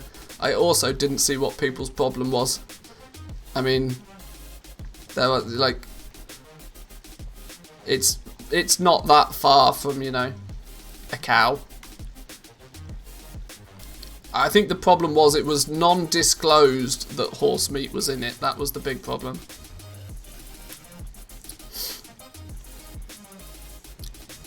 Catch you later, Dirty Obi. Good luck with your goal making on a bajillion realms. Let me know when you're a billionaire. Nope, I'd eat it again. Yeah, I think it was more of a false advertising thing than it was. I mean, they just slide in a little bit of horse and hoped nobody would notice, which was, I think, more the problem. People probably didn't have much of an issue with eating it. They just like. Kind of like, see, these are the same people that would eat a kebab at 4 o'clock in the morning, though. So it was a bit, you know.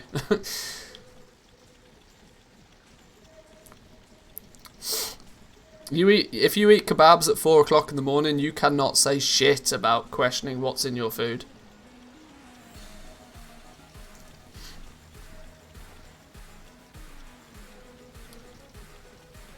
Since I'm allergic to seafood, I have to ask, how does squid taste? Rubber? It only tastes rubbery if it's cooked wrong. When it's cooked well, it's, I don't know, a slightly harder marshmallow that's not as sugary in texture. Very succulent. If it's overcooked though, it turns to rubber real quick. Kebab pizza's where it's at. The combination of 4 AM kebab pizza with French fries on it. Mmm. The definition of a hangover cure.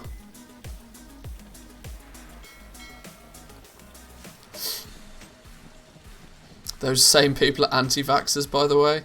Or just slide that in there. Yeah.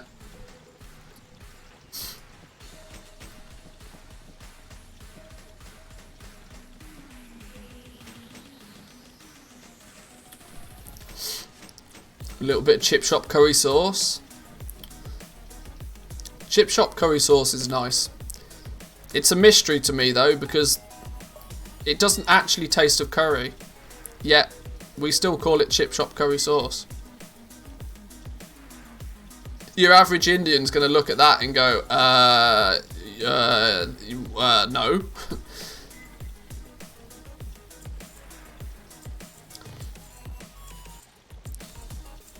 Darom kebab. This is going to give me high cholesterol just from reading it. What's this? Looks tasty though. Looks tasty. I can't believe I clicked on a link from Jack. That was risky.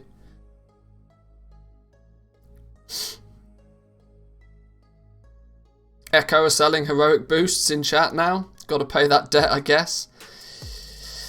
Yeah. It's expensive business being the best in the world by the sounds of things.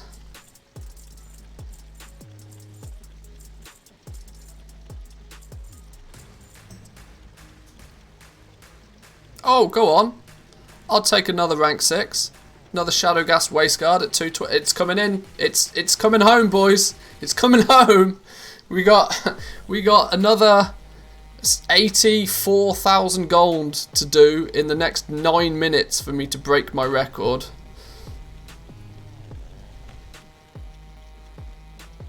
It's coming home.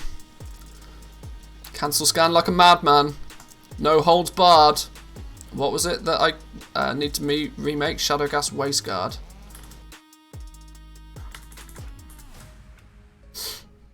I think they spent like 400 to 500 million.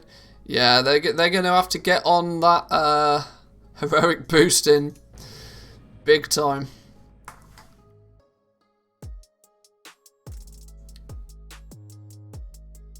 Hangover cure from fat food is a myth, but okay, it's good profit for the shops at 4 to 5 a.m. I mean, at 4 to 5, at 4 o'clock in the morning, people are not buying food because they think it's going to get rid of the hangover. People are buying food because they've been drinking 8 beers for 8 hours and they are absolutely starving.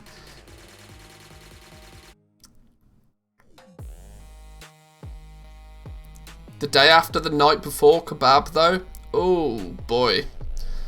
That's a fun one. 1.6 mil in an hour for me with rank 5 and 6 capes. Good effort. Good effort. Starving isn't the word. I'd use shit-faced. Yeah. 8 beers for 8 hours. No, 8 beers an hour for 8 hours. Knowing the average English drinker. Binge drinking until they fall over.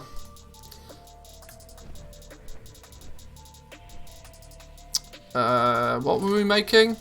Shadowghast something or other. Wasteguard at rank 6.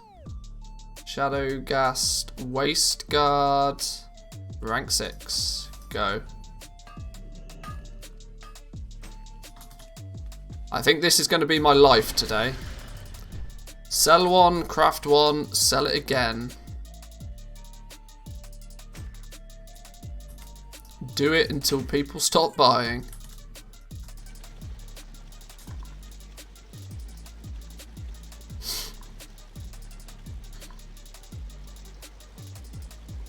This is a good example of what binge drinking does to you. I mean, 2 Russian idiots fighting a trash can.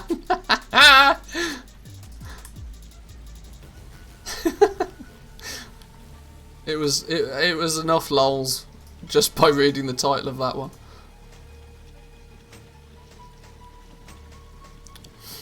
What percentage margin you making on those? My average craft cost for rank 5 or 6 is probably about 100k, give or take. So anything above that is good news.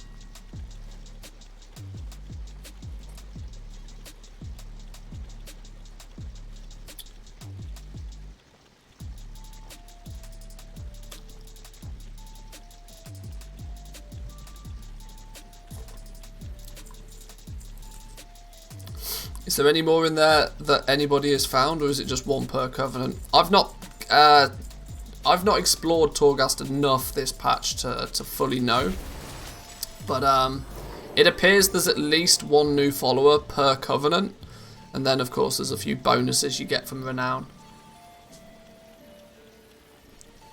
How did you get to exactly 8 beers average per hour? Been there, done that, and counted so it wasn't 7 or 9 per hour?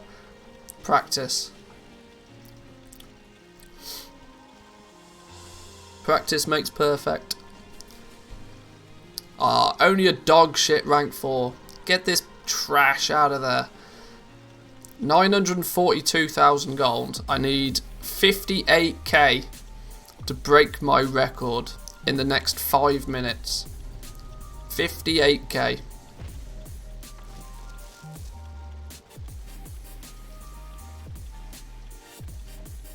I mean, I'm going to do a quick print screen on that just in case I don't do better.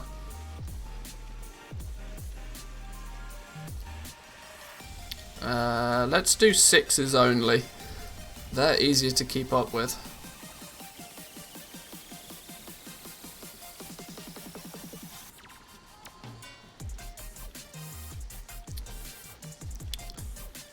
Cloth sales are pretty tough at the moment for me.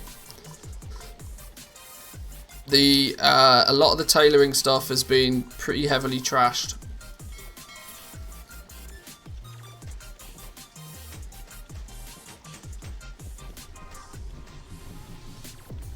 For example, the capes. For the most part, I'm not really too competitive on the capes because they're just too cheap. I'll let people give their capes away. For now, I'll take my sales from other places. Rank 6 cape though is being listed at a nice price.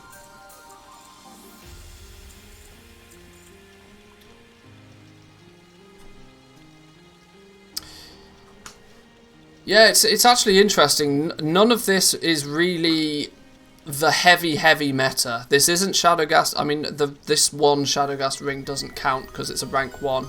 It's not Shadowgast rings. It's not Grimveld capes. It's more the sort of other stuff. Now, if I can do 1 million gold an hour on other stuff and not have to piss about with the super cheap stuff, this is a happy goblin. Reason I ask is somebody's selling rings at 7% over crafting and it's annoying. Then sell yours for 6%.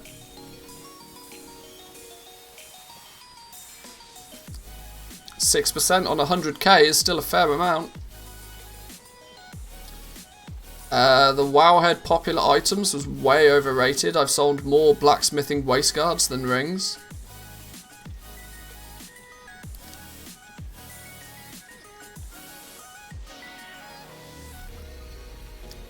I mean, if I take a little look at things like, let's do a search on...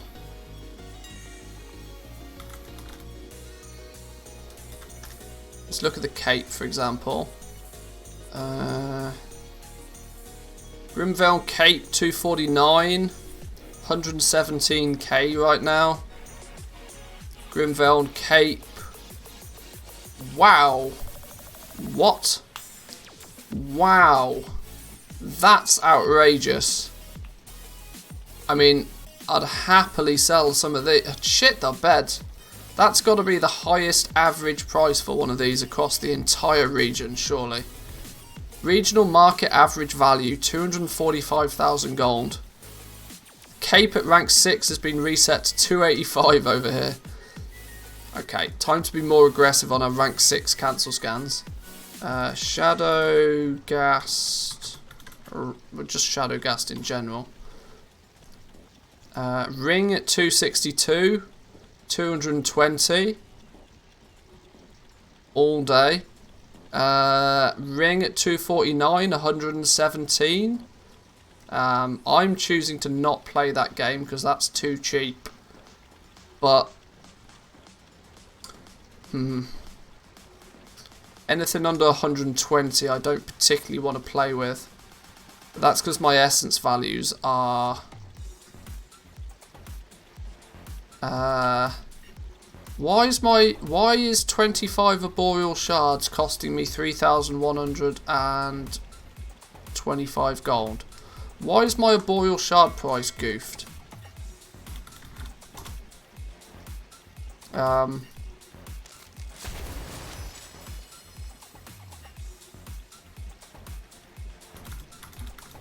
Oh, fuck off. I mean, oh no, what a mistake. Well, that makes a huge difference. That's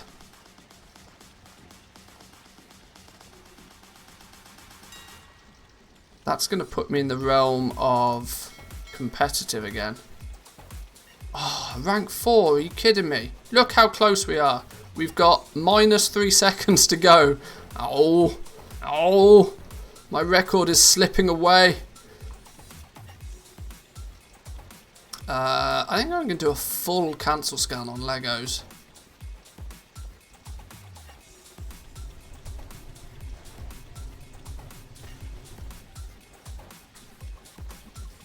I cannot believe my map price for Boreal Shards was 125 gold. That's because I've been changing profiles and forgetting to change things.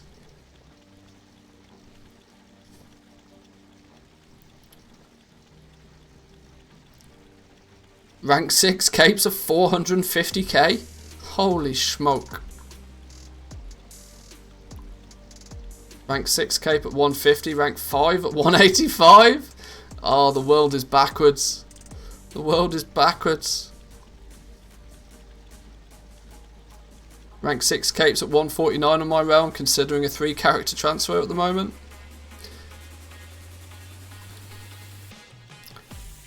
It's,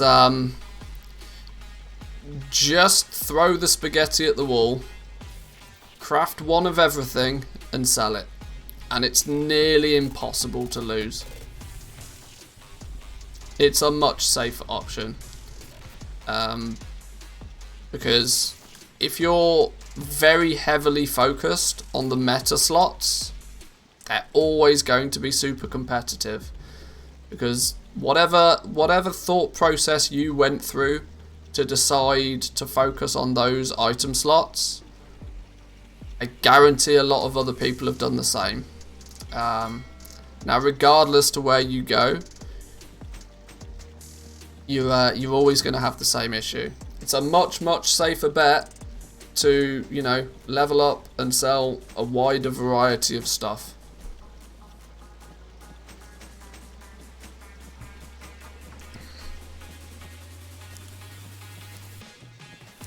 Dead silence for half an hour, then 3 sales in 3 minutes. Maybe it was a trio who have grouped up and done their Torghast. All hit the auction house at the same time.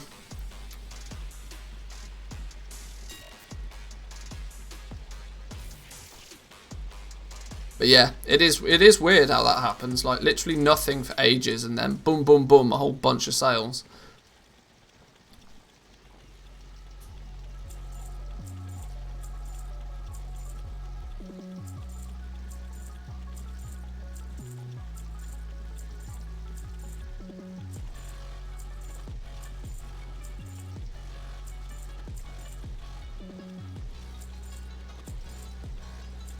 I wondered today just how many materials some of my competition has.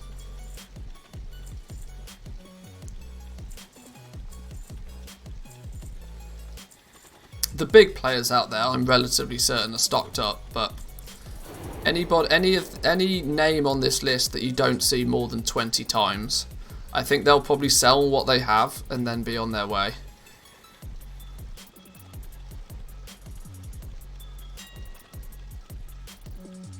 Damn, Korthite crystals still over 2k.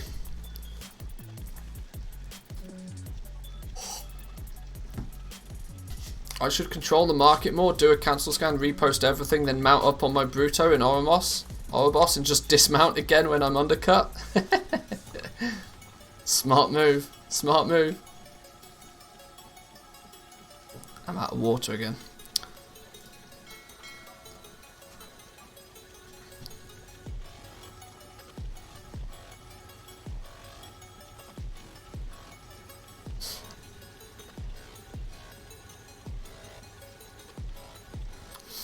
Got a bit of time, we'll do a cancel on the small stuff.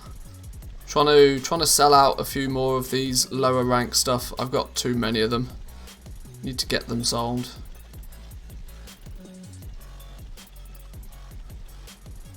Thank you for the TSM group. Since I imported your TSM on Friday, I've made over 2 million gold with little to no effort. Well, there we go. I mean that I should put on the poster, really, shouldn't I? That's a testimonial that you can't buy that sort of feedback. Thank you, my man. Congratulations on your 2 million gold. That's some big bucks right there.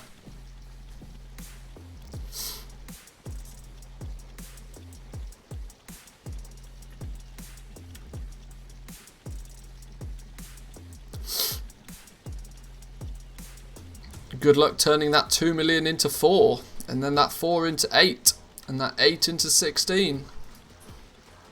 Because it can happen quickly. It's a good time to do it. Let's check what's going on over here.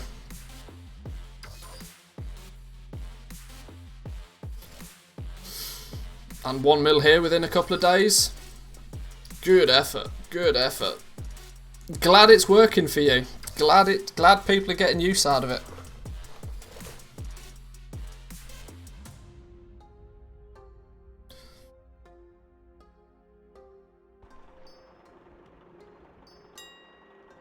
Are we selling anything over here? Let's go Legos cancel if nothing else.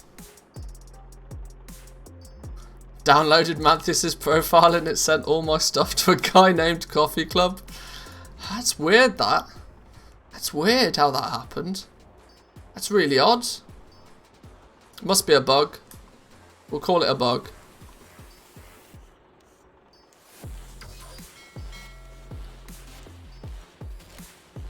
Your Patreon slogan should be "Get Rich for Dummies."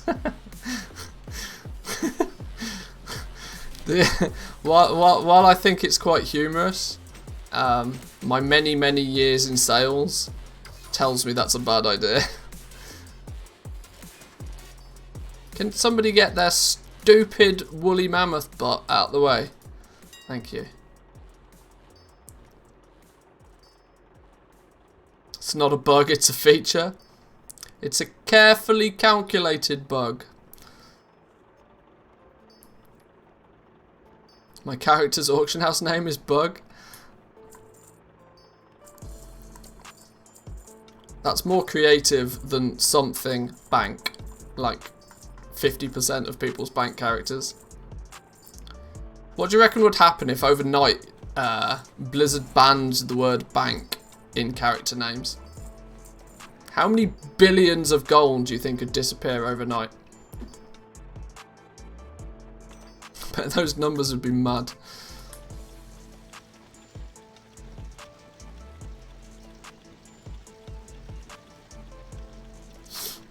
I would like that less competition.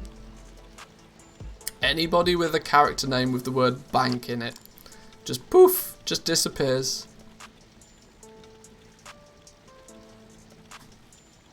Rest in peace, Miss Banks.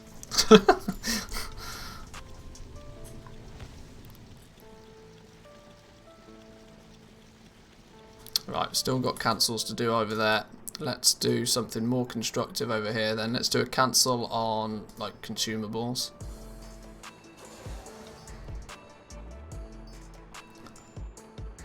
Not bank in the name, but I have a guild bank called Bank Manager. It's close enough. Sorry, Thanos snap. See you later. Close enough. The Great Goblin Purge of 2021. It will go down in history.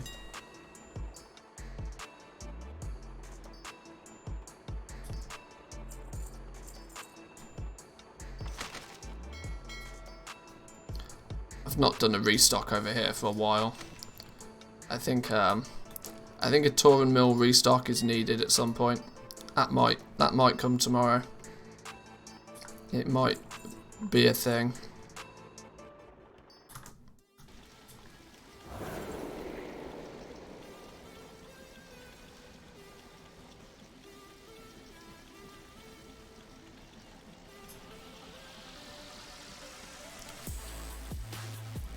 Right, let's get these last few cancelled. What time is it? Okay.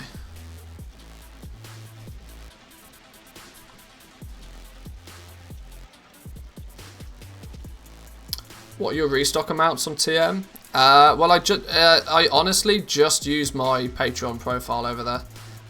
So it's a very minimal restock, but it covers everything. So every piece of gear at every item level, things like 168s, I think it crafts 3. Item level 200, it stocks 5, I think. It's a modest restock. Yeah, it's basically the Patreon profile that I use for that. Because like I said, it's without sounding too salesy and trying to push my own Patreon too much, it's basically just a very solid, all-inclusive foundation profile for Trade School Master. Every single Shadowlands item, grouped up, organised, ready to craft, ready to sell. And you can easily customise and increase the quantities if you wish. Really, really good for beginners to get on board with when learning Trade School Master. That was the design philosophy of it. I'm sure there's a percentage of people out there that want stupidly over-the-top fancy operations and all of this sort of stuff, but honestly, that just causes more headaches than it's worth most of the time. I go by the keep it simple approach with Trade School Master. Make it too flash and people don't know how to use it. So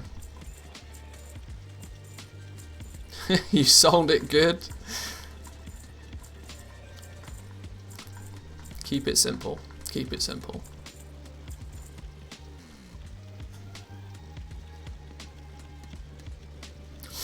I've got a competitor whose Bank 2 name is actually Hidden Bank.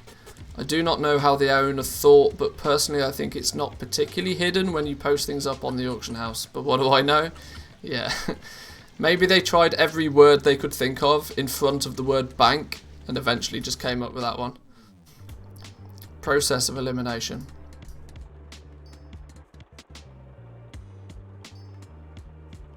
Sinful Revelation enchants? 700 gold apiece? Damn. Price of crystals has gone up? How the hell has the price of crystals gone up? Surely that can't be a thing. Either way, I'll sell them all day long.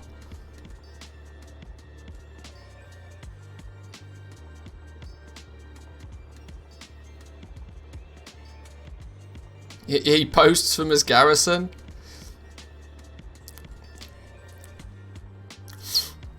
And then he is relatively hidden.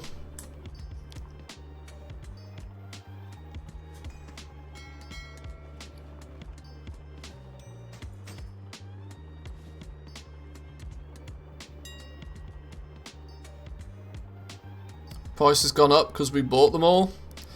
I mean that could be the reason. It's just pretty solid thought that could be the reason. Just got a rank 6 ring sale on Sylvanas. Oi! Hands off! Hands off! And there's me getting a rank 3 on behind legs and you're getting rank 6 rings. Outrageous behaviour. Check yourself, son. Congrats. Those ring prices are ludicrous. Actually crazy. Quickly do a rank 6 only cancel scam.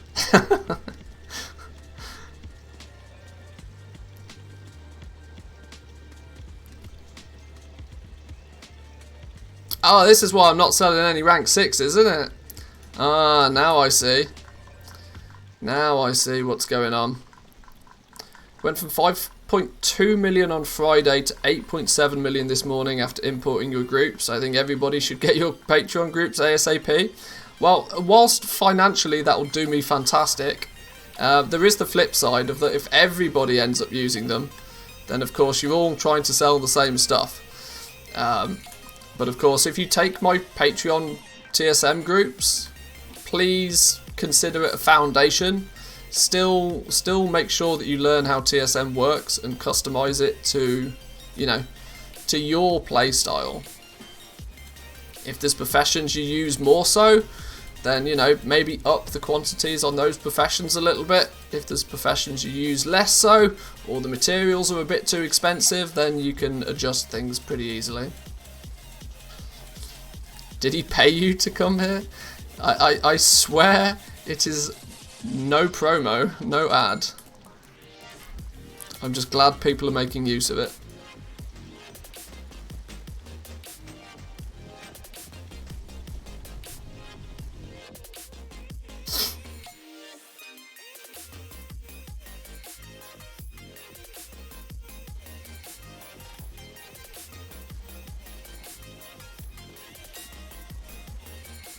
Right, let's get those up on the auction house.